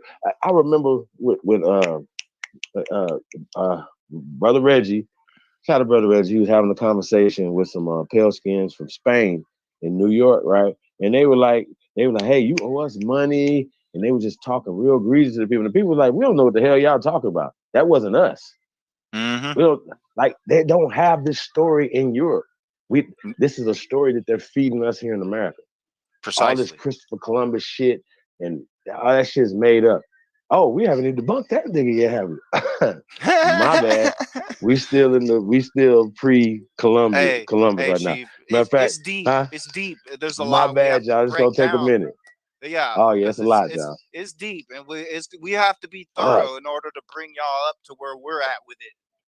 because it's just a fucking continuum. So we gotta level up right now. I'm gonna try to hurry up, y'all. Like this one of them pay-per-views, or we should like an 8-hour pay-per-view, y'all. 10-hour, 12-hour. Like this 12 thing right hour, here is more like. stupid. Yeah, because it's gonna take a lot of time. We might have to have parts of this. It's gonna take a lot of time, but I feel like once again, once I shout out to the brother Tariq Nasheed, he's making a movie about the Maroons. Now my thing is the slave narrative is always on top of everybody. But once again, who has slaves? If the British, right, are abolishing slavery all over the planet, everywhere they're going, right? They didn't have slavery in their colonies. Who the hell has slavery? We had apprenticeships where you learn to do shit, you know? Right. What no fucking slavery. And when you Well, were they learned apprenticed to do with shit somebody, because but when you were we're the masters, apprenticed they're with the somebody, apprentices. they took care of you like their family member. Facts. So that's where their concept of slavery on us comes from. But we invented the whole concept of apprenticeship. They're the collegiate parrots. Facts. So look, check this out. So we talk about Paleo Indians. We got to do this again because a lot of new people out here, whatever, right? Okay, so we talked about archaic. So let's talk about paleo. Paleo predates archaic. They could have said archaic Indians or Mara Indians, right? But archaic. They said archaic. Yep. Yeah. Well, this is paleo. Paleo even predates archaic, y'all. As in the Picto-Paleo languages that we invented, the pre-syllabic languages. Now, here's what these fools are saying. They said the paleo niggas, because Indians is niggas, don't fuck with me. Old niggas, paleo, right? Entered what is now Florida. Stop it. At least, they say at least. Now at least can mean, right, at least 12,000 years ago, right? But it could be 120,000 years ago, 220,000 years ago, 330. Exactly. When I hear the words, I hear the words at least, my brain automatically throws the number 3 times up there. So whatever they tell me, I can multiply it times 3. At least. You understand? At least, right? And that's just based on basic knowledge of the timetable of things that have been dug up here. Because we got hammers that have been buried over 2.4 million years ago that have damn near no fucking oxygen in it. But a monkey could have made that hammer, though, brother. A monkey man could have made that hammer. Really? Because he got taught by an alien. Yeah, the alien came down, taught the monkey man how to make a hammer and do some shit. How to make a hammer with less than 1,000th of a percent of oxygen in it that was in a coal mine. Planet of the Apes, man. It's the planet of the monkeys. Everybody monkeys at first for a long time. So Caesar was talking and somebody in a spaceship just, beamed cryptocurrency himself 30 feet in the ground and dropped some hot shit off and then beamed themselves back out, right? Terrible. So it says by around 5,000 BC, right? So now this is 12,000 years ago. That's right, 10,000 BC. So around 5,000 BC, right? People started living in villages. Huh? Say what? So 7,000 years ago, people started living in villages. 7,000 years ago. Now, keep in mind, this is 1,000 years before the arrival of pale skinned people on the planet. Exactly. So how the fuck would they know what we were doing 1,000 years before they showed up? This is 5,000. But no. People are here in America, right? Living in villages near wetlands. Yeah. 5,000 years, 5,000 BC. That's BC is 2,000 years ago, right? 7,000 years ago, right? Now, they said that they've been there 5,000 years prior to that. At least 5,000 years prior to that, right? Now, I can find you plenty of things that show human activities in Florida. Like the brother said, that goes back. It's everywhere. There's at least one site. There's at least one site in every goddamn state. Everywhere. So they know of human activities that go back past the Pliocene, past the Eocene eras. Now these eras go into the millions of years. Now right here you're into 12,000 to like 25,000 year mark. We start talking about paleo. Paleo is old. Matter of fact, can we click on Paleo Indian so you guys can see what Paleo Indians mean real quick? Neolithic. Paleo is old. Paleo. It's about Paleolithic. The brother just said people of the Americas. See, even right here, they'll show you some pale skinned people during a prehistoric time, the lithic peoples, right? And then your eyeballs see this right here, and then you're like, oh, okay. Now check it out. The dude that drew this, right? This is from 1858 to 1935. Heinrich Harder, right? So Heinrich Harder, I gotta tell you who Heinrich is, right? And what his agenda is. So of course, he's not going to show a depiction of Negroes in a time period where no pale skins existed. Okay, period. Dot. Now the map that's on, and we're gonna show the pictures of maps of real time of the time period in the 1600s.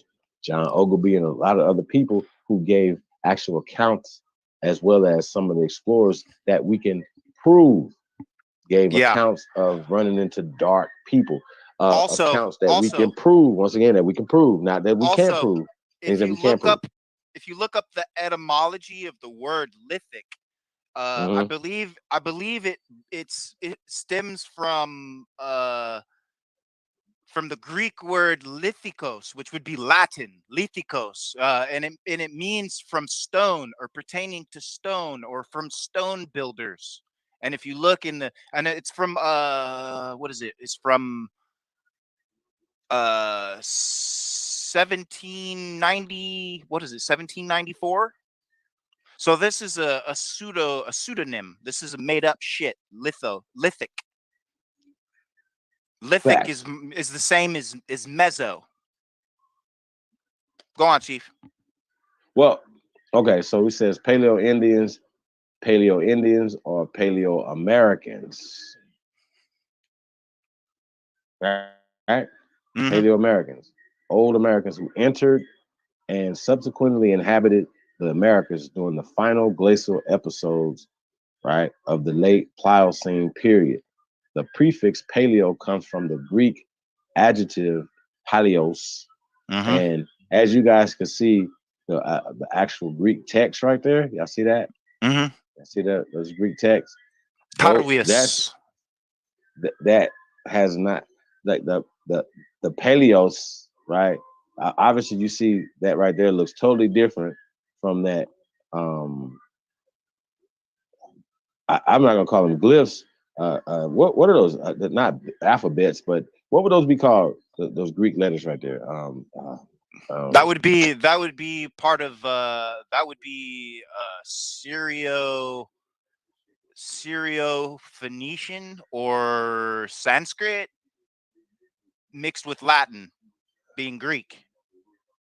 Right, but by the time it becomes paleos, it is translated from that. Yeah. To a romantic.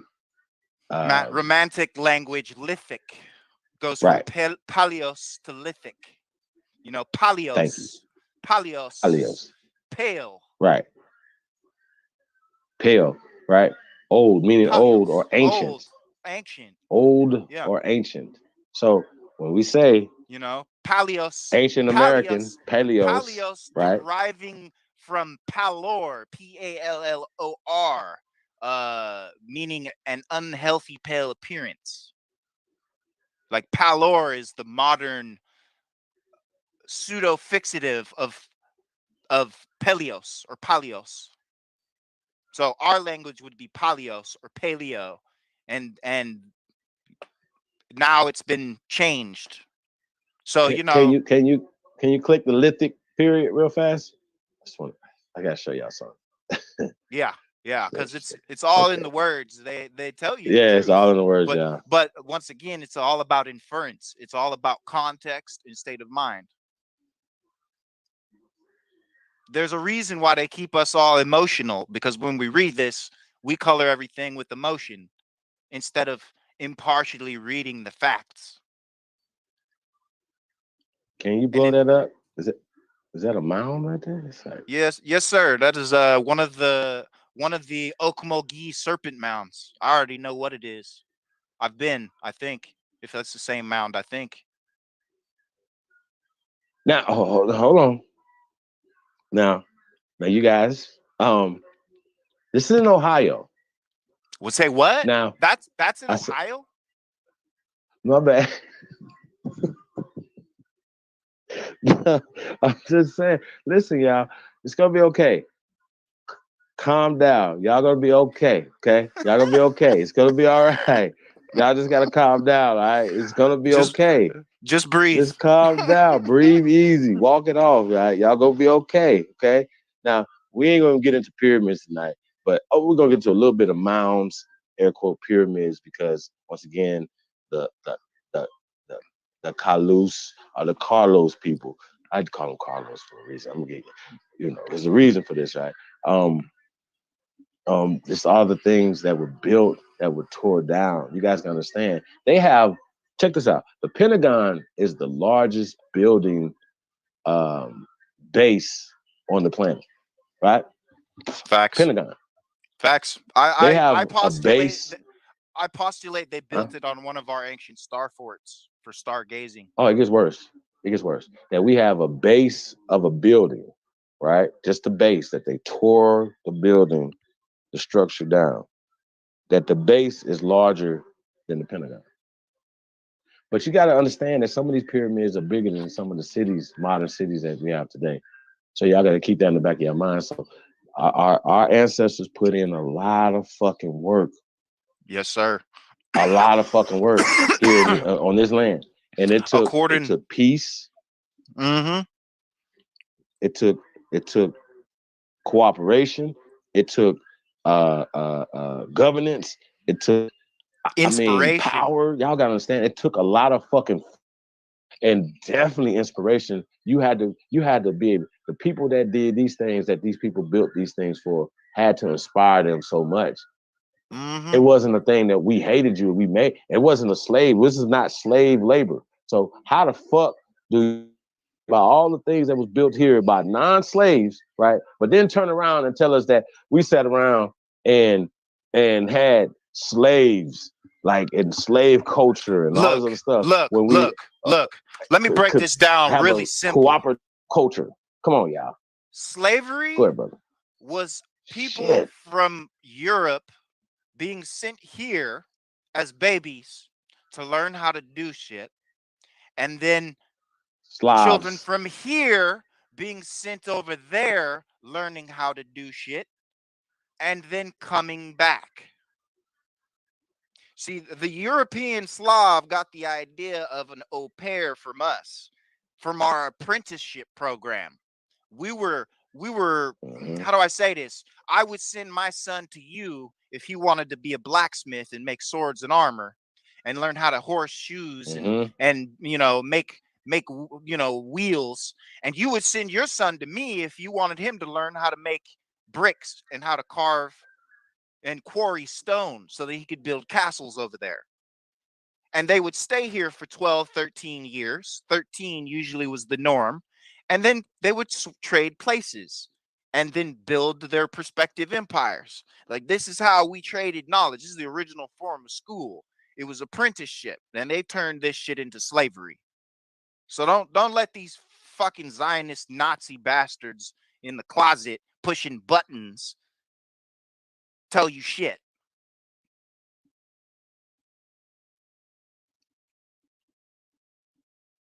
Tired of this slave narrative. It's bullshit. It's a hyperbolic diatribe of filth. Can y'all hear me? That's a whole fact. So yeah, we gotta get through this, man. We got a lot of stuff to get to, y'all. Damn. I don't know if we're gonna really get to it tonight. Okay, so we get to talk about this right here. So image of a serpent mound from the century, a popular quarterly. Okay. Yeah, I'm not mistaken. This is what's that? Adams County, Ohio. Like I said, yeah, the Serpent Mound Park near. It says looks like Loudoun, Adams County, Ohio. Right, still there today. If you guys get a chance, you might need to go check that out. You guys, Serpent Mound. So it was a lithic stage, right? Let's keep going. We're just trying to archaic period, formative stage, woodland period, classic stage, post-classic. When they give you the dates right there before 8,500, right? So yeah, but look at it. It says 10,500, before. right? Like go back up though. Before. Go back. All it says is before. That's all it says. It doesn't say a specific date. All it says is before. Important distinction. Because that's a key word. It's the opening phrase of the entire factoid column is before. So that means all these numbers below this are complete conjecture and bullshit. So check this out. It says, in the sequence of cultural stages, first proposed for the archaeology of the Americas by Gordon Wiley and Philip Phillips in 1958. The lithic stage was the earliest period of human occupation in the Americas as post-glacial hunter-gatherers spread through the Americas. Now, that's going off of, this is kind of old, and they're going off of this the model of the Bering Strait, right? So they're going into the model of the Bering Strait, so you kind of understand how they're still pushing this the culturally Clovis first, when it's not Clovis even, first it has doctrine. never been, yeah. Yeah, and the Clovis first, right? are the Slavic invaders of our empires in France. They have nothing to do with people here. Clovis was actually picked because of the name of the family that was on that land. And why are the Clovis people over here in our shit here? Because that's where it comes from. Go on, Chief. And that says the term Paleo Indian is an alternative, right? It's an alternative, generally indicating much of the same period, right? Said the stage was conceived as embracing two major categories of stone technology. Now, remember, we said before there was a stone technology, right, which comes from America, that's called metallurgy, and being able to go dig up stone and then transport the stone, right? We did that here first in the Americas, right? Before that technology that was developed here in America first, we put dirt technology, mound technology, baskets of dirt, and we built the mounds on with those. Later generations, you find and this is why they know things are old, older here in America, right? You find a progression of technology, right? Here in America. Of architecture. You don't find that anywhere else on the planet. You just find pyramids. Now, the reason why we know that is because people be talking shit to us like, you guys have dirt piles. And they don't know that it was stone in different generations and different periods, you guys. That the stonework, progression happened progression, here. Here in the America. final product ended up over there. So they Take a can't bow, act y'all. like they got the fucking oldest shit because they got the final product over there. Just That's with, right. like Take with a bow. the food, just with like the food and everything else, including the motherfucking car. Y'all That's got right. all this shit from us. That's right. Hey, Here we got the Calico site right below you, Chief. Literally, the Calico site that puts us here in Cali over 50,000 years ago. They don't want to hear that, that though, shit? brother. How about that shit? They don't want to hear that. They don't want to hear that. Or how about the fact? How about the fact that some of the you know what? Let's just go. No, you got it, bro. You doing your thing. Nah, I'm just saying. How about How about the fact that the skulls there tie us back to the Ainu Aborigines of the Japan and Java? So what the fuck? Who you talking about with Java Man? The fuck?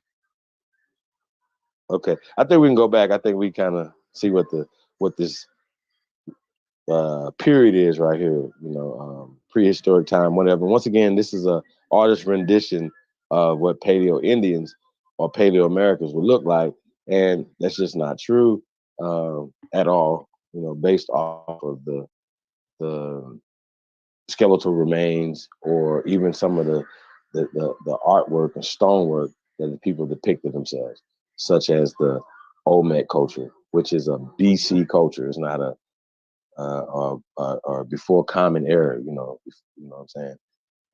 Era culture that's Negroes, right? It's just it. I don't know why y'all want to go back and forth. So these people are continually trying to write themselves into history when they wasn't even Europe 10,000 years ago, according to Cheddarman, according to the people that even predated him or even darker than him, as Yes, well as sir. these same people that go back 30, 40,000 years throughout what is called Siberia and China now. So I don't know why y'all playing, why y'all have these issues with us, you know what I'm saying, other than you're just pushing a pale agenda on your people. I get it. I do. I get it. I understand, what you guys are doing. So yeah, let's just go. So paleo means old, ancient. So we say that we are practitioners or studiers or teachers of ancient American history. This is what we're talking about. And the reason why this is important, because they are using these things as the base of their power. Because they can poke their chest out and say, hey, we're the Indians. So look at this picture right here. It says it's us. They're gonna base it off of this fucking huh? They're gonna base off this picture right here, bro. There's some furry animals squatting in a bush taking a shit while the fucking giant armadillo walks past. Yeah, right. I mean, it denotes the level of intelligence. How the fuck are you gonna kill that thing with a little stone spear?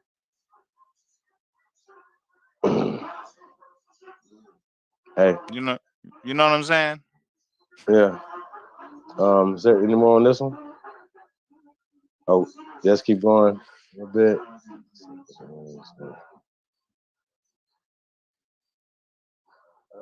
Traditional theory suggests that big animal hunters crossed the bear. God damn it, y'all. The bear. There we go with that Merovingian Clovis first hijack. The whole. Well, this ain't even the reason why they had to go with the Clovis first and then say in the Clovis second as well. Two other theories because they had evidence of boats. So the Europeans are clever, right? Because they say, oh, well, okay, well, we came over there 22,000 years ago. Oh, no, we came over there 30,000 years ago. You know what I'm saying? Because we found evidence of human activities here. And so now they got to put themselves into this thing. Now, they're not saying that pale-skinned Europeans came over here on the Clovis. They just got to say Europeans because they know that the social construct, social engineering only makes them pale Europeans. Y'all can see the problem that we have here. But the problem that you're going to continue to keep having is that we have boats older than 30,000 years. Hey, Chief, I got one even better for you. I bet you these Indo-Arab niggas don't even understand that Canada and Alaska used to be a fucking rainforest. How does a rainforest become frozen before the colonizer gets here? What are you using all that wood for? There's only one reason such a vast area would be rainforest and turn frozen, is if you're cutting enough trees that the temperature of the entire region drops below 12, 13 degrees. So if there was an ice bridge, it was because us niggas had already cut down and made enough ships out of trees to have gone to both Siberia and Europe 1,000 times over. So, Eric the Red has to be one of us. Leif Erikson has to be one of us going over there, not vice fucking versa. I mean, they weren't even around. They weren't in even around. Right. They were only here. What? The furthest back I've ever found reference of pale is 6,800 years, and that's being generous.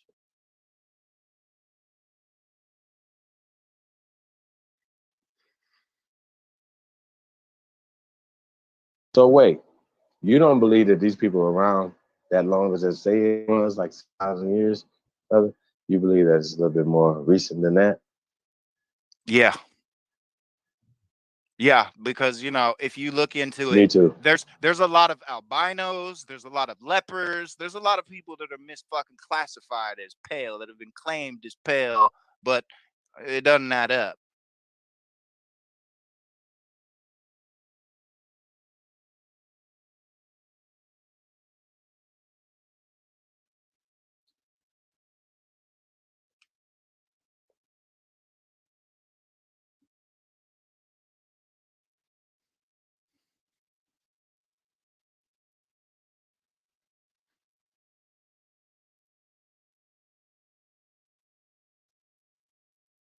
Um, yeah, man. And so shit. I wanna get into this video, y'all. Let's change this up a little bit. Let's pull this video up. Let's get it. And you guys, like I said, we can come back and talk about a few things. Let's break this up a little bit. Matter of fact, before we do, let's get a song. Let's get a song. Yeah. Just reset the room real fast. See what the DJ got for us, and then we'll be right back with the video, y'all. Let's find a song. Let's get everybody amped up, man. Give you guys time to like, share, subscribe, man, to all your platforms. And you already know, man. Support the real. Copper Goddess, what up, though? Peace, Empress. Hardline Hefe is in the building. Peach King. Free Papu TV. Peace to the guys, man. Appreciate you guys, man. Tapped in. Yeah, shout out to the chat. Hey, you guys looking have us come through city, man. Be on the lookout, man. We got a tour coming up real soon. We're gonna be announcing the dates. Hey, looking for sponsors, looking for partnerships, looking for people want us to come to your town, man. We're gonna light the city up. We're gonna have a great time, man. Hit us up. chiefholiday@gmail.com. onlybuilders2022@gmail.com. You know what I'm saying? Just holler at us, man. Let's get it together. Also, man, people looking for jobs. Or we like to say opportunities. A lot of opportunities happening over here, man. So hit us up. chiefholiday@gmail.com. onlybuilders2022@gmail.com. Real talk. Hit us up, man. It's a real thing, man, when we talk about jobs or opportunities, man. Great paying jobs, at-home jobs to for people that want to be at home, as well as people that need some training. There's a lot of opportunities out there, man. So hit us up, man. chiefholiday@gmail.com, man. We really appreciate all. If you have jobs and you looking for employees, also hit us up. chiefholiday@gmail.com. Let's make this super simple. This is not rocket science. Hit us up. We're going to be posting. We'll have a job board or opportunity board. We'll have an opportunity board. People hit the opportunity board. People to post their jobs and things like that. We got to help each other, and that's just what it is. I don't believe in, we feed people and stuff like that. That's cool. But teach a man, what they say, teach a man how to fish. Right? But not only that, pay it forward. Mm-hmm. We create opportunities for each other. We keep continuing to create opportunities for each other. That's what we have to do. Period. We got to stop talking about it. We got to be about it. That's what it is. Oh yeah, definitely. Interns. You already know, man. The digital black dollar. Hey, we all over the place over here, y'all. We got everything covered, pretty much. Mm-hmm. pretty much, man. You guys got businesses, man. You need marketing, promotion, commercials, drops, pitch men, women. Hit us up, chiefholiday@gmail.com, man. Onlybuilders2022@gmail.com. I want to say peace. My big sister, Gretchen Hill. She around here somewhere, y'all. I say peace to her. Definitely miss and appreciate all the things that she brought to the community, you guys, and still doing some great things behind the scenes, y'all. So I want to say shout out to Gretchen, y'all, as always. Who else we got in the building, man? I got everybody, man. Definitely appreciate everybody, man, tapped in. Shout out to old dude in the building. Yee! Peace to the God, man. Yeah, man. I'm really excited, man. We're gonna have it's gonna be a great year, man. It's gonna be a great year, y'all. Can't wait. I want to say shout out to my brother, Lil Yos. I call him Big Yos Rios. Peace to the God, man. Definitely supporting the real, man. And only builders, man. Appreciate you, brother. Definitely be tapping in, some stuff, man. Definitely got to get you up here. Shit, man. In fact, man, get the link in the chat room. I see you guys appreciating the build as well as the information. Hey, whenever you're ready to play the song, let's just get right into it. Then we're gonna get into this video, man, and come back on the side. We'll put the link in the chat room, man, and we'll talk about not only the stuff that we've been talking about. We're gonna get more into some information about this Christopher Columbus guy, because it's a lot of a lot of times when we hear people, they say that they read a diary from him. No. You read that from another created character named De La Casa, Bartholomew De La Casa. So we're gonna get to that character or whatever. And I remember I sent you that stuff that was written by him that was talking about Christopher Columbus. It was like, yo, we can't read that. They can't read it either. And so, but they're gonna tell us that they got handwritten diaries from Christopher Columbus, and you don't, because nobody do. It doesn't exist. So I just wanted to point that out. So so let's get right into the music, yo. Like I said, y'all already know what it is, man. Mr. Miyagi, North Guy, Cheeto Gam, go. Peace to the gods. North. Go on. I'm rose gold dip. Money so blue it look like crips. Work so good this shit gon' flip. Sauce so strong this shit gon' drip, drip, drip, drip. Dope so good these hoes gon' bite. All these bitches nigga, all this ice. Everything now got drop be pipe. That's about what I made these niggas. They kill center, I raise these niggas. Rose showers, I spray these niggas. Hate me, love me, don't make no difference. Backwood rolled up, nigga, I smoke. Trap girl with me everywhere I go. Cocaine flow, my shit so dope. All these D's wrap round my throat. TTG, I'm trained to go. Money over bitches, I don't love these hoes. IFDP, I fuck that bitch. CDC, cut that trick. No control, I don't play no game. Knocked up SD, hold my name. Hold I said something out of your rain. Nigga Bruce Lee kick like a young Luke Kane, like yeah, hopping out the Rari. Kick it like karate. Mr. Miyagi. No one can stop me. Danielson. Mr. Miyagi. Kid hopping out the Rari.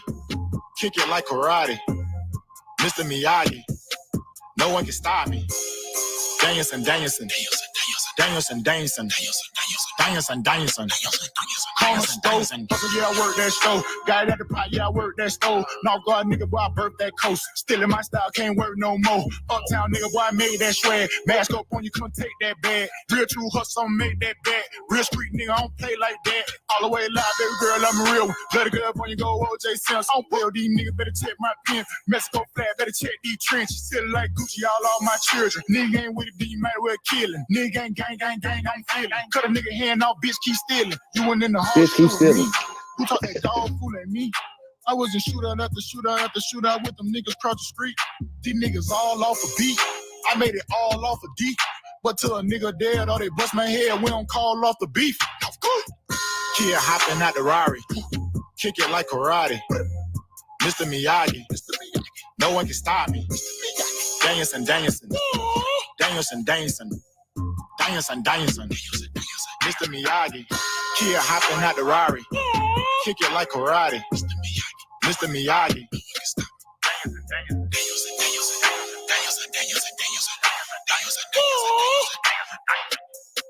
Mr. Miyagi.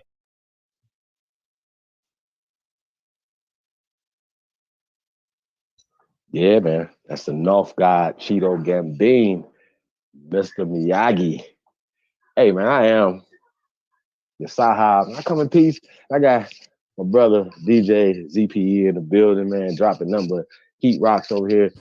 Hey, man, we do this. This is like a conversation me and his brother have. On a regular.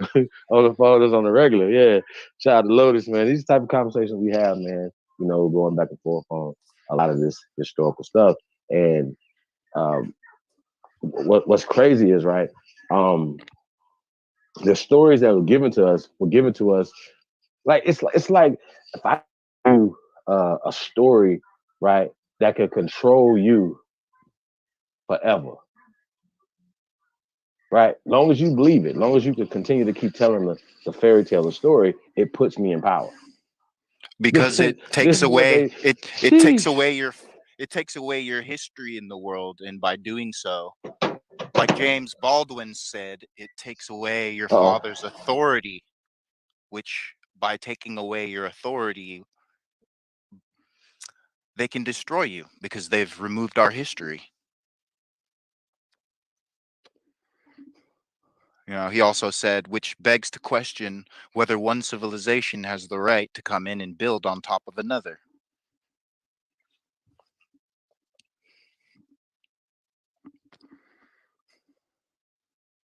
You there, Chief?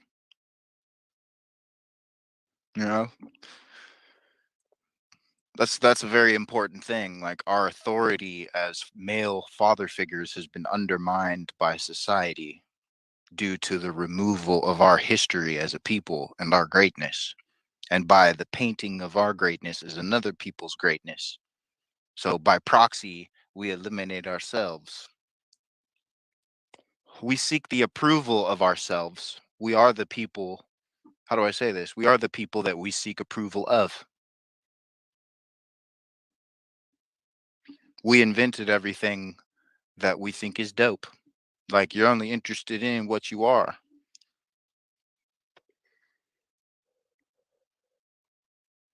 You there, Chief? Or did I get cut again?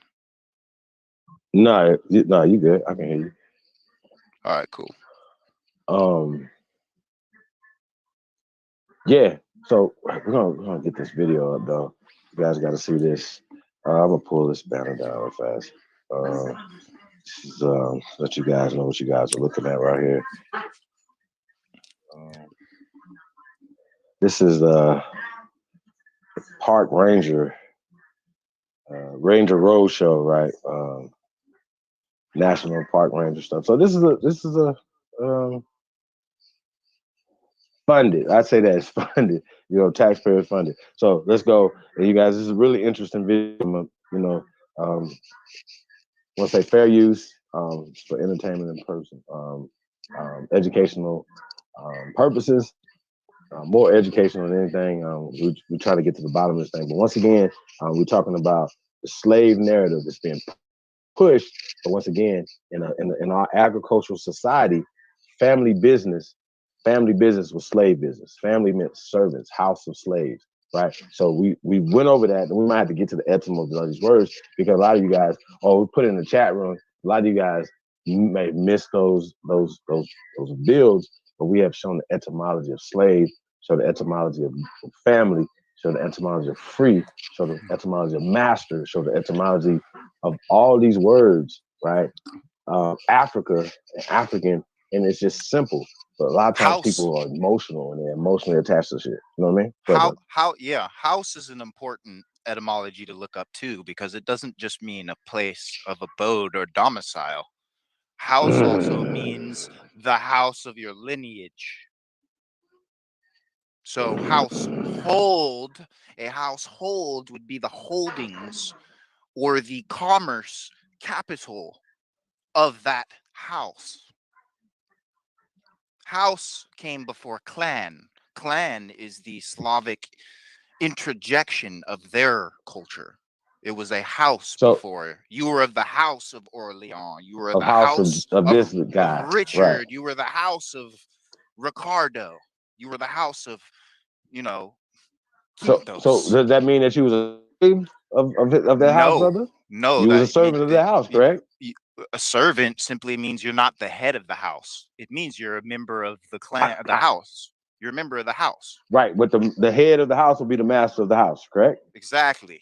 Then the soldiers would be second on that peerage. And then the wives of all of the nobles and the fighters would be third on that peerage. And then below that would be the common businessman. Facts. And if your ass is on the land, or have any skills. If you didn't have any skills and own land, Your then ass was. you had to play with money. You had to figure out how to get Matter good of at fact, math and play with money. well, I mean, before that though, let's just say before it was a money situation or whatever, your ass didn't have no skill, your ass didn't have no land, your ass like You're just think fucked. about like how fucked you was throughout history, right? Mm-hmm. Think about it. They had that you was fucked. You was literally and literally probably so hard to get out of that cast. Right? You were Like, what they would call understand. what they call in those days desdicardo. Desdicardo means disinherited. But listen though.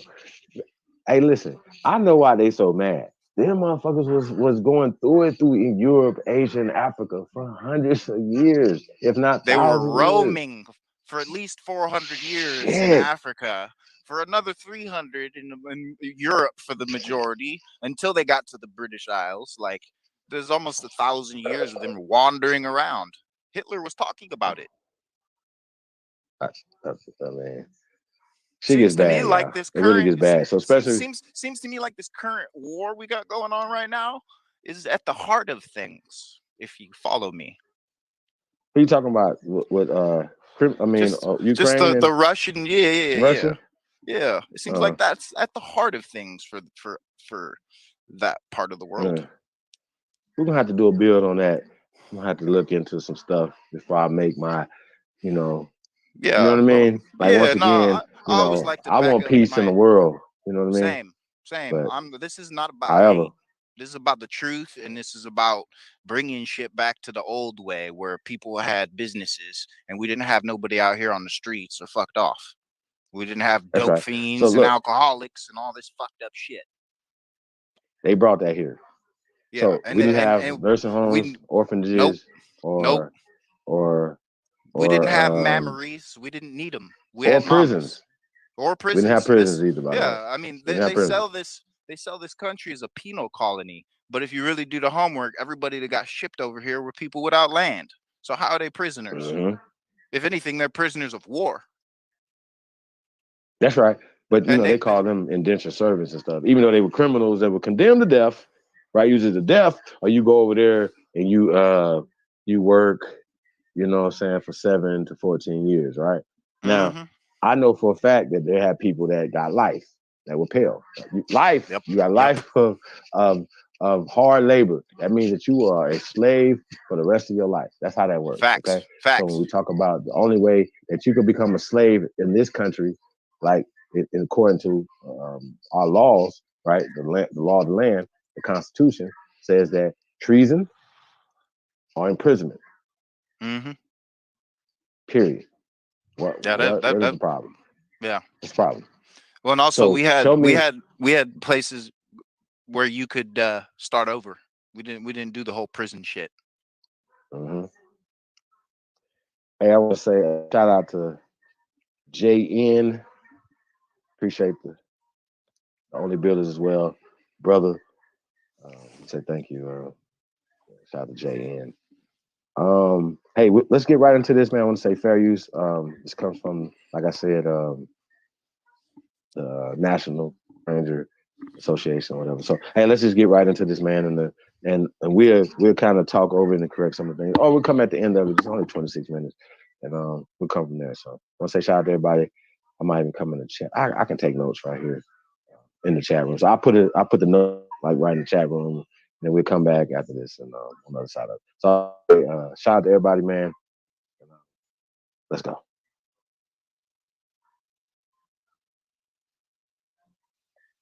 Hello, my name is Amanda Pollack, and I am the Visual Information Specialist for the National Park Service's National Underground Railroad Network to Freedom program, and welcome to our 5th episode of the Ranger Roadshow.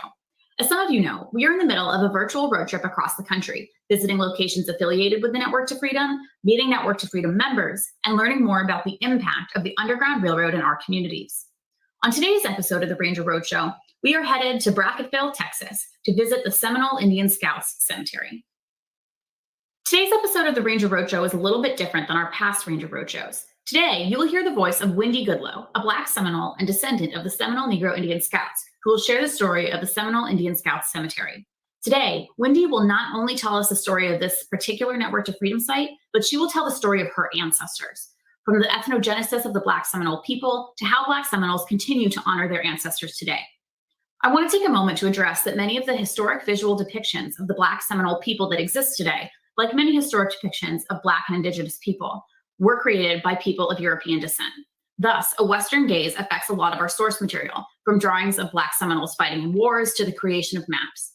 The images that we chose to show today were chosen with the help of Wendy and her community, and we hope that by taking this approach, we shed a new light on a story that has not been shared widely in the United States.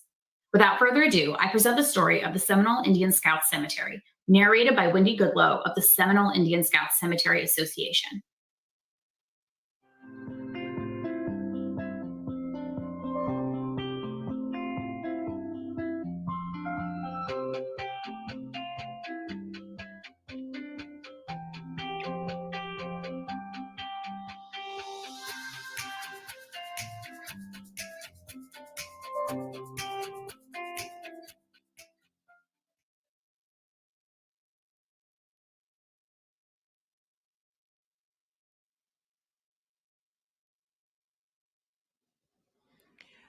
When we were learning about slavery in school, many of us were taught that those who escaped slavery ran north in search of freedom.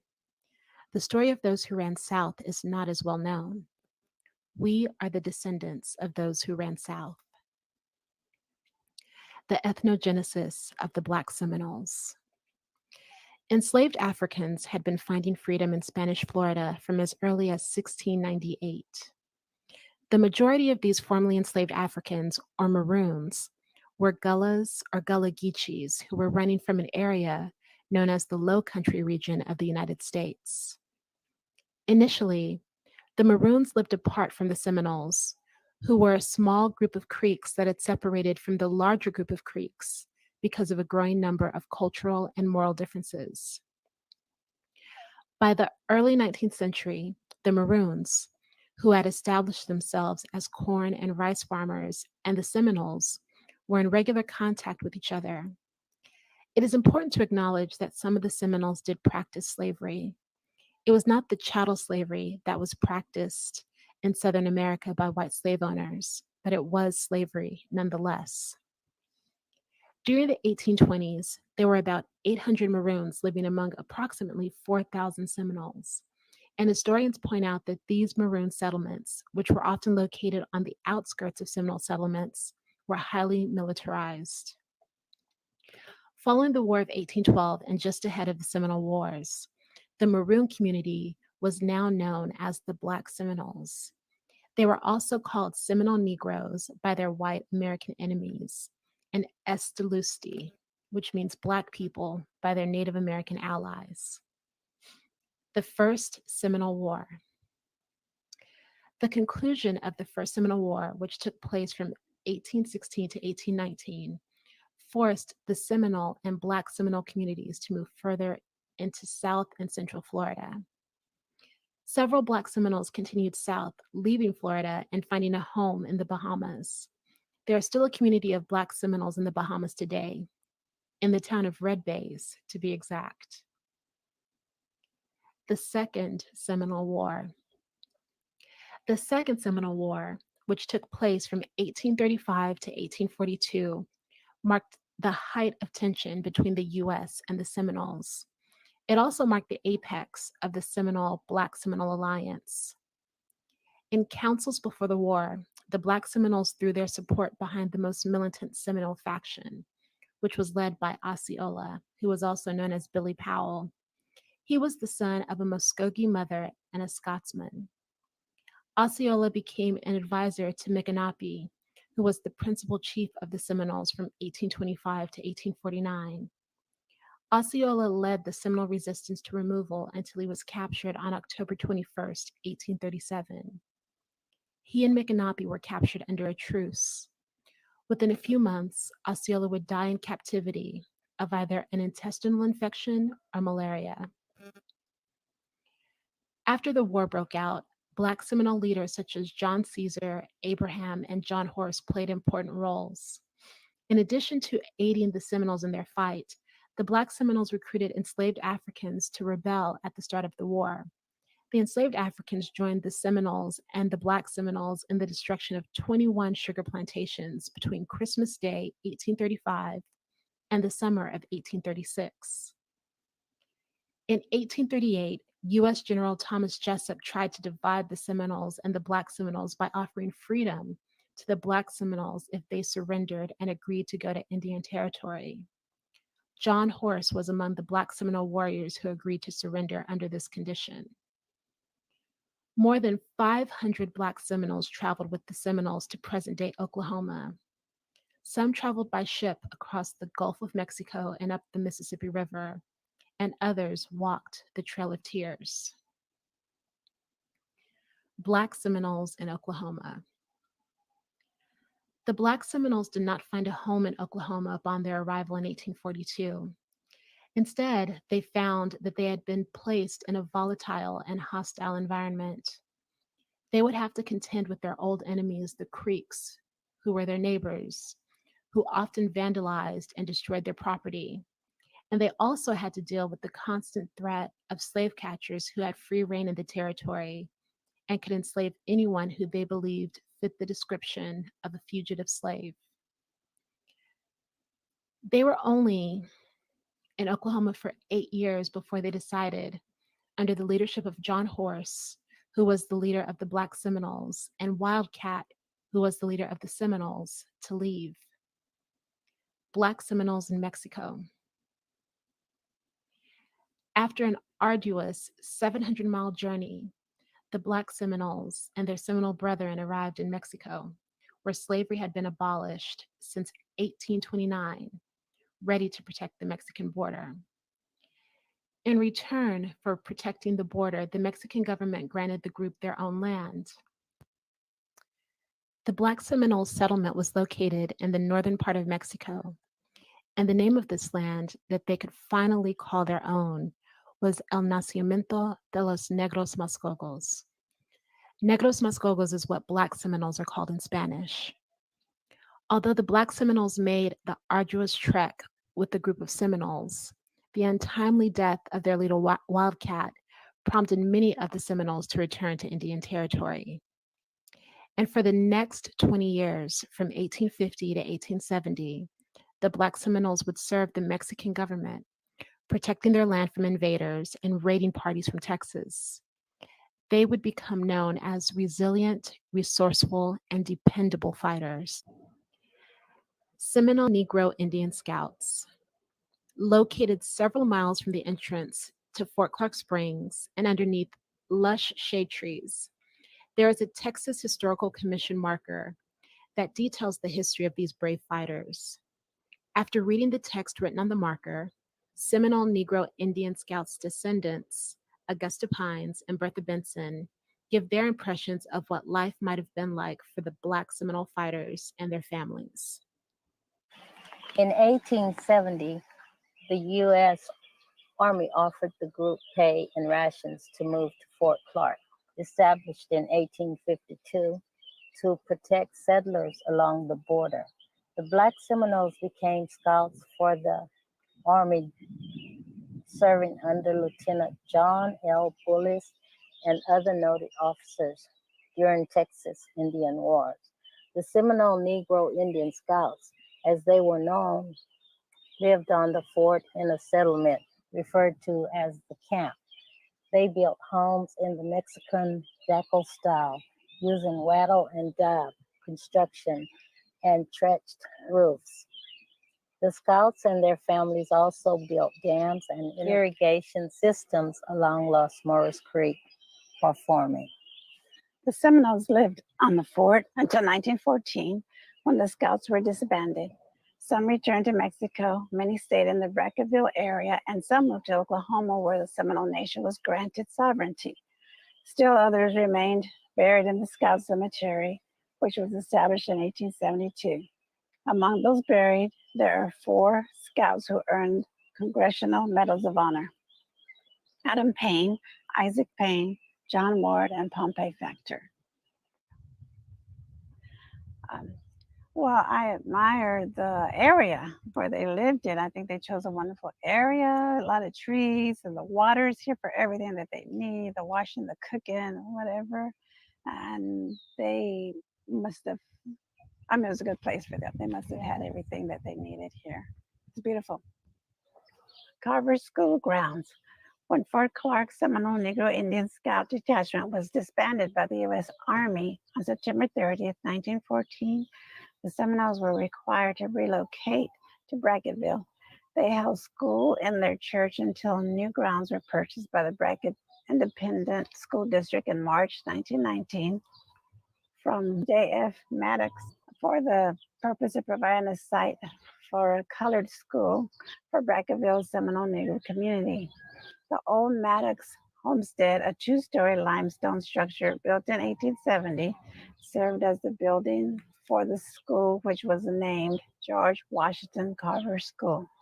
The first floor was used for classrooms, while the second floor was leased to the Black Masonic Lodge until 1923.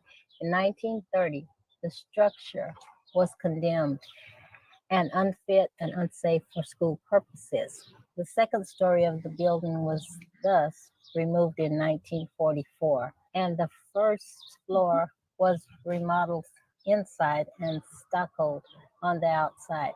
The building was again used as a classroom for the primary and elementary grades, while high school classes were conducted in a new building completed in early 1944 by the 162nd Engineer Squadron of the 2nd Cavalry Division, then stationed at Fort Clark.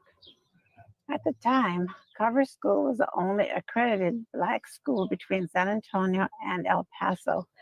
The Seminole Indian Scout Cemetery Association was deeded the school grounds by the Brackett ISD in November 1965. The original stone schoolhouse was then served as a meeting hall and cultural center for the Bracketville Seminole community, including local Juneteenth celebrations and Seminole Day. Each September, the 1944 building now serves as classrooms for the Community Head Start program. Okay. There's a desk in the museum. We used to have those wooden desks in here. And there was, I think, about 3, 6, maybe 9 kids in the classroom. There was 2 classrooms. There was Miss Charles's classroom and there was Miss Morris' classroom. And then also we had time when we came out, like, I guess recess. And then out here they would play softball, mostly the guys. And I remember when my brother Ricky fell, somebody fell on him and he broke his arm. I think one of the twins did. You know, Clarence and Luther? And I was crying because my brother got, he broke his arm. And Miss Charles said, "No, Gussie, don't cry." She used to call me Gussie. She said, "Don't cry, he's okay. It was an accident," when I was crying. That's sweet. The Seminole Indian Scout Cemetery Association. The Seminole Indian Scout Cemetery Association, or SISCA, was founded in 1967. Ms. Charles Emily Wilson, who was an educator, was our organization's first director. She would go on to become the matriarch of our community. She started our Juneteenth and Seminole Day celebrations. SISCA's main goals are to preserve, maintain, and promote the Seminole Indian Scout Cemetery, where our ancestors are buried, and to raise awareness about the 4 Medal of Honor recipients who have been laid to rest there. In the next clip, Augusta Pines discusses her Juneteenth and Seminole Days I memories. remember back in the day, the Seminole days, me and Kim and Miss Charles, we would come out here. We knew she was getting ready because she would tell us to go down in the Arroyo and get some of those those palm trees and cut them. So we would go down there. There's some down there now, but we would go cut them, and she would put them in big buckets with water. And she would set them around the court there, just as for decorations, I guess. And then also she would be sweating a little bit, just getting stuff together. I can tell she was like excited. I remember That's one thing I really do remember. And then I remember people would be starting to come in, like on that Friday. Remember Mr. Benny McRae? I remember I met him out under the, under the trees out there. Seminole Indian Scouts Cemetery.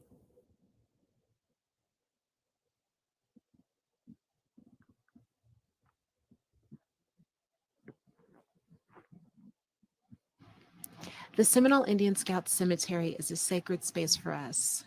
For many of us, multiple family members and dear friends are buried here. And for many years, the cemetery was the only place that was ours.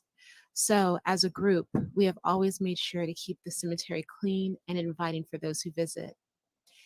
At the cemetery, there's a Texas Historical Commission marker. Bertha Benson will first read the text on the marker. Then she and Augusta Pines will share their thoughts about the cemetery. Seminole Indian Scout Cemetery, founded on Fort Clark Reservation, September 1st, 1872. Burial site of heroic U.S. Army men, families, and heirs. These Seminoles came mainly from Florida about 1850, lived in northern Mexico or Texas, joined Lieutenant John L. Bullis, later General, and Colonel Ranald S. McKenzie in ridding Texas of hostile Indians in 1870s. I know it seems strange to see, but I walk over here and it just feels like home. It does. I know that's so strange to say about a cemetery, but I love that it's here. I love that I can bring my kids here and say, this is so-and-so, this is your grandma, this is this, just go on down the line. I even have a little, older sister down over there. And I don't know, it's just, and there's a feel to it too. Yeah, there's a feel. it's beautiful. Oh gosh, I mean, it's, it's not fancy or anything, but it feels so good.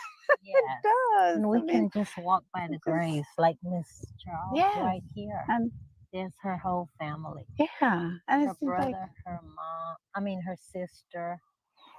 And yeah, it's just really amazing. And when you walk by, the memories come back. I remember her so well. It's all history, history, just priceless. Yeah, during Seminole days, we gather out here and we just connect. Everybody comes in, we have a circle, and we just talk. Their spirits come alive, I think. It feels like it does. We sing songs and we pray and then visit the graves. Yeah. And a lot of, the descendants of these that are buried out here, they come home during that time. Negros Mascogos. El Nacimiento de los Negros Mascogos was founded in 1850. More than 170 years later, the town and its residents continue to thrive. They are proud of their Black Seminole heritage. El Nacimiento is indeed a special place. The folks of Nacimiento are learning their history, celebrating their culture, especially their food, singing the old Negro spirituals, and taking care of their cemetery. Here we have one of our relatives that live here. She's a Seminole Indian descendant. Her name is Karen Toralba. She just graduated from college here as an engineer. Say something about yourself, Karen. Hola, mi nombre es Karen Torralba. Pertenezco a la comunidad de los Negros Mascogos. Soy descendiente de Dallas Garner. Uno de los negros que llegaron primero aquí a la comunidad. Dentro de la comunidad tenemos algunos proyectos en los cuales estamos trabajando con niños y jóvenes que se basan en los cantos tradicionales que estamos tratando de recuperar. Otro es una asociación del cementerio que lo que hacemos ahí es hacer limpieza general para tenerlo bonito. The people here know their culture, they know they're Black, they actually celebrate Juneteenth here. Been celebrating it since I was a kid in the 60s. So they're from the United States and they consider themselves, I guess, citizens of both A lot of them do consider themselves citizens of both areas, even though they're not dual citizenship, but because they came from the United States, they still celebrate Juneteenth. We've got Jordy, a friend of ours, who is teaching the kids here, the local kids here, the songs that our ancestors sang way back in the day. It's like a broken gullah English, the words to it, because there's a taping of the recording with all the songs that they sang. And he is helping to teach the little local kids here the songs to keep the tradition alive, because the songs haven't been sang in a very, very long time. And that's something that's part of our ancestry that we don't want to be lost. Yeah, and on that note, we also teach them the history of the place, because we know the history, some of it, but a lot of people here that live here do not know the history. So we're re-educating at least the kids on our history. Bertha Benson spent a lot of time in El Nacimiento as a child. In the next clip, she discusses some childhood memories. Yeah, we used to go to Mexico every summer. After my dad, of course, my dad used to live in Mexico, but got married and came over when they had one child and stayed here. And so when he got, I found out we didn't go every summer until a few years after he got here. I thought we did all the time. All my life we did. And I'm the youngest, so all my life we went. Yeah. And it was always a wonderful thing. We're going to Mexico. We're going, and because we get to be with our cousins and communication. I did not know Spanish, but I knew sign language.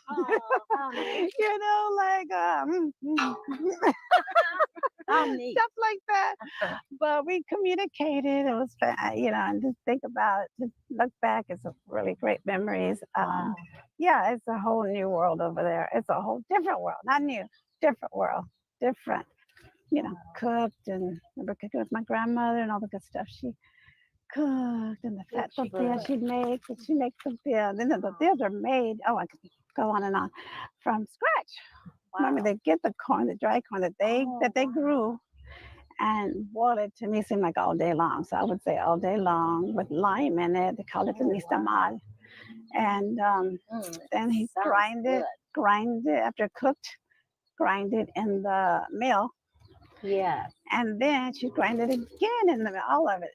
And I remember telling her, it's good, Mama. We don't need to grind it. And she would just say, oh, yeah? And she'd keep on going, keep on going. How neat. And I did stuff with my grandmother because I'm the only one that got up early. My sisters would sleep late. Yeah. I would get up early.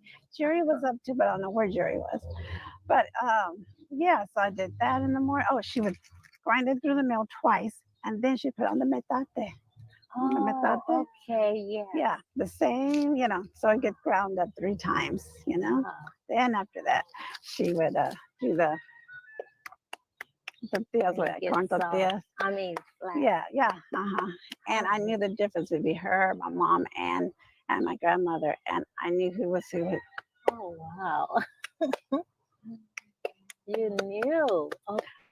I knew. I like that's from Mama. I knew who was who. Wow. They stopped.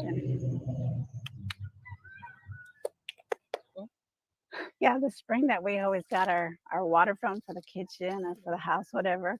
A priest had come and he blessed it. He prayed over it and all, and he told my grandmother that this spring is going to be here. It is never going to dry. And I was a little girl. Look at me now. He's still there. And it's still there. And still, I'm sure before me, it was there. So, yeah, it looks like it's lasting. We, the Black Seminoles of Texas and Mexico, are very proud of our heritage. As a unified group, we are coming together and working together to teach ourselves and others about our rich history. In both towns, our cemeteries are incredibly sacred to us. Giving our dearly departed loved ones a final resting place that is peaceful and clean is very important. In addition, we are striving to revitalize those things that we once thought were lost. This includes the old Negro spirituals that were sung way back in the Low Country region of the U.S. when many of the Black Seminoles were enslaved, and the language known as ASC that has its roots in Gullah Geechee. We are proud descendants of these people who sought freedom on their own terms. Each day, we strive to make them proud.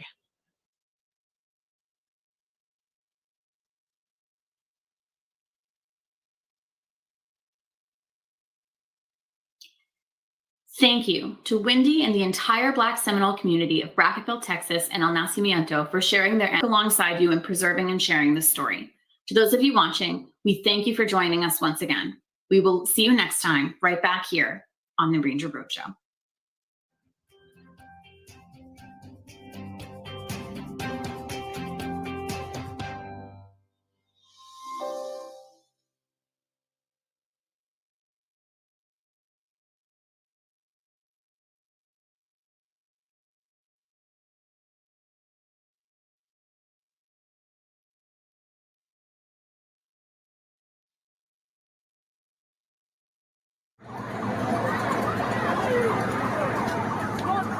The group that's gathered here are descendants, direct descendants of the Seminole Scouts, and they've come from all over the United States. They come here in September to Brackettville every year for this reunion.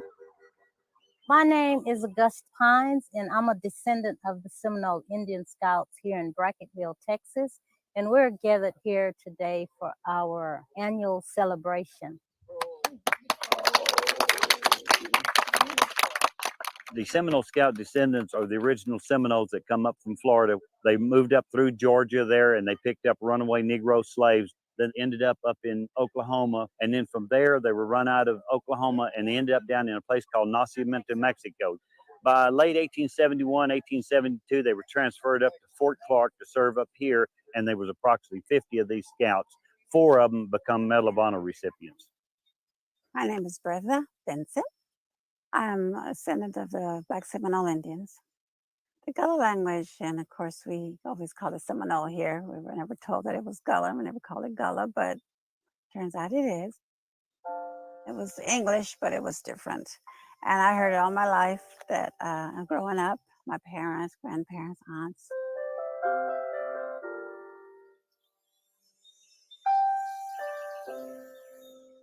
My name is Bertha.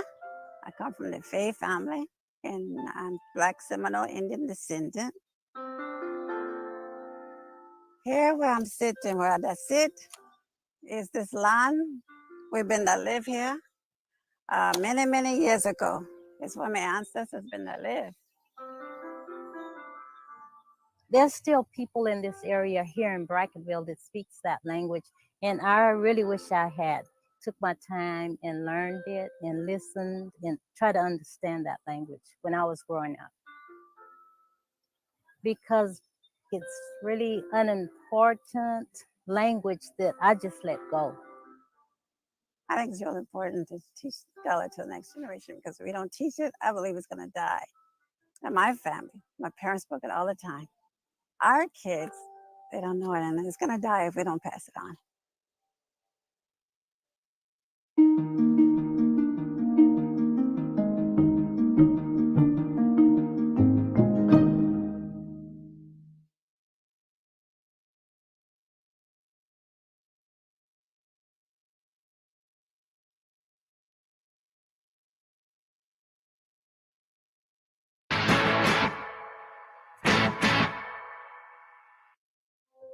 I can feel the ancestors dancing when they connect with the ceremonies that are taking place in Indian Canyon.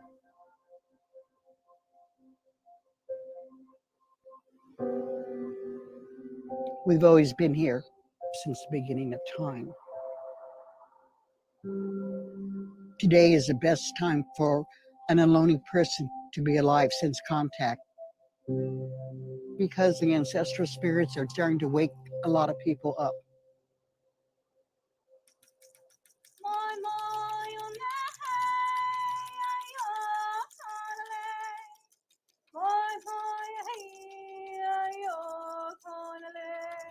My name is Anne Marie Sayers.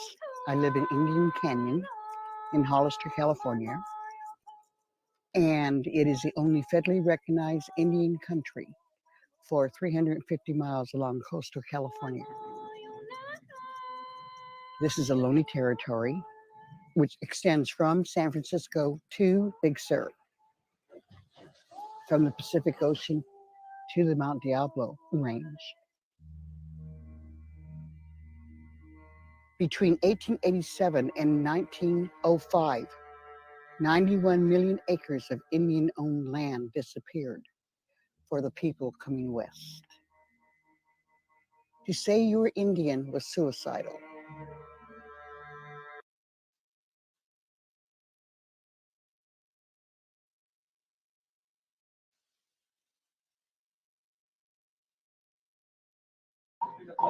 Yo, we're back. It is Supreme. So DJ, did you see Hmm. how many times she said black? Uh-huh. Well, and I was just putting in the chat that the Ohlone people are the niggas out here in Vallejo and Marin and Oakland or the East Bay and Hunters Point. Mm-hmm. You know, like some of us come from the East Coast, but how do I say this? Some of our families have been all up and down the southern regions of this country forever.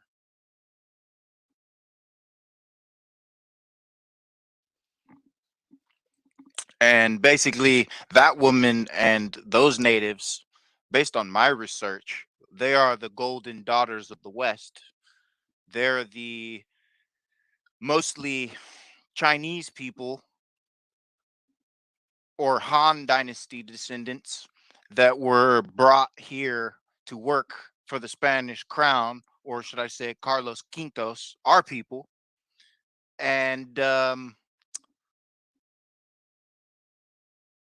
were later given the title Indian.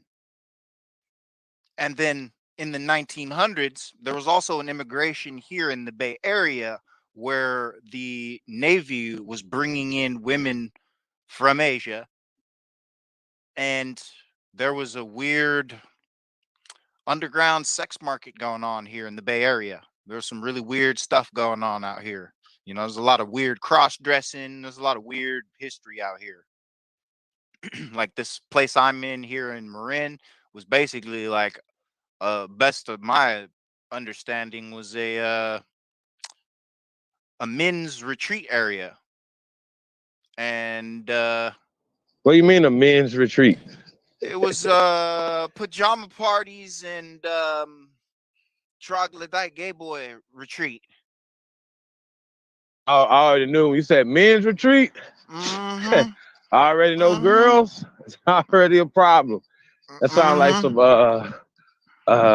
what is that place where they be out there worshiping that big ass owl out there in California? What's that called? I know what you're talking about. Fuck. Oh God, I always forget the name of the place. Shit. I should know too, because it's our shit underneath of it. And they love building on top of all ancient cities. Even when we talk about Las Vegas, for instance, you know, when that you can catch every once in a while, like on the public Bohemian Grove. Bohemian Grove. Bohemian Grove. We've Who got said that in the ancient chat room? I shit. know somebody got that shit. Shout out to Rob McCoy in the building. Peace, King. Thank you guys for coming through. Hey y'all, you know, we do got some this Tariq video. I don't know if you guys seen it. Talking about the $5 FBAs. We're gonna have to definitely get some of that in tonight. But I wanted to talk about what they were talking about once again, right? The whole concept of maroon, talking about a culture, talking about a people, right? Mm-hmm. Negro de terrorists, They blacks sound on the like land. Romans. Sound like Romans to me, nigga. They sound like some warrior farmers that separated themselves and started doing some shit. It sounds, see, when they tell me this Seminole Cimarron, it sounds to me like there's your Greeks and there's your Romans right there, the real ones. Yeah. There's the history they base their mythology off of, is our people's moves. Yep. So go ahead, get it. Well, once again though, talking about, you know, that video, and people be like, well, these guys are experts because they're Seminoles and this and the third. But once again, if you're taught in a system, right, that was created by the pale skin because they created a Seminole nation, right? Okay. Now Seminoles are runaway slaves, except for the white Seminoles. They happen to not be runaway slaves. Y'all see how this works? You see how the maroon thing works? Only, or all the negative things only work for people of color. So when they say black Seminole, they're inferring that the other Seminoles are white. And that they It's had just you as caste pets. system. Yeah. Yeah. It's caste system categorization. You know, They said that they had you guys as pets. Right? Oh, 800 black Seminoles went with 4,000 Seminoles.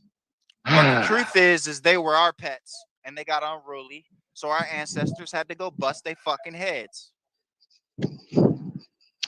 And when did the Native American, aka the mixed blood, right, become the majority over the Negro?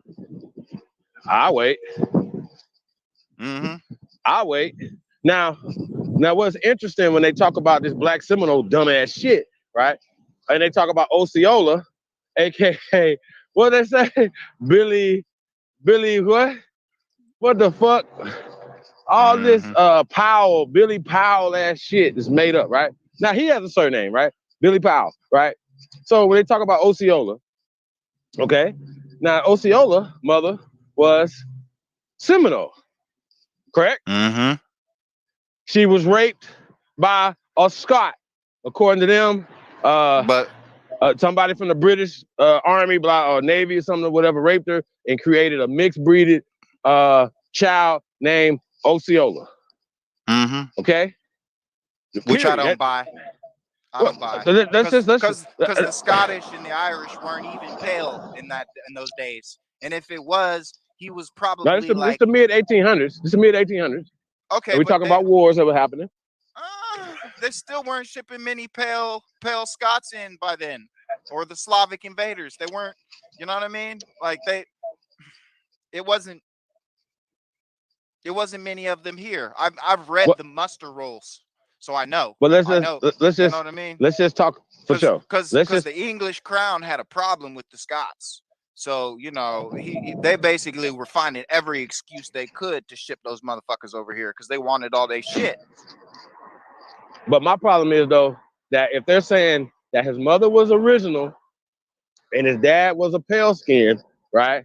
However the union happened, it created a mestizo, who they're calling a Seminole. And then they're calling his mother a black Seminole. Exactly. Y'all understand the problem that we have right here right now? What I'm saying is he's more likely what Chris Cyphers would call a Negropean mix than a pale mix is what I'm trying to point out. Based on let me ask you a question. So do you think that they bleached out and whitewashed Osceola's picture, brother? Absolutely. Because I've looked up Osceola's picture, and you know I found pictures of what is his name, Billy something, but also if you look up Billy Powell, and also Micanopy, Chief Micanopy shows up as Osceola. You know, well, it's the same way when you got the same people. You'll say Paul Cuffey or Nat Turner and Frederick Douglass are all the same person. Also English, Anthony Johnson will be. They're English duplicates.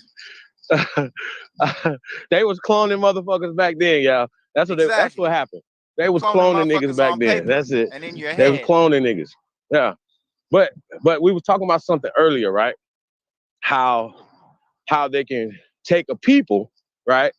Now we talked about this with Crispus Attucks shout out to Lotus, when we debunked that shit and showed that basically Crispus Attucks was a descriptive term of the Nantuckets, those people, right? So they'll take a people and make them a person. Precisely. Right? The scenario that happened to that person would be the scenario of the people, if y'all can kind of understand what I'm saying. Like I'm trying to, what I love to do is make complicated things less complicated. I try not to make them complicated like we so smart and everybody else is so fucking dumb when it is simple. These people rewrote history. Okay? They put themselves into advantageous positions in history that gives them privilege today. Precisely. It gives them social, political, economic privilege. Psychological power and privilege. And it puts psychological pressure on us all the time. You're psychologically under pressure all the time. All the time. And now we get conditioned to it. Be like, we're supposed to go through that. This is supposed to happen. But guess what, fellas? Do you the first time you was harassed by the police and made to feel less than? You was conditioned based off of television, based off of movies. You was already conditioned for the experience. You was already conditioned. You was just waiting. I don't even know why niggas be upset about it when you knew it was gonna happen, because you was conditioned just like they are conditioned to exert their privilege over you. This is the recessive man's trick. This is how they beat us. Seriously, period. This is all it is to it, bro. I know it's crazy, y'all. It gets wild. Fuck. Shit gets real crazy, y'all. Yeah. Because we're dealing with pathological lies. So, you know, when someone's a pathological liar, they're going to take you all over the fucking place. It's facts. We're dealing with generational pathological liars. You know, I mean, I wouldn't be surprised if some of these people's offspring are born with like 15 different personalities.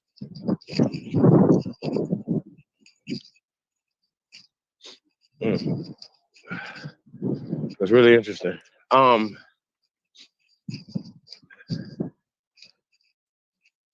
Let's see. I want to play this other video before we get into that. Hold on 1 second, make sure it's the right one.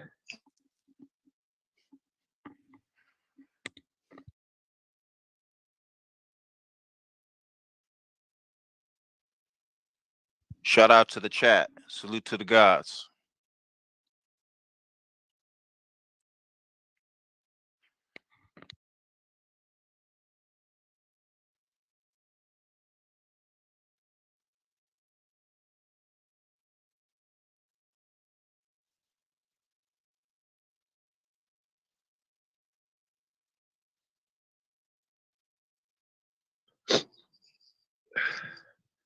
It's the one.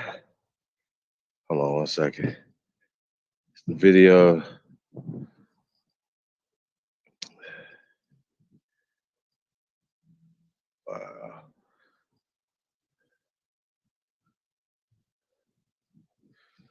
It's the second Seminole War as a Florida Negro War. So, what was the first one? If the second one was a Negro War, what was the first one? The first one was us banging on the mestizo. And also I talk about the French. I call the French a Negro War, right? Because the Negroes would fight with the French, right? But they call it. But the French, but the French was Negroes. Oh, but not only that, the Negroes were the Americans. Negros de Guinea. So but you see how they take over the American title from us by whitewashing history, as well as trading places, so to speak. Yeah. So, but we're negros de tierra. De terra, yeah. Yeah. And they're negros de Guinea.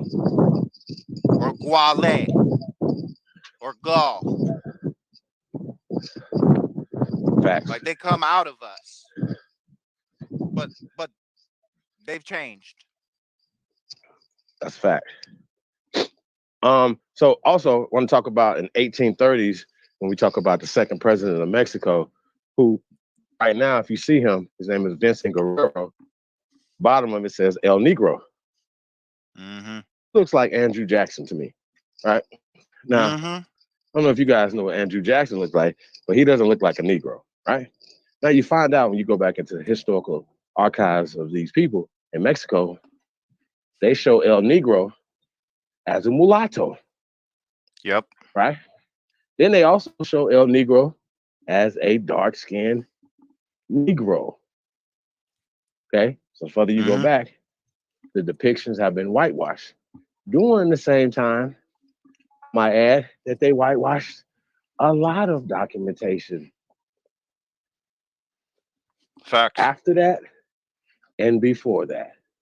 Just wanted to say that. You know, a video for you guys. Go ahead, brother. You got it. It's interesting because my investigations of Isabella being a Sybil or a soothsayer has also shown me that she came from the Persian Empire. Like the Moors were capturing Persian women. But once again, Persians lived on corn.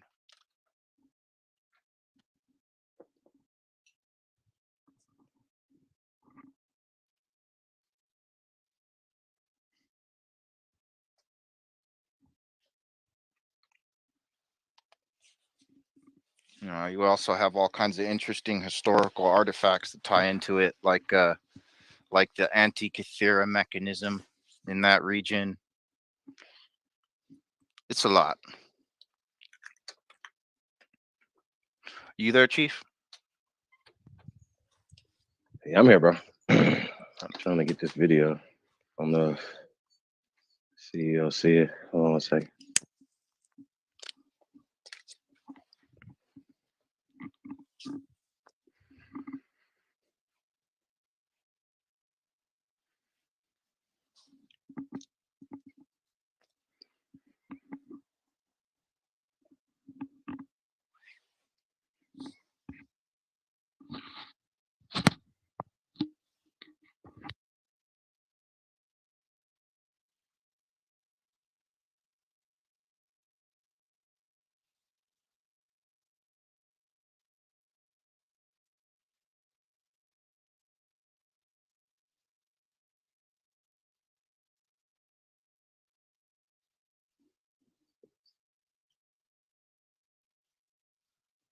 I'm back, bro.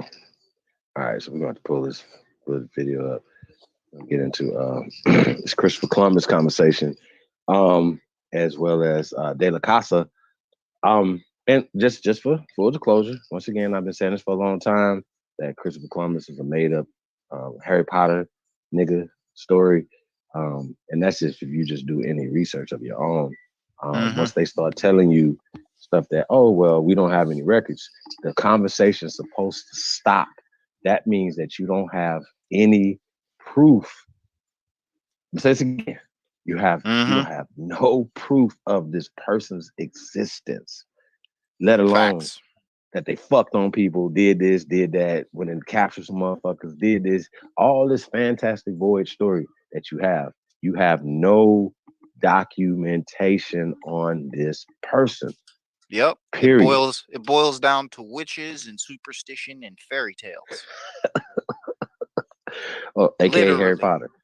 Yeah, literally Harry Potter. It's literally some Harry Potter, Lion the Witch in the Wardrobe, fucking, Lord of the Rings bullshit. That's a fact. So, but the conversation though, when we're talking about Columbus, is representing a system. Knights of Columbus.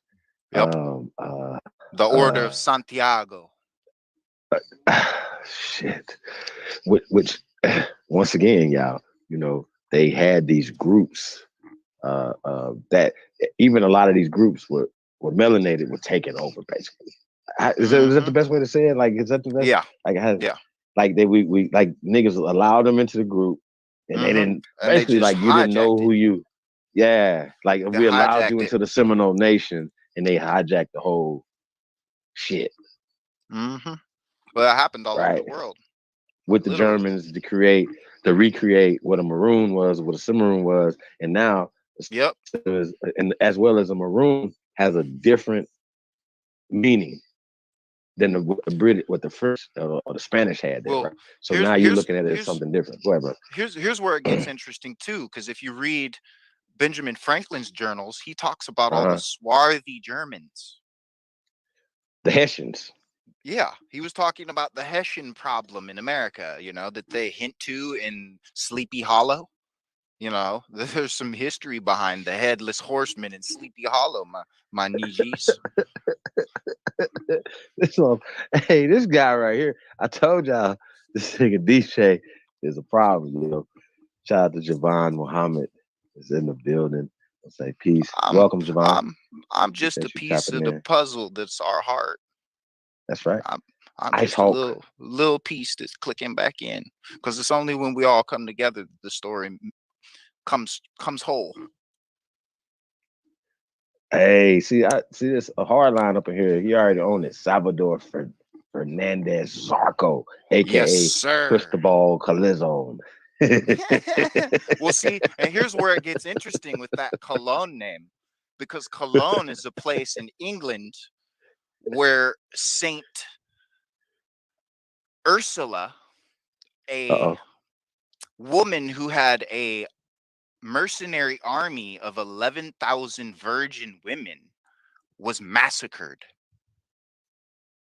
So who you know, why are they referencing Cologne? Who the hell and would these massacre? women? How many women? What kind of 11,000? What kind of monster would Virgin massacre women? 11,000 virgins? A gay man, an army full of gay niggas. An entire nation of people who got serious fucking problems, man. Serious problems. Who would do that? Like, there's a whole bunch of virgins out there. And Y'all here's go where kill it them gets all. even more interesting. Stop You look her up, and they I don't portray believe her as a pale woman. And then it makes me think of movies like Texas Chainsaw Massacre and Scream, where 96% of the victims are pale females. It's some really weird shit.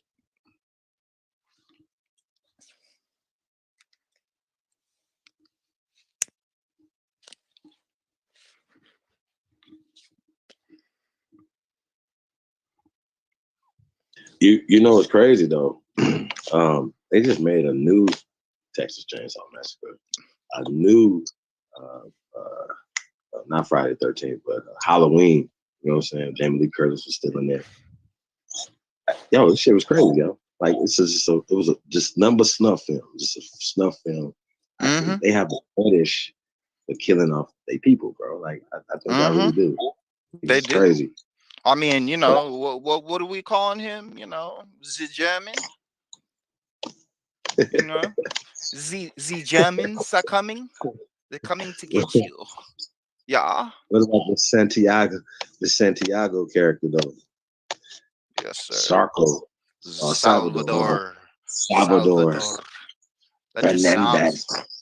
That nigga not only he had a surname, he had a middle name, y'all. Yep. He had exactly a forename, a given name, and a surname.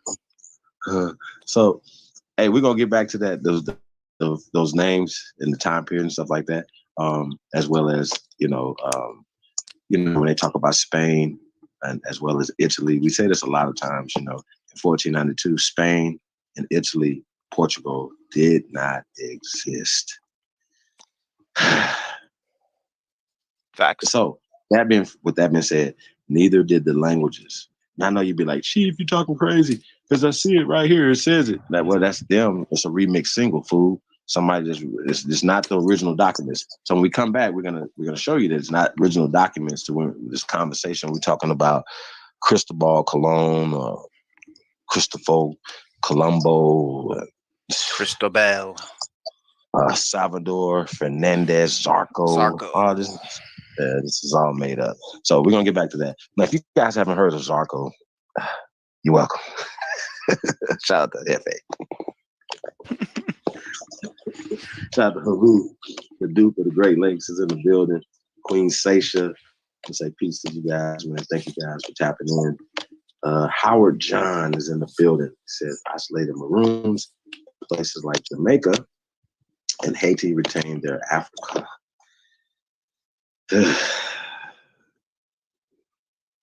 I've never met a Jamaican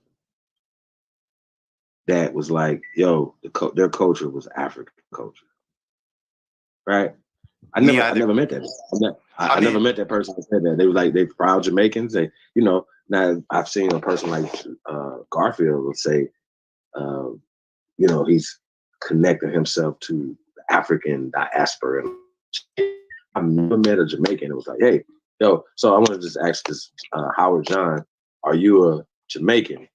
First off, because, you know, you talk about maintaining the African culture.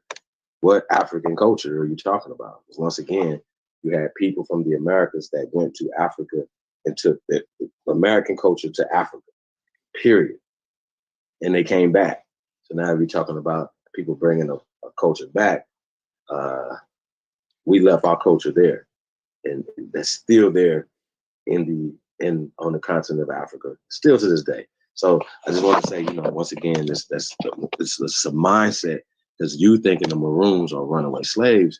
And once again, Maroons is a descriptive term of brown people still to this day.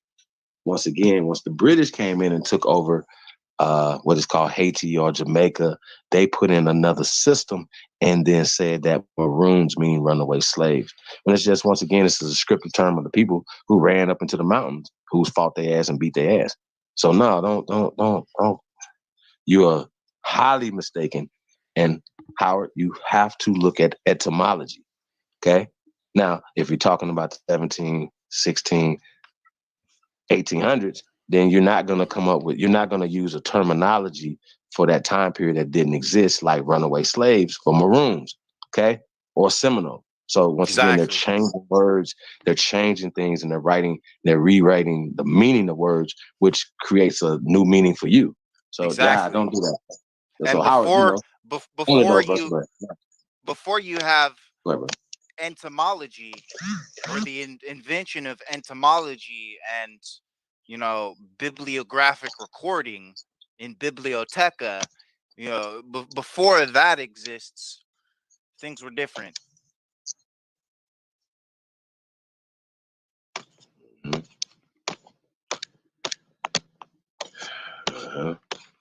He says, East India owe us answers.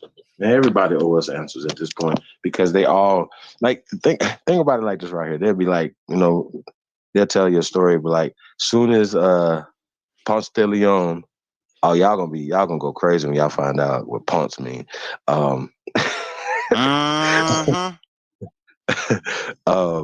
Once you guys find out this shit, right? You know, because etymology is key. I know people don't know that. They don't think that, but etymology key says Jamaicans retain much of their African. You're going to say that again, huh? I can't. Okay, brother. There's no such thing as African culture, brother. I have two friends that are Jamaican, and they are proud Jamaicans. And when I asked one of them about Africa, he shook his head. He said, I don't know. He told me his grandmother said nothing about it, so he doesn't know. Like, all right. So listen, y'all. So we can discern from a lot of these things, and we'll talk about it as we go, but we can discern from Native American. We know that Native American is a new invention in 1975. So Columbus didn't run into any Native Americans. The Native Americans didn't fight in the Revolutionary War. The Native Americans didn't fight in any of the French and Indian or Seminoles or Tuscaroras or any civil war that has happened or war on for this land. independence. None of that. Now they were talking about scouts. They were in the 1800s. Those were scouts from the Civil War. Those scouts would have been Negroes. So how come on, y'all. Like, I want to choke something. Like, come on, please stop playing with us with this black Seminole and this white Seminole. Those pale ones are new Johnny-come-latelys. Like 20th century Johnny-come-latelys have took over. When I say 20th century, late 1800s, refugees who came in and usurped a culture.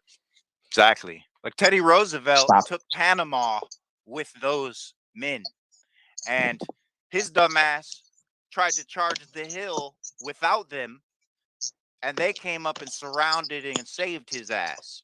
So the next day, he talks about how heroic they are, and then 2 weeks later, in the news press, he talks shit about them.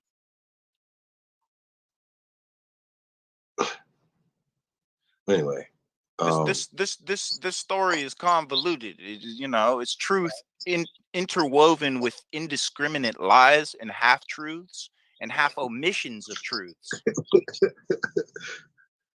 That's right. Arline said they be letting them know they'll forget the hate that they got. If you want to go back before etymology, then you have to look at nomenclature. Nomenclature. The history and science of naming things, because that's our history, that's our culture. Nomenclature. This is where you find your house.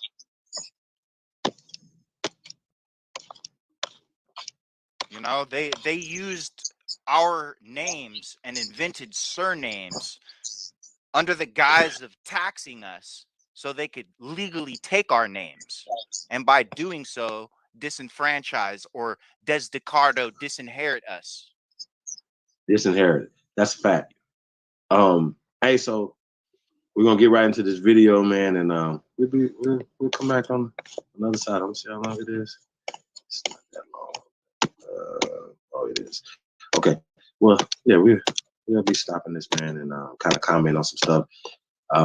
It's an old video, but it's a lot of information in here, man. Dr. Jack D. Ford and some other people. Once again, you gotta understand the words that are being used, especially in the time period. So when you hear Native American, they're not talking about Native Americans, especially in the it's the political party. Yeah, it's a social political party that they took over to create, to take our shit. So, hey, let's go, man. Like I said, man, you tuned in to the greatest of all motherfucking time. Hey, I got my brother, DJ ZPE, in the building, dropping heat rocks over here, man. You already know, man. Y'all big homie, the one and only. The CEO is in the building. Let's go. Let's go. Let's get it.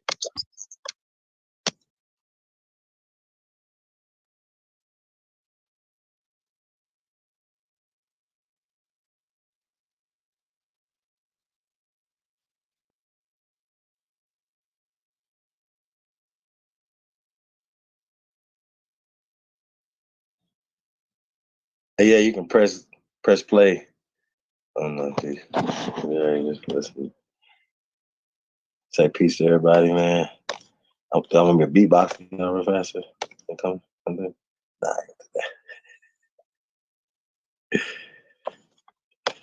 Let's say shout out to everybody, man. Hey, want to say also fair use for educational purposes, man. Hold on one second, y'all.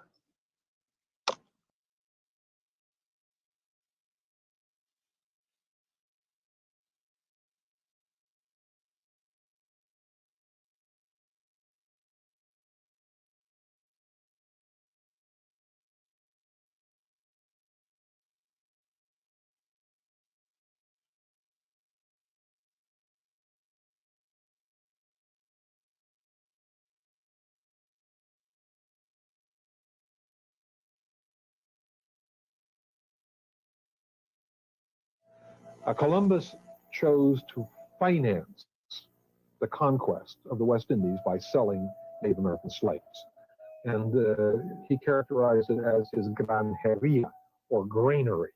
In other words, it was the granary that was going to pay for the conquest, that is, Native American bodies.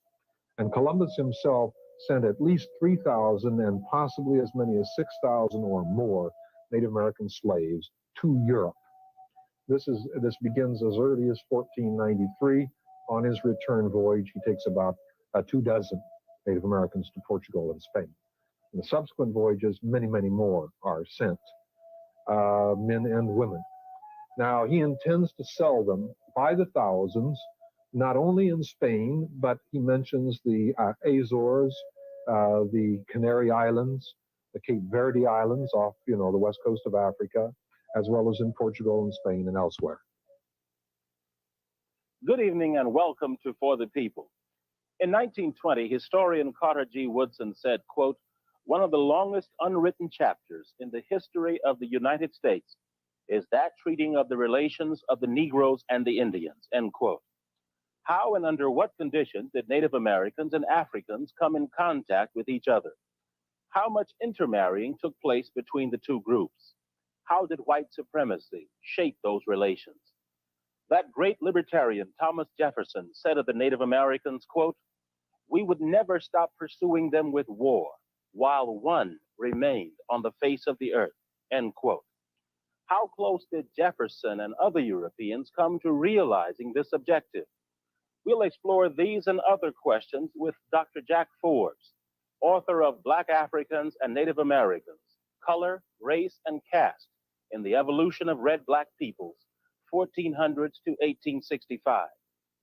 Dr. Forbes is professor of anthropology and Native American studies at the University of California at Davis. He is co-founder of DQ University, a Native American university located in Northern California. Well, I think the main point is to fill in a gap that has developed because of the suppression of knowledge of the interaction of Black people and Native American people. In other words, it's to tell the story to the fullest extent possible of the interrelations between these two ethnic groups with both extremely rich heritages of culture and history. Where were the Native American population during the time that you studied? Well, during that time period, I think virtually all areas of the Americas and all of the islands, virtually, including up to Greenland, for the most part, were occupied by different native people. So the entire continent and virtually all of the islands were occupied. Southern Greenland was a possible exception. When the Norse Vikings reached southern Greenland in the about 900, say, give or take, they found the remains of human beings there, but they didn't actually meet people in southern Greenland for a while. But almost everywhere else, there were native people occupying fully the whole space. Okay, now back to the cultural question. Not that comparison is necessary. How would you compare some of the Native American civilizations with European civilizations during this time? Well, again, it's very hard to generalize, and one wants to be careful to specify that, you know, you can't be an expert on all these different kind of cultures. Right. But nonetheless, the European population had been exposed to many, many more examples of imperialism in the period from, say, the Roman Empire on. And imperialism is I regard it as a disease. I call it the disease of cannibalism, because in imperialism, people think that they have the right to consume not only the resources of other people, but their lives as well. And one of the characteristics of this kind of cannibalism, or I call it the wetiko psychosis, from a Cree Indian word meaning a cannibal disease. The wetiko disease, it's a psychological and cultural disease. One of the characteristics is that it brutalizes people, because as a part of imperialism, well, the thing that keeps empires going is that you have to terrorize the people you're going to control. I mean, you don't get to steal their resources just by asking. You know, you've got to take it by force, and then you have to create a reign of terror in order to maintain that system. So people become brutalized as a part of that. And after you've gone through quite a few of them, then it becomes a part of your culture, and the disease takes you into its clutches. So that the Europeans, particularly by the 1400s and 1500s, the Northern Europeans had learned to become Romans. And they like to even call themselves Romans. The Germans. Meaning building an empire and ruling over others. In other words, if you read a lot of histories in the past, you will find that the French are very proud of the French Empire. All the areas ruled by the French flag. The British are proud of the British Empire. The Italians want an empire. The Germans want their empire. The Russians want an empire. This is the way you make yourself into big shots, right? And people think you're powerful and you're successful. It's because you are messing with other people's lives, right? So the concept of doing evil becomes, instead of being evil, it becomes the ambition of your society to do that. And along with that, of course, is the economic motive, or what we might call greed, Although it's done not only for economics, it's done also for other illusions of grandeur and that kind of thing, which are psychological. But the economic motive of getting other people's wealth is the real springboard. So, in other words, you have a people who are more greedy, they're more avaricious, and they have definite plans and schemes of building empires. And that makes them very different from most native people. Maybe not all, but from most. Last night while talking to you, you mentioned one of the, I don't know if you use the term mistakes, that Native American used in dealing with Europeans was that Native American would say exactly what he meant. Would you deal with that, please? Well, one of the characteristics, I think, of a lot of traditional peoples around the world is that honesty is highly valued. And this has certainly always been true among Native American people. And to have a face, as the Aztecs used to say, to have a face means to have a personality that is not changeable. In other words, you can be relied on. Your word is your bond. Now, in a world of hustlers, I thought that was a European thing. Go ahead. Go ahead.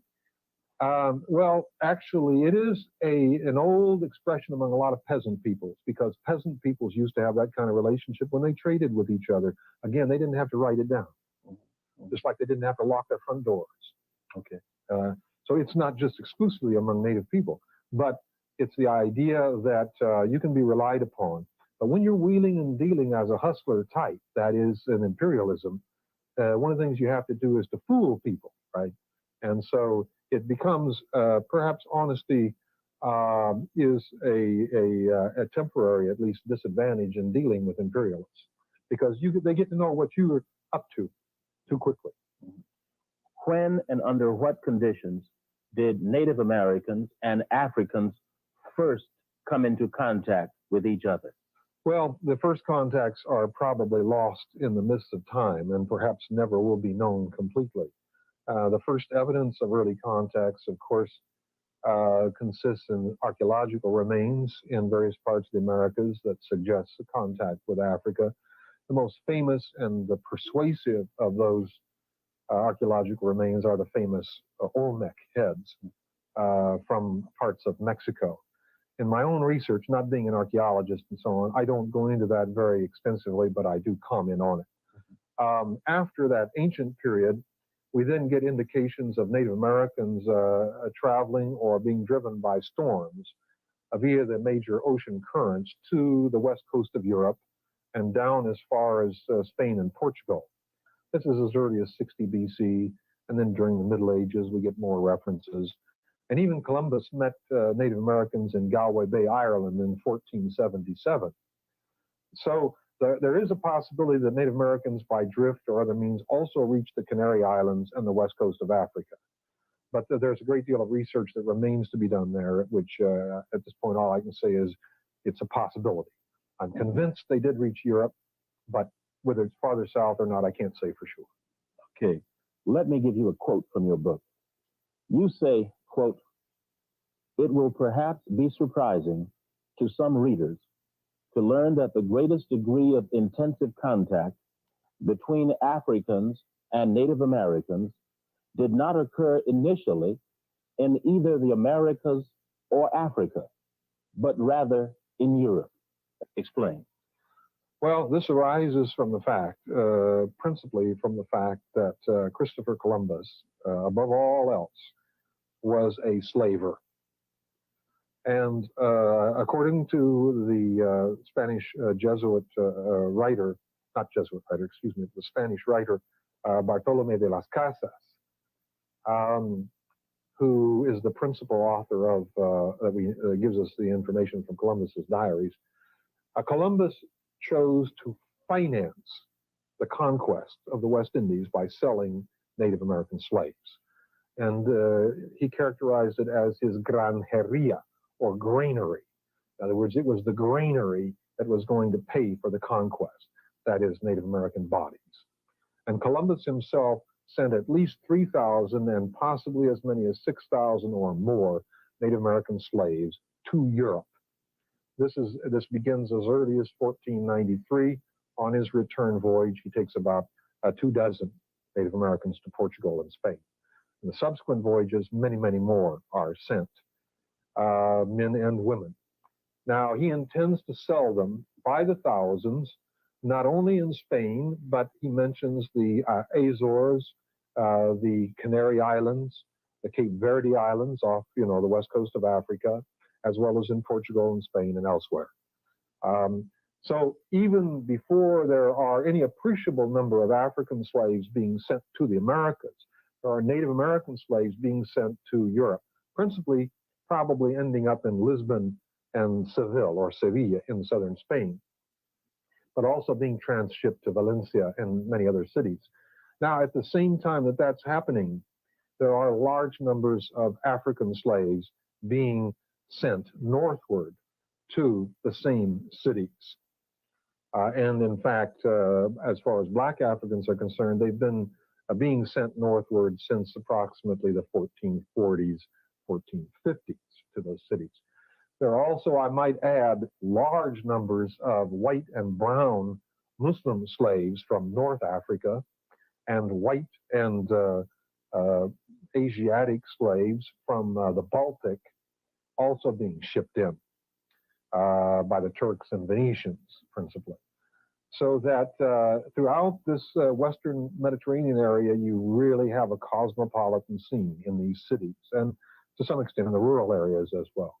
So it's in these cities where large numbers of Black Africans and substantial numbers of Native Americans meet, undoubtedly intermingle, and become part, eventually, of the urban populations of these cities and others. Now, they were slaves. What were they doing? What tasks were they performing? Well, that needs to be studied in greater detail. We do know that some were engaged in agricultural labor. We do know that some were apprenticed to craftspeople. And unlike the slavery that developed in the Americas, it was, at least in Spain, primarily a slavery where there would be very small numbers of slaves employed by a few individuals, not huge plantation type slavery. So I would imagine that almost any type of craft you can think of, almost any type of job. In Lisbon, for instance, we know that the slaves were allowed to, in their spare time, sell water. And there were particular spots along the river in Lisbon where certain kinds of slaves were given the exclusive right to get water. For example, the Moorish slaves from North Africa had one section of the river, men. And then the Native Americans and Africans and females and males had other sections of the river that they could get water. Were allocated to them? That were allocated to them. And this was so that they could make a little extra money. They had the right to make money in their spare time. And they'd sell their water in different parts of Lisbon and do other odds and ends. They also, in Seville, they had a captain general who was in charge of the slaves and of the free people of color in Sevilla.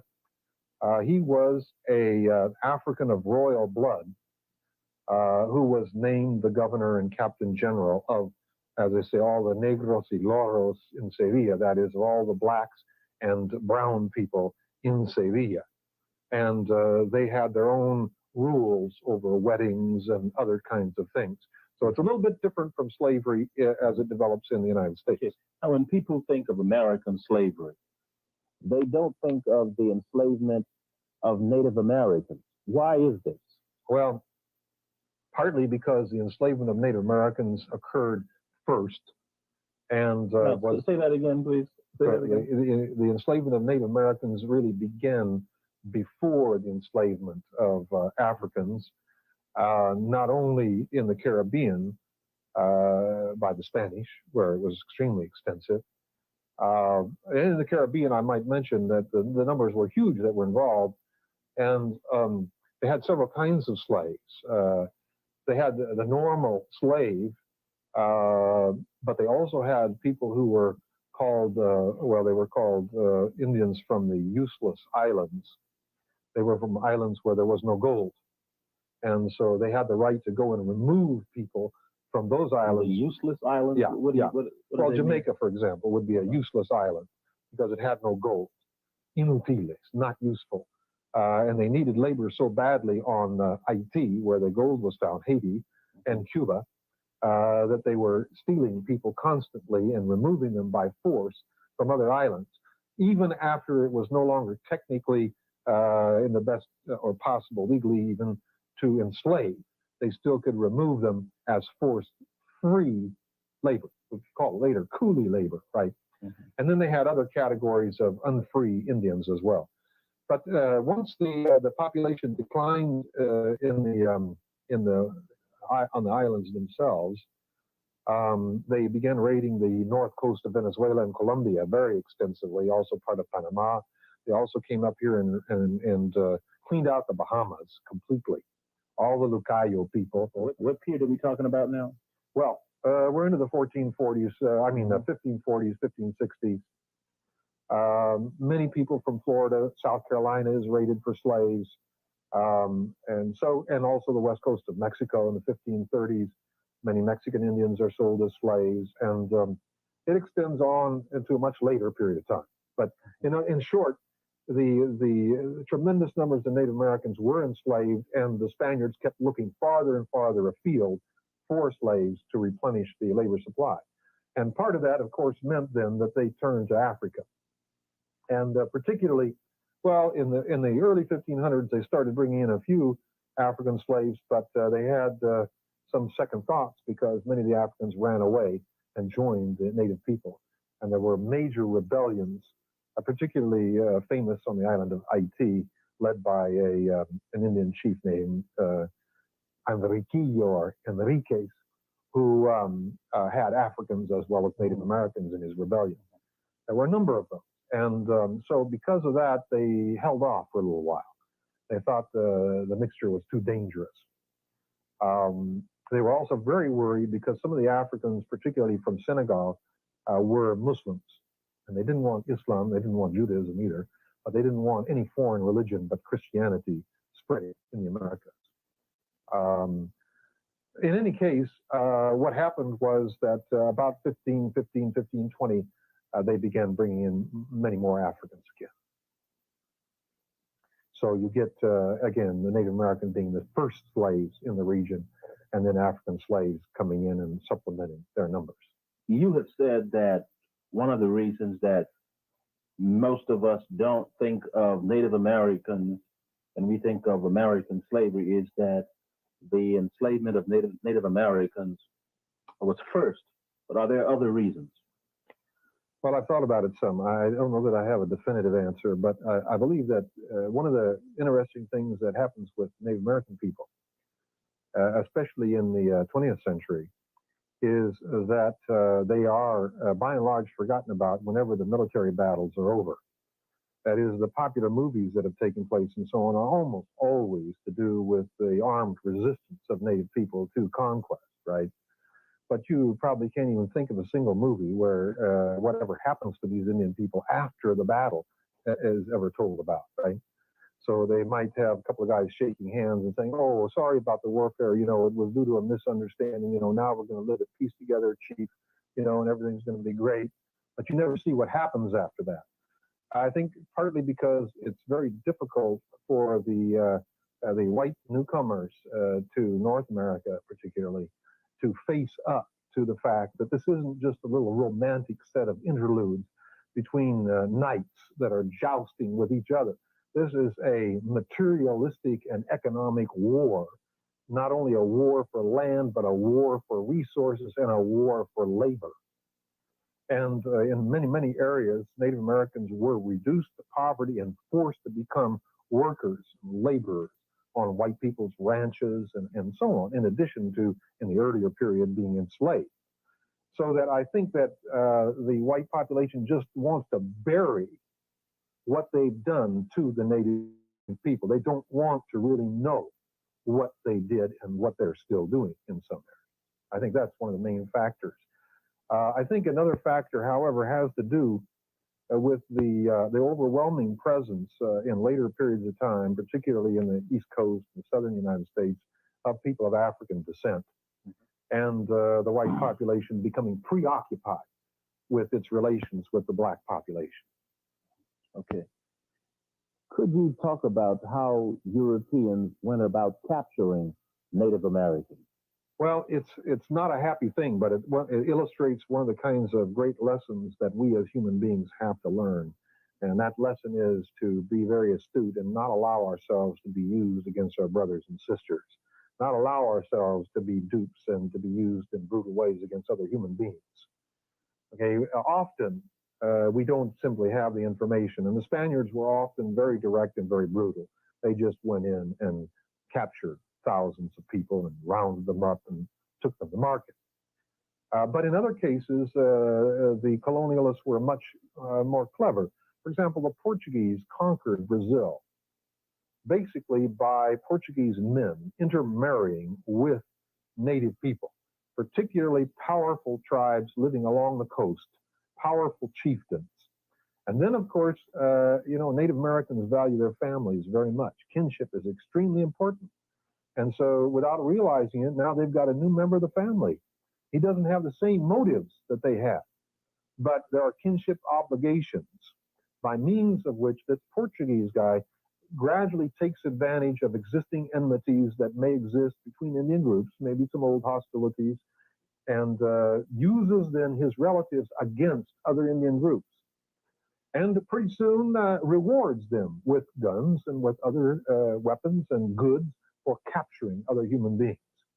And so it starts out small, but as time goes by, it becomes tremendously big operations. In southern Brazil, for example, in the 17th century, there was a period of time in which at least 200,000 or 300,000 Indian people from Spanish Jesuit missions in the Paraguay area are raided and carried off to the coast as slaves, largely by bands of people who are mixed Indian and Portuguese or Indian, but led by mixed blood or Portuguese chieftains who are the founders of Sao Paulo, or Paulistas, they're called in southern Brazil. Other colonialists, example in South Carolina, the English are very astute to also take advantage of existing animosities. And they get some of the tribes to provide a lot of the slaves. And by that mean, they acquire, for example, lots of Choctaw slaves from Mississippi. Choctaws are among the largest group that are enslaved and are sold through South Carolina to the West Indies and to New England and held in South Carolina. There are also tribes even west of the Mississippi that get raided and are brought in as slaves. Florida is cleaned up. Firstly, all the Indians that remained in Florida after the Spanish period are cleaned out by the English and sold as slaves in South Carolina. You say cleaned out? Yeah, virtually depopulated. Florida is virtually depopulated of its native population. The Indian people who later live in Florida are primarily people moving south to get away from the whites. Seminoles, for example. They moved south from what is now Alabama and Georgia. But the native inhabitants, by and large, are enslaved. They're Christians. They have Spanish surnames, but they're brought north here to South Carolina and become part of the slave population. You mentioned Alabama and Georgia. These names that we now know for these places, and you probably don't know some of the names that were used for, say, what is now the southern United States or the eastern seaboard. I don't know. Would you happen to know some of the Native American names for these areas? Well, of course, each group had its own name. Up in our area of where some of my people are from, up in the Chesapeake Bay area, we had the term Akamic. You know, Washington? Powhatan, yeah, Washington, D.C., Richmond, Virginia, and all through that area. Atan Akamic was one of the names that was used. Another one was Saint Akamak. It means, I think, our fertile earth. Akamic means a place on the earth. Down in this area, one name I'll mention to you is Chicora, which is very important. South Carolina should probably change its name to Chicora, or some people would write it Shakori or Shakora. The reason for that is because the first Africans were brought to Chicora by the Spanish in the 1520s.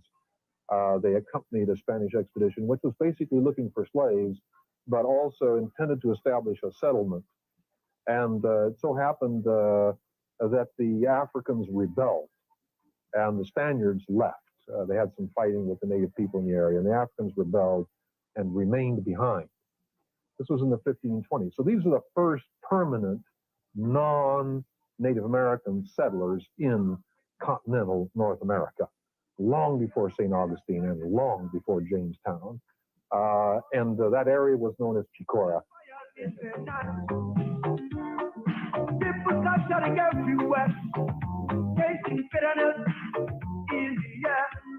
With their father or something, they think like a Spaniard, and they're allowed to be a soldier and participate in the conquest. One of the early governors of New Mexico was married to a Mexican Indian woman, and his son later became prominent. He was a mestizo.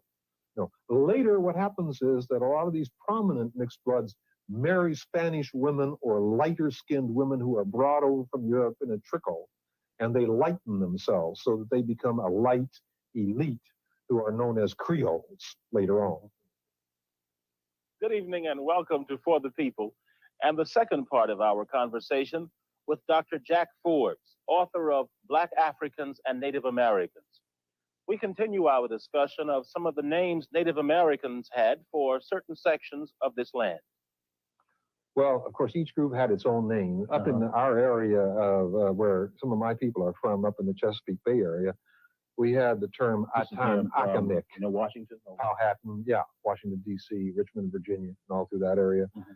Atan Akamic was one of the names that was used. Another one was Saint Akamak. It means, I think, our fertile earth. Akamic means a place on the earth. Down in this area, one name I'll mention to you is Chicora, which is very important. South Carolina should probably change its name to Chicora, or some people would write it Shakori or Shakora. The reason for that is because the first Africans were brought to Chicora by the Spanish in the 1520s. They accompanied a Spanish expedition, which was basically looking for slaves, but also intended to establish a settlement.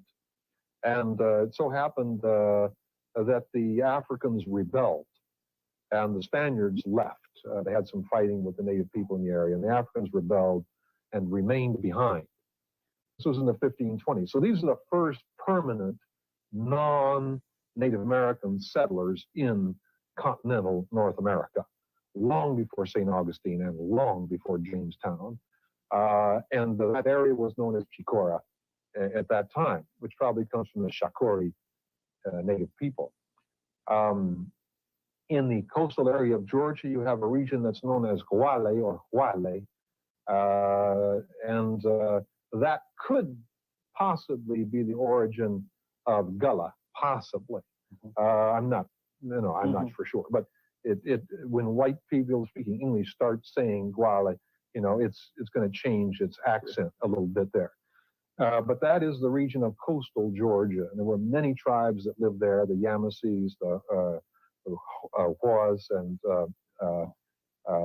others who became ancestral to the Miccosukee people who now live down in Florida. Okay, another quote. You quote Todorov, who said, quote, "The 16th century perpetrated the greatest genocide in human history. In 1500, the world population is approximately 400 million, of whom 80 million inhabit the Americas. By the middle of the 16th century, out of these 80 million, there remain 10. Yeah. Well, that's the real Holocaust. Very comparable to what the Nazis did to the Jews in recent times, if not even more severe. But you're talking from 80 million to 10 million. That's right. Now, a lot of those people died because of new diseases that were introduced, but that doesn't really let the Spaniard off the hook. Because what the Spaniard... Before you go to that, the diseases, what are you talking about? Well, apparently syphilis, for example, well, some people think that syphilis originated in the Caribbean, perhaps, but I don't believe that at all for reasons that I won't go into here. But I think syphilis was brought in, but also smallpox, measles, and a number of other epidemic diseases. Okay. But the reason those diseases, I think, had such a disastrous effect was because the Spaniard drastically interfered with the ecology. Now, we're beginning to learn today that you can't mess with the ecology of an area. Even introducing new animals and plants can disrupt the whole thing, let alone forcing people away from their traditional villages, trying to make them eat different kinds of food or not enough food. And one of the big factors that happens to native labor and to all labor in systems of extreme oppression is that they're not fed enough. They don't get enough caloric intake. Studies of the California missions, for example, the Spanish missions in California, show that the Indian people in those missions were being underfed. They were malnourished. So it's no wonder that diseases then come along and take their toll. In addition to which, the Spaniards in the early stages especially were fighting a lot of battles with Indian people, and a lot of people were killed through military action.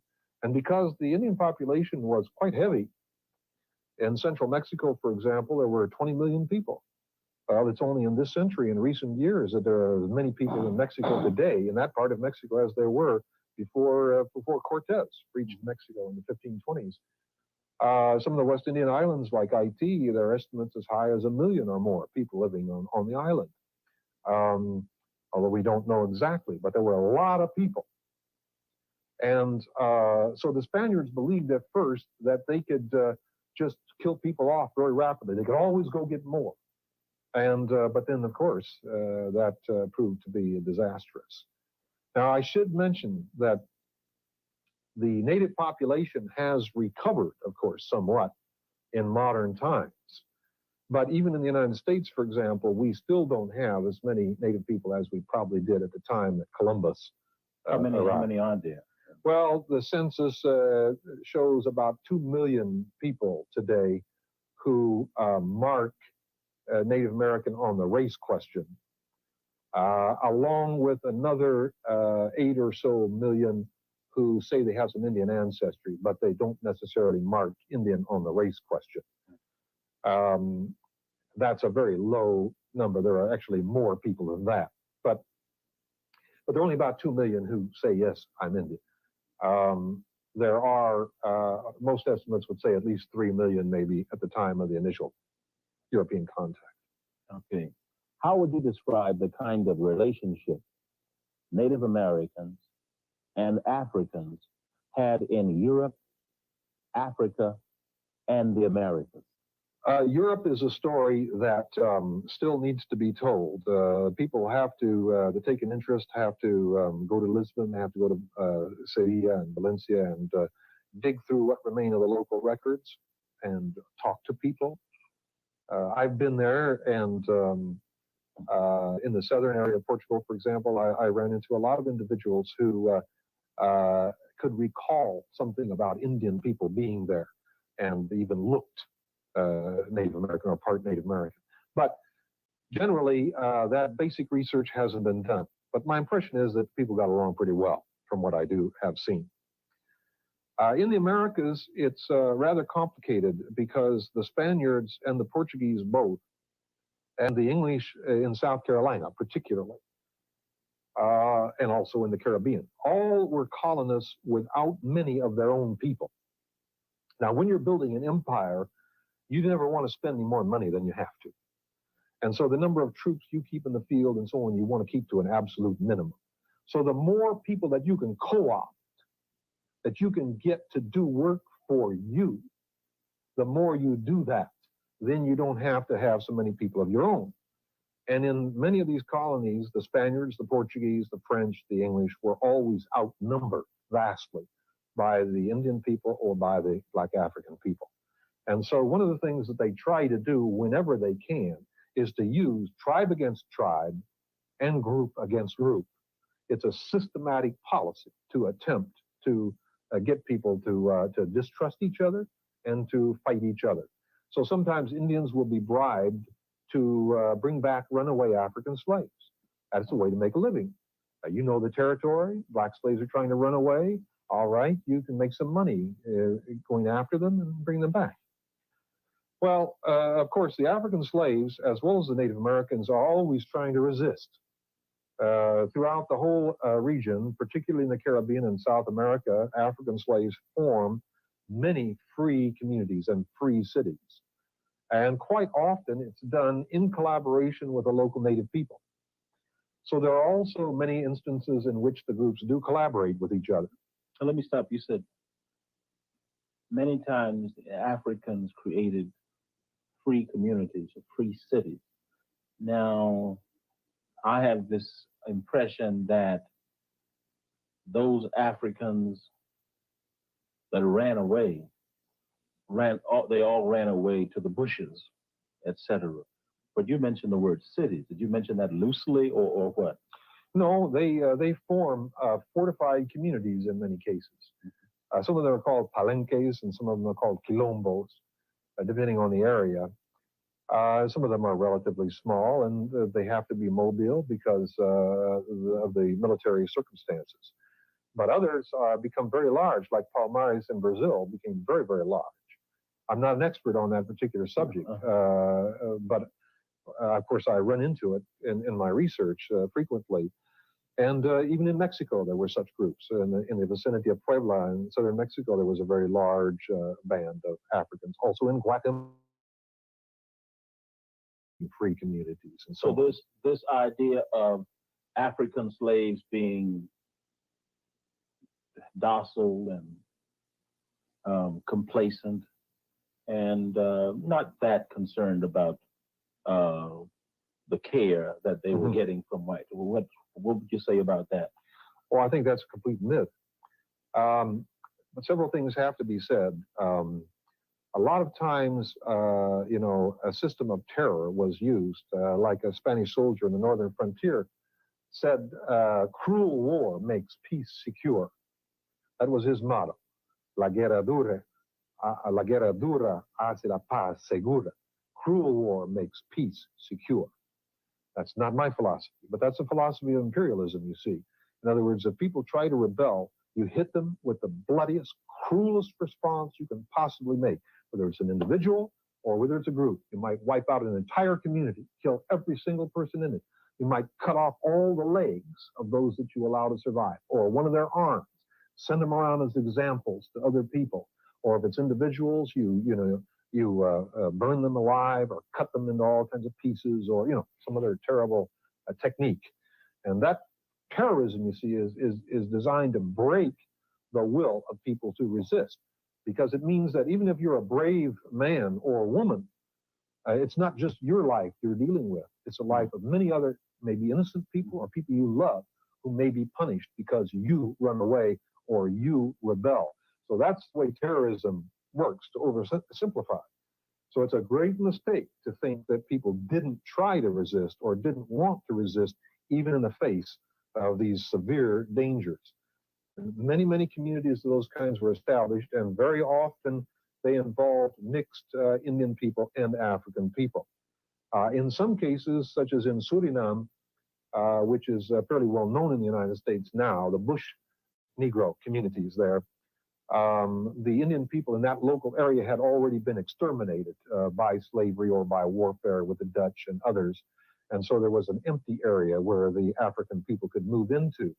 Nonetheless, there was constant contact, so much so that the material culture is basically Native American, even though the people are, African in appearance, and they've developed their own languages and various kinds of things. Okay. The relationship Native Americans and Africans had in Africa, I don't know if we touched on that. This is, again, something that needs to be researched. And in my book, my research, all I do is to point out, hey, here it is. The people went there, and we need to look at it. Angola, I think, would be an especially significant area because of the intimate contact with Brazil for a long, long period of time. And I would think it would be very interesting to look at Angolan, to talk with Angolan people today and see what they know, to look through the colonial documents, to look at the music, the folklore, and all kinds of other things, foods that people eat. But that's a subject that I haven't really gone into in great depth. Okay. How did the white man's rule or dominion over both the Native American and African determine the tone of the two groups' interaction or relationship? Well, there's several ways that I can answer that. I'll give you an illustration of the complexity of it. In California, which was on the northern fringes of the Spanish Empire, in the 1760s and subsequent, a number of Spanish soldiers and some settlers were sent to the north. Now, my research indicates that at least 20 or 25% of those people were of African descent, sometimes mixed, of course, with other ancestry. But that's not commonly known. These were free people. They were Spanish soldiers. They were used in the conquest of Upper California. And they, along with the others who went with them, the vast majority of whom were not white. The officers were usually white, but the soldiers themselves were often Indian or more commonly mixed bloods of one kind or another. These people had been recruited into the Spanish Empire at the lowest levels, and they were utilized to help control other populations that were lower than them on the scale of things. Okay, so what that indicates is that one thing that the Spaniards did in order to help maintain their power in their colonial system, they developed a caste system. And the word caste, of course, is somewhat ambiguous, but what I mean is basically a class system, but not based only on economics, but based upon inheritable characteristics, so that it's much less flexible than just a class system. Caste is more or less permanent. And what the Spaniards do, they introduce various terms, such as mestizo, to refer primarily in the Americas to a person who's part Indian and part European. Mulatto, to refer primarily to people who are African and American Indian, and various other terms for other degrees of mixture. Incidentally, you'll be interested to know that the group known as Zambos, which is another term, Zamboigos or Zambos, another term for Black African Native American mixed bloods, they were regarded as the vilest group in the Americas. Vilest, in the words of a Spaniard. The most difficult to control, rebellious, dangerous kind of people. And in any event, that's one Spaniard's opinion. But in any event, these different caste terms were developed basically to deny privileges to populations, to exclude. These are terms of exclusion. If you're an Indian, for example, you're not allowed to have a gun. You're not allowed to ride on horseback. And there are other things you are not allowed to do. For example, women who are not white are not supposed to be allowed to have pearls or other fancy jewelry. They're not to wear silk clothing and that type of thing. Many people are not allowed to be priests. They're not allowed to be in the clergy. Some are allowed more than others. Mestizos, that is mixed bloods, for example, whose father is a Spaniard and who are raised by the father, are allowed privileges that mestizos who are living out in Indian communities are not allowed. Okay, so it doesn't go only just by the color of your skin exactly, although that's a heavy part, but it also goes to the extent that you've shown loyalty to the Spaniards. So many of the individuals who participate in the conquest of Peru and Chile, for example, are mixed blood sons of Spanish soldiers, but they grow up with their father as something, they think like a Spaniard, and they're allowed to be a soldier and participate in the conquest. One of the early governors of New Mexico was married to a Mexican Indian woman, and his son later became prominent. He was a mestizo. No. Later, what happens is that a lot of these prominent mixed bloods marry Spanish women or lighter-skinned women who are brought over from Europe in a trickle, and they lighten themselves so that they become a light elite who are known as Creoles later on in the Spanish Empire. Well, in any event, a very elaborate system develops with a hierarchy. Now, in that system, the most astute oppressed people, of course, realize that the only way to deal with the Spaniards is through your community, your group, through the common cause of resistance. However, there are many other individuals who are deluded into the idea that the way to participate in the system is by accepting its rules and becoming hustlers for the Spaniards. That is, cooperating with the Spaniards and trying to move up the caste ladder by making money or gaining military rank or other kinds of ways of doing that. Now, the same thing happens, of course, in the English colonies in a slightly different way. One other example that I'll mention, the Spaniards are very good at giving staffs of office to Indian chiefs, and also sometimes subsidies in terms of annual salaries and privileges of collecting tribute from their own people in order to integrate those chiefs into the Spanish imperial colonial system. You know, so this is all part of co-optation and control. And so you can imagine what this does to the relations between Africans and Native Americans. Nonetheless, many of the rebel groups in Mexico, for example, there's a famous rebellion in North Mexico known as the Chichimeca War. There were Africans, part Africans, out with those Indian people fighting against the Spaniards. Rebellions in Baja California, some of the leaders were people of part African descent. So you see, people can choose, people do choose different ways of dealing with this oppressive system. Did they at any time, Native Americans and Africans, see their destinies as being tied? Yes, I think there were times when they did. Of course, I think one of the best areas where this would be true would be in Haiti, especially in the rebellion, some of the early rebellions, and the Andrequillo one that I mentioned, who is still a national hero in the Dominican Republic. And it's interesting. I understand that many people in the Dominican Republic today still take pride in being descended from both Indian people and African people.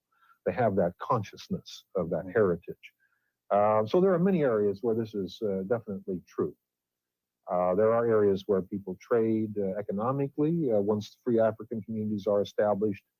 On the other hand, there are other times when things are not so good.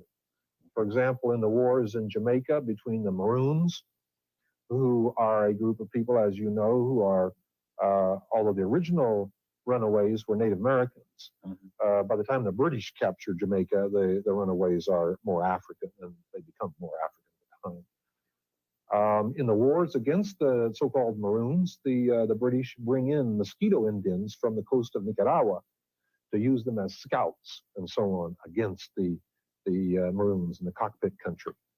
Doesn't work too well, but that's the kind of thing that happens. What I should ask this later, but maybe now is just as good a time as any. What do you think this manipulation on the part of Europeans should tell both Native Americans today and Africans generally, African Americans in particular, people of African descent on the different islands? What do you think this should say to us?